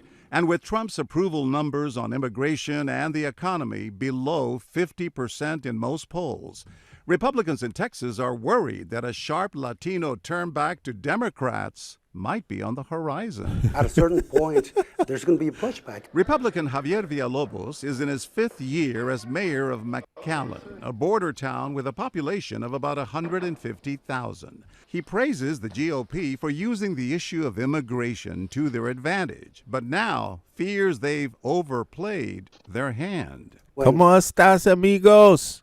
People that are good and productive that have been part of our local fabric are being removed. That made it a little more difficult. As mayor of a town that's 90% Hispanic, Villalobos has seen how Trump's standing with Latinos has changed. And those 5 districts that Republicans are counting on in Texas to keep their majority in the House, Villalobos says all 5 could now be at risk. They were changed so that to give a Republican a chance, but I'm not sure it's going to happen. For their part, Democrats are targeting candidates they hold on one more time. be at risk. They were changed so that to give a Republican a chance, but I'm not sure it's going to happen. For their part, Democrats are targeting candidates they think can help claw back the support they used to have with Latinos. This was a district that I guess they assumed would never be able to flip back. Bobby Pulido is a 5-time Latin Grammy nominee and the son of a migrant farm worker. He believes his campaign for a competitive House seat is built to flip the script for Democrats. What do you see happening with the Hispanic vote come November? Oh, it's going to be a big change. What? A huge change. I know, the analysts and stuff say, oh, it's a plus 18 Trump district. Nobody's going to ever be able to win it. It's impossible. Well, you just see in November how we'll do. Pulido's opponent is Congresswoman Monica de la Cruz. She says her focus on the community, not national storylines, is what matters. Are you worried at all about this? Yeah, guys like that are going to make a difference. Guys like that are going to make a difference. And that it kind of shows you that, again, I remember there was, who was the senator? It was a Republican senator. I forget his name. This was back in the Bush era, Bush number 2, right? But the guy Bob Dole, and he said it famously. He said that no one is better at kicking the Republicans' ass better than the Republican Party itself. And they tend to do it big when they kick their own asses, and for some reason that's the kind of history. That's a lot of the criticism about Democrats. Like, we're not kicking Republican ass. Republicans are kicking their own ass. That's true. Well, that you gotta let them beat themselves up enough. But we just need to make sure that we have guys like that and Tallarico that can make sure that once they finish beating their own asses, we can come in and win. Because Yeah, the Democrats because are it real ain't good at fumbling the guaranteed. ball at the finish line. No, it's. I mean, Yeah. It's like the people fucking were Redskins, all yo. It's like the fucking people were really Redskins, man. they were optimistic over Beto, and I was kind of at first, but I was at the polls. It wasn't even close. It was a stomp. It wasn't But even. he lost. Oh, really? Yeah, it wasn't. He got blown out because he like, the play. He remember he went to those areas, Yeah. and they still voted for Republicans in a lot of those Latino areas. And they You still know, voted for Republicans. because Okay. he spoke Spanish, but he spoke horrible Spanish. He didn't.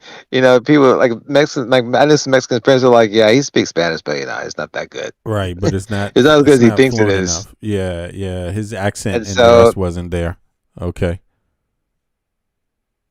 Yeah, and so it didn't turn out the way they thought it. All right, but now this yeah, is what's going on in Florida. I don't know. Did we start off here already in Florida? No, we didn't. no. We didn't. But this is what they say is going on in Florida now with the data. It's changing again, folks. If you tired of Trump, get out there and register to vote. That's going to make the biggest difference. Hold on. Somebody, Nevada Under Pressure said, V, can we just call a spade in the Latino community? The And I want to add one thing. It's real important. it's interesting. If you're registered, if you think you're registered, do it today. Go online, find your name, and make sure that you are active in the system. Okay, because if you're in suspense, they're going to try to make you vote what's called provisionally. Also, don't don't wait for election day to go. Go do early voting and don't go alone. Take somebody with you. They don't want to go by yourself, but make sure that you're telling your relatives, your parents, everybody that you can. Like get at least two other people and check their registration for them. And if we start kind of like doing this and building this little community where we have two or three people that are making sure that the guy on my left and the person on my right are voting, Right. that's what really makes the difference. That voting alone can change things. Voting together changes everything. Exactly. So we have to make sure that we're getting others to the polls and voting. And then again, go online or take a look at it. There's different magazines. Look at the entire ballot. Because a lot of these times, these little small seats, attorney general, that's how Paxton got in there. We need to make sure that you're looking at the whole ballot. Because if you're out voting for Tallarico, then make sure that you're voting for everybody else that's a Democrat in the area. And sometimes it won't be labeled as a Democrat. They take the R and the D off it because they want their guy to win, especially with the judges. So that's how they slide their judges in there. You're like, who's the Republican? They won't tell you. Right. So look at the ballot. Do your homework in advance. Take a cheat sheet with you, a little cheat sheet, and it can't be on your phone. It can't be anything electronic, but you can write it down on a piece of paper or take like a book with you with like a newspaper with all of them in there and circle it. And like it says, do your homework. All right, look them up and figure out which ones are the right ones to vote for. Facts for us. Yeah, exactly. And also make sure your address, your current ID fits the same address as your registered one. Make sure they coincide with each other so that nobody can look at that and say, because there will be some implications. Maybe it could affect other people. Look, it could affect anybody, but how prejudice works is that some folks will give some people a pass with some some things that, like an address being wrong versus another person. So don't assume that person won't be you, and vice versa. You see what I mean? So the Republican. Hang on, let me explain one thing. I've watched the Republican sheet. I've watched people come in that were Republican that had no ID. They let them vote. And they let them vote. Exactly. That's how. Exactly. That's how all this got started. Actually, right? Yeah. The civil rights movement. And exactly. No, go ahead. You just got blocked off. Go ahead. Hold Yeah, on. my, Is Michael trying to say something? Hold on. he's talking. He's talking right now. So go ahead, man. My fault. I'm sorry about that. You were on mute too, because I could hear you doing something in the background. I can hear him. Yeah, you can hear him, but I couldn't. Listen, Oh. I could hear you doing something in the background, so I put you on mute. So when you're about to speak or do something in the background, put yourself on mute, and then when you want to speak, take it off mute again. That way, Gotcha. Yeah. But go for it. What were you going to say, Michael? Sorry about that. No, the proposals as well, right? Like you need to be notified as to what these proposals are and how they either benefit you or disenfranchise you when voting. A lot of people ignore things like certain proposals that will impact your everyday life or even voting rights, right? Right. Yep. Right. Exactly. And if you're unsure, vote no. That's the best way to vote. It's almost better than if you don't know it all, vote no. It's better to vote no on a proposal than to vote yes. But definitely look through all the proposals and, like you said, see how it benefits your life. Also, like in Texas, there's DSA, Democratic Socialists of America. You can go to their website or you can talk to them, and they'll give you precise detail about everything. They'll say, oh, this proposal is written this way to trick you, but the truth is this corporation is actually making this proposal, and it's designed to harm the people and do this. So again, do your homework, ask about as much as you can. The Democratic Socialists of America, that would be, let me put that link DSA. in the chat also. It's DSA. So Zoran actually put light to that, especially here in New York City, right? Like that was his initial group before he when he was initially running. Yes, exactly. DSA was his initial group, and then eventually, the Sunrise Movement got involved with him. And DSA, he had 20,000. He had 20,000 volunteers. Sunrise Movement and then a few other groups came in, and he ended up with 100,000 volunteers. Volunteers. Yeah. So And that's how you win. Exactly. I was one of them. And that's basically the offset of what the Democratic Party report reveals, right? That they didn't have a grassroots campaign, but Mamdani did.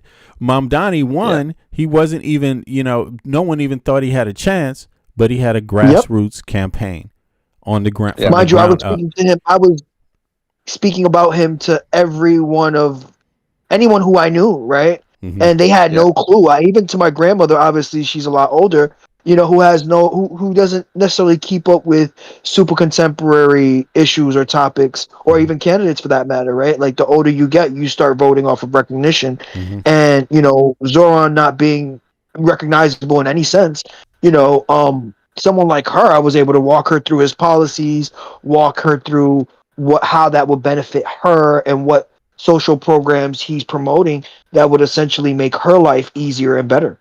Mm-hmm. Nice. And she voted. Yeah, she voted. And definitely. Yeah. And I think we need to get a lot of people just on board with registering and understanding that, actually you can have the change you want if people are willing to do the work. But the parties can actually need to get behind the people, to get people busy, and informing people about what their policies are. And people need to demand something from their parties too. We've seen that also in this electoral, like Roland Martin, he what we were watching of Roland today, it actually it could be for any group of people, but it perfectly outlines the last 2 decades of the black vote and how it's gone up and down, who benefited from it, who lost it, right? Who lost it, who gained some momentum, who lost some momentum, and why. And, it's just not listening to not engaging the people on the ground is always giving opportunity for 2 things: another party to pick them up, or even disinformation to spread among that group.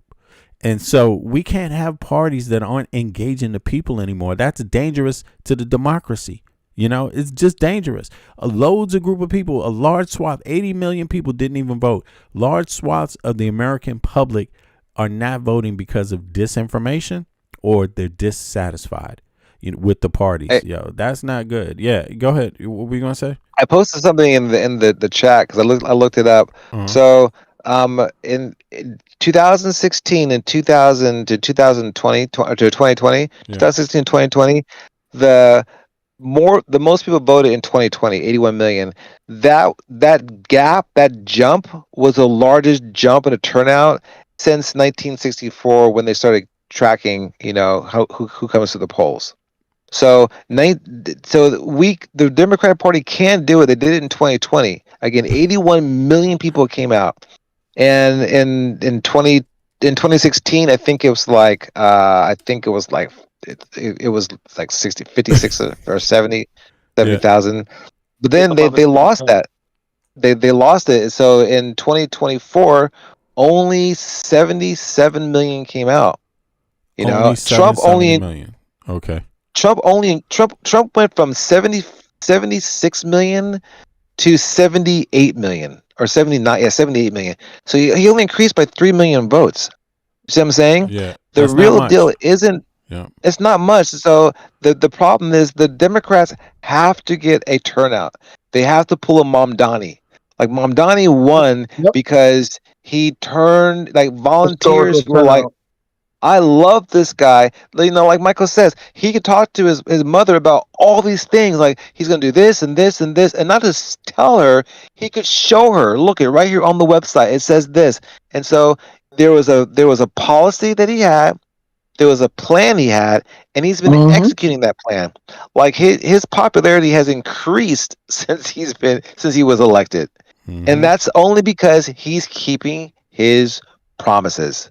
He made a promise, he's fulfilling the promise, and he's driving on. And that's what we need. So that's what we have to get. New York is about to leave behind the nation with Mamdani. Like seriously. Yeah, it's It's crazy. a progressive movement that the Democratic Party didn't know that they needed and was forced to accept.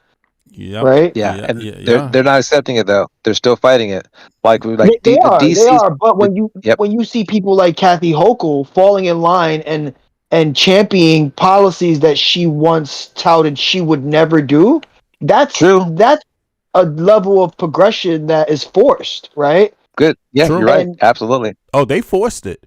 It's just now that you're getting the last. It won't be just a few little last bits of kind of bite back, fight. They can't stand. They can't stand. Some of the moderates can't stand that this happened and that they weren't able to, just keep the status quo. But you can complain about it. The reality is that it's the citizens of New York that decided it. You can be mad about it all you want, but the citizens are the ones that vote, and it's their way. It is their way. So there's no way around it. And to fight it, to not like it, and to try to undermine it is literally undermining democracy. Like that is, so just keep that in mind. If you have that feeling, if you're one of those moderates and you had that feeling like, yeah, we can't just let this happen, you're actually part of the undermining of democracy too. You're similar to Trump, similar More to so Musk. than they would like to be. Yep. Yeah, you know what I mean? Exactly. So, but let's hear what they're talking about in Florida here, because some shit is going on. Look, things are changing across the country. The numbers suggest a lot. And I would encourage even people that voted for Trump, if you voted for Trump the last time and even the time before that, and even if you voted for Trump 3 times, you can still change and move away from that shit and learn and realize that there's a possibility to do something different and even better. Like if you just don't only stick to one thing, but let's see what the data says. It was 34%. It was just 1 in 3. But now it's just 1 in 5. 21% say economic conditions are good. And you know who they're taking their frustrations out on? Well, it's the man 1600 Pennsylvania Avenue. That's who, because look at how they view Donald Trump and the economy. Men under 30. These, again, are the voters who powered Trump to victory back in 2024. In the fall of 2024 versus Kamala Harris, Trump was more trusted on the economy than Harris by, get this, a 7-point margin. Holy Toledo, look at that percentage now. Look at how young men have turned. The net approval among young men for Donald Trump and the economy, minus 59 points. I'm laughing because the turn is so absurd. This is a turnaround of, what is this? Do the math with me right here, of 66 points. 66 points in less than 2 years' time, just a year and a half, in terms of feeling towards Trump and the economy among young men. And when you put it together, right, the economy being the #1 issue, how do they feel about Donald Trump overall? Well, it's a different world. And I loved that sitcom back in the 1980s and into the early 1900s. Oh, okay, shit. Damn, sorry about that commercial. Let me see here. Let's get past this real quick. Yeah. What do y'all think about that so far? And take yourself off mute if you're on mute. What do y'all think about this so far? This data. And this is the what? Men under 30. Okay, so this is national data, right? This is still national. Let's let it play some more. Hold on before the commentary. 90s. Great theme song. Men under 30 on Trump. Look at this. In the 2024 election, Donald Trump won that vote by 1 point. He was the first Republican nominee to win young men this entire century. But now it's a different tune. His net approval rating among young men, look at this, minus 55 points. Minus 55 points. That's a switcheroo of what this? That's 56 points. 56 points in just a year and a half. And you know, I'm a little thirsty here. Ooh. Today's soft drink of the day is Coca-Cola Cherry Float. Let's take a drink. Wait a second. We did go through this data early. Now I'm remembering that. I thought this was going to be about Florida, actually. Some different data. Wait a second. Where did Florida data come at? Okay. Where? Okay, there we go. Is it yeah, okay. Let's see here. Maybe it was another one. I'm sorry about that, y'all. Let's see here. I got to get ready to bounce soon, but let's peep one more video here regarding Trump and the base and see what they're saying. To break ranks with President Trump. First, there is the pushback over his so-called anti-weaponization fund. On his podcast Friday, Republican Senator Ted Cruz described a tense 2-hour Senate caucus meeting about the fund with Acting Attorney General Todd Blanche. Take a listen. I got to tell you, the Republican senators were pissed. People were, the entire meeting, they were screaming at the acting attorney general, and he was trying to lay out the legal basis. There were multiple senators yelling at the attorney general, saying this feels like self-dealing. This feels like Trump cut a deal with himself. You know what? I'm sorry. I don't buy it. I don't buy it. Like, screaming, what does he mean? Yo, they've been saying this the whole time, but listen, there is one way to deal with this. Impeach this man. Because this ain't the first crazy shit that he's done. I mean, I just really think it's just too little too late. It's way too late. There's way too passive Republicans. Obviously, it's midterms coming. So they need to make it seem like there's pushback, right? Again, especially against stuff like this, but I don't buy Now, it. the tipping point seems to have been when Trump endorsed Texas No, Attorney I General believe Ken anything Cruz says. Hey, I'll put it for a second. Someone mentioned in the chat that they were going to mail their ballot in on Tuesday. Yeah. And I really, if you're going to mail your ballot in, like, you can do it today. And if you're going to do it on Tuesday, if you can go to the post office and send a registered mail, you get a receipt. And that receipt states on there, like, what time you sent that. And that way, because a lot of times I think they're going to try to cancel ballots. And, Right. you know, like, if your ballot comes in after the post office closes and doesn't go to the next day, they can go, oh, you didn't know, your ballot didn't count. But if you have that receipt that shows I got in at this time, then they can't cancel your ballot and you can protest that. But you're talking about registering to vote, right? No. Someone said that they were voting by mail. Oh, voting and they by were going to mail. mail the ballot in, and they were mailing the ballot in on Tuesday. And again, you can do that. You just need to make sure that you can prove that, like take it to the post office, and you know, if you don't want to spend money, that's fine. You don't have to. But if you want to make sure your vote counts, when you go to the post office to say I want to mail this, it costs 90 cents to do a registered mail, and you know. That way, they give you a receipt and they guarantee you that it's going to get there. But you can prove with that receipt that you had your ballot in on that day before the polls close.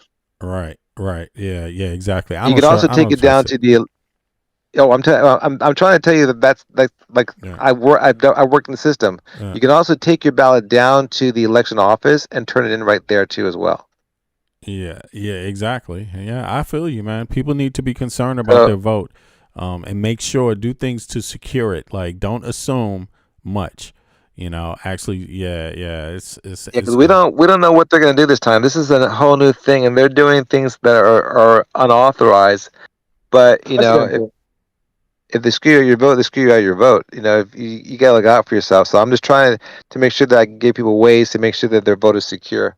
But I love mail-in ballots. I just try to get mine in like 2 or 3 days in advance. Facts, and maybe even more in advance. Maybe even more if I get 2 or 3 days in advance, even before that. We're pushing the deadline now. Yeah, we're pushing the deadline now. Yeah, So, exactly. And what state is that in? That the person. I don't know, somebody in the chat was talking about it. They were saying, I saw somebody tell Eric that they were going to turn the ballot on Tuesday, which is fine. You just have to do it early and take it to the post office. But if you want to make doubly sure, walk into the post office, pay your $1, and send a registered mail, and they give you a receipt, and that receipt guarantees, because it says, "Hey, I received your letter on this date." Right. And so you can prove beyond a shadow of a doubt, and that way your vote will count, and they can't cheat you out of your vote. No, they can't. Yeah, I mean, not if you're checking all your, dotting all your I's and crossing all your T's. They can't stop you. Or you can take it down to the election office near you. Just look it up online. Take it down to the election office, and you can mail it right there. You can turn it in there as well. Yeah, the person that was jazzy music. It says my ballot says make sure postmark makes by June 2nd. I'm good. Yeah. Okay. Yeah. I mean, I understand you. I'm voting electronically, so because I'm overseas. So yeah. How are you voting electronically? What are you talking about? DC. How do you vote electronically overseas? You guys don't get absentee ballots? Yeah, that's what I mean. But it's still electronic. It's all electronic. It's not. Is it? I see what you mean. I didn't know that. Yeah, I see what you mean. Yeah, because you have to register online, then they send you your ballot, but the ballot is they send it to you still electronically. It's all done electronically now in DC. Yeah, it's true. I didn't know that. Yeah, that's brand new. They send you the ballot, and then you open it up on the browser, and you got to click and fill out a few things, like because it's going to ask you some questions, like it normally asks you when you show up to the polls to vote. They ask you a few questions like that, your last known address, whatever DC requires. Yeah. So DC's pretty ahead on that, and people should understand that DC's federal territory, but they're pretty progressive when it comes to voting rights, and there you go. I got to take care of mine because DC got elections too coming up. I'm just going to vote for the Democratic Socialist Party in DC, bro. There we go. That's what I'm going to do, man. That's what I'm going to do because people are pissed at, people are not pissed. It's not about one person, but it's also about the city council too, just the overall direction of the city, man. In general, Washingtonians are not happy, and DC has loads and loads of money, but the way you hear people talking about rights for people's children, young people's rights, elderly people's rights, I mean, it's not that bad, but DC got loads of homelessness. I mean, come on. How can you have so much homeless in the capital city, and the city has more money than it's ever fucking had? Then you have loads of kids that are not, don't have really activities, young people. I mean, DC could be tapped for its human resources, and it's just not tapped for its youth. Not on the human resource. Our youth should be having exchange programs outside of the country. There's so many even inside of the country too. You know what I mean? Like it's the richest. It's the rich state, bro. I think that's almost exclusively tied to the fact that it's not a state, right? Yep. Yeah, they don't have the rights. I mean, some people argue that the economy. Yeah, some people will argue that it depends. Some people say they get more federal dollars than they would if it became a state. Maybe some of the federal dollars wouldn't come back. That's one debate. But either way, Either way, but the amount of money they would get on a state level because of the average income. Remember, we discussed this yesterday, where it's fourth highest. Yeah, it is. Right, the fourth highest. Right, so it is. When you consider that, right, like the taxation on a state level would have it comparable to states like New York, right? Exactly, it is. It's one of the most expensive because taxes and everything. Fourth most expensive, right? Yeah, but when the bottom line is that what I mean is just over the years, man, but even more recently, DC. There's no question DC has money. How it's being spent. Course. How either way you go, DC got money, man. How's it being spent? How's it being spent? What is it being spent? Right now, the billionaires got their day in DC. That's what they got. And prices went up. And people being forced out. And then the youth, they want to complain about the youth. What are the youth doing? The youth being in the streets fighting. Man, come on, man. Nobody wants to live up inside of a little ass apartment. You know what I'm saying? Young people don't want that. Young people want activities to do, and when you don't have state representation, right, to advocate for these things, we don't. That's where it falls short, right? DC has no state representation. I mean, we got a shadow senator and a shadow congressional member on the floor, but they can't vote. They have no vote. They can't. So it's like they can speak from time to time if MAGA Mike Johnson wants to open the floor. You know what I'm saying? Was the open Congress or the Senate, they might be able to speak, but they can't vote. And the thing about it is that it doesn't matter. If you live in the U.S. at this point and you are happy with the Supreme Court getting paid money, which a lot of online supporters seem to be okay with the Supreme Court being corrupt. If you're okay with Trump giving reparations to Jan 6, if you're okay with those things, nothing else you think even matters, man. You're not even coming close to addressing what the average American is experiencing. At this point, it's not even about Republican and Democrats, liberals or conservatives. There's none of that. It's about like, are you for the American people or not? That's what this next election is going to be about. Are you for do the American people come first or not? That can't be explained through the lens of Democrat or Republican or conservative or liberal. American people coming first can't be explained through that. All you got to do is zoom out and look at every other Western country. Is universal health care a liberal or conservative concept? No. It's normal throughout the Western world. Normal. It's left and right. Universal health education, that's normal throughout the Western world, right or left, liberal or conservatives. Across the Western world, they all have that. They all vote for it. Even in Hungary, they have universal education, universal health care. That's not a liberal or conservative thing. Even the right wingers have it. And so only in the United States of America do we have people online posing as American citizens that think that's a liberal fucking thing. These people, man, I say it's a freedom or slavery thing. That's how I look at it.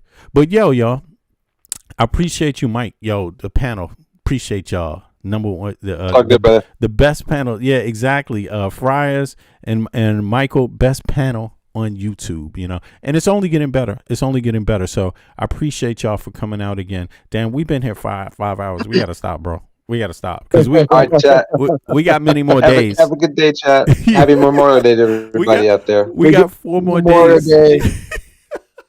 The week is long, man. Happy Memorial Day. It's Monday. Yeah, happy Memorial Day. It's been Memorial Day here, yeah. Yeah. Happy Memorial Day to everybody too. Yo, peace out, y'all. I will be back 18 hours from now. So everybody be cool. Have a wonderful start to your day. What's up? What were you gonna say, Michael? I was gonna say enjoy. Go ahead, Michael. I was there on Tuesday. Is going to be the election in Texas. So Tuesday night when the polls close. So basically Wednesday morning we should be talking about what happened here in Texas. Facts. Great. Facts. Oh, that's going to be wonderful. Yeah. So we see you guys. Everybody be good. Have a good start to your day. All right. Happy Monday. Have a great one, guys. Have a great one. Peace. See you later. They don't know. They don't know. Peace to the chat. They don't lie. See ya.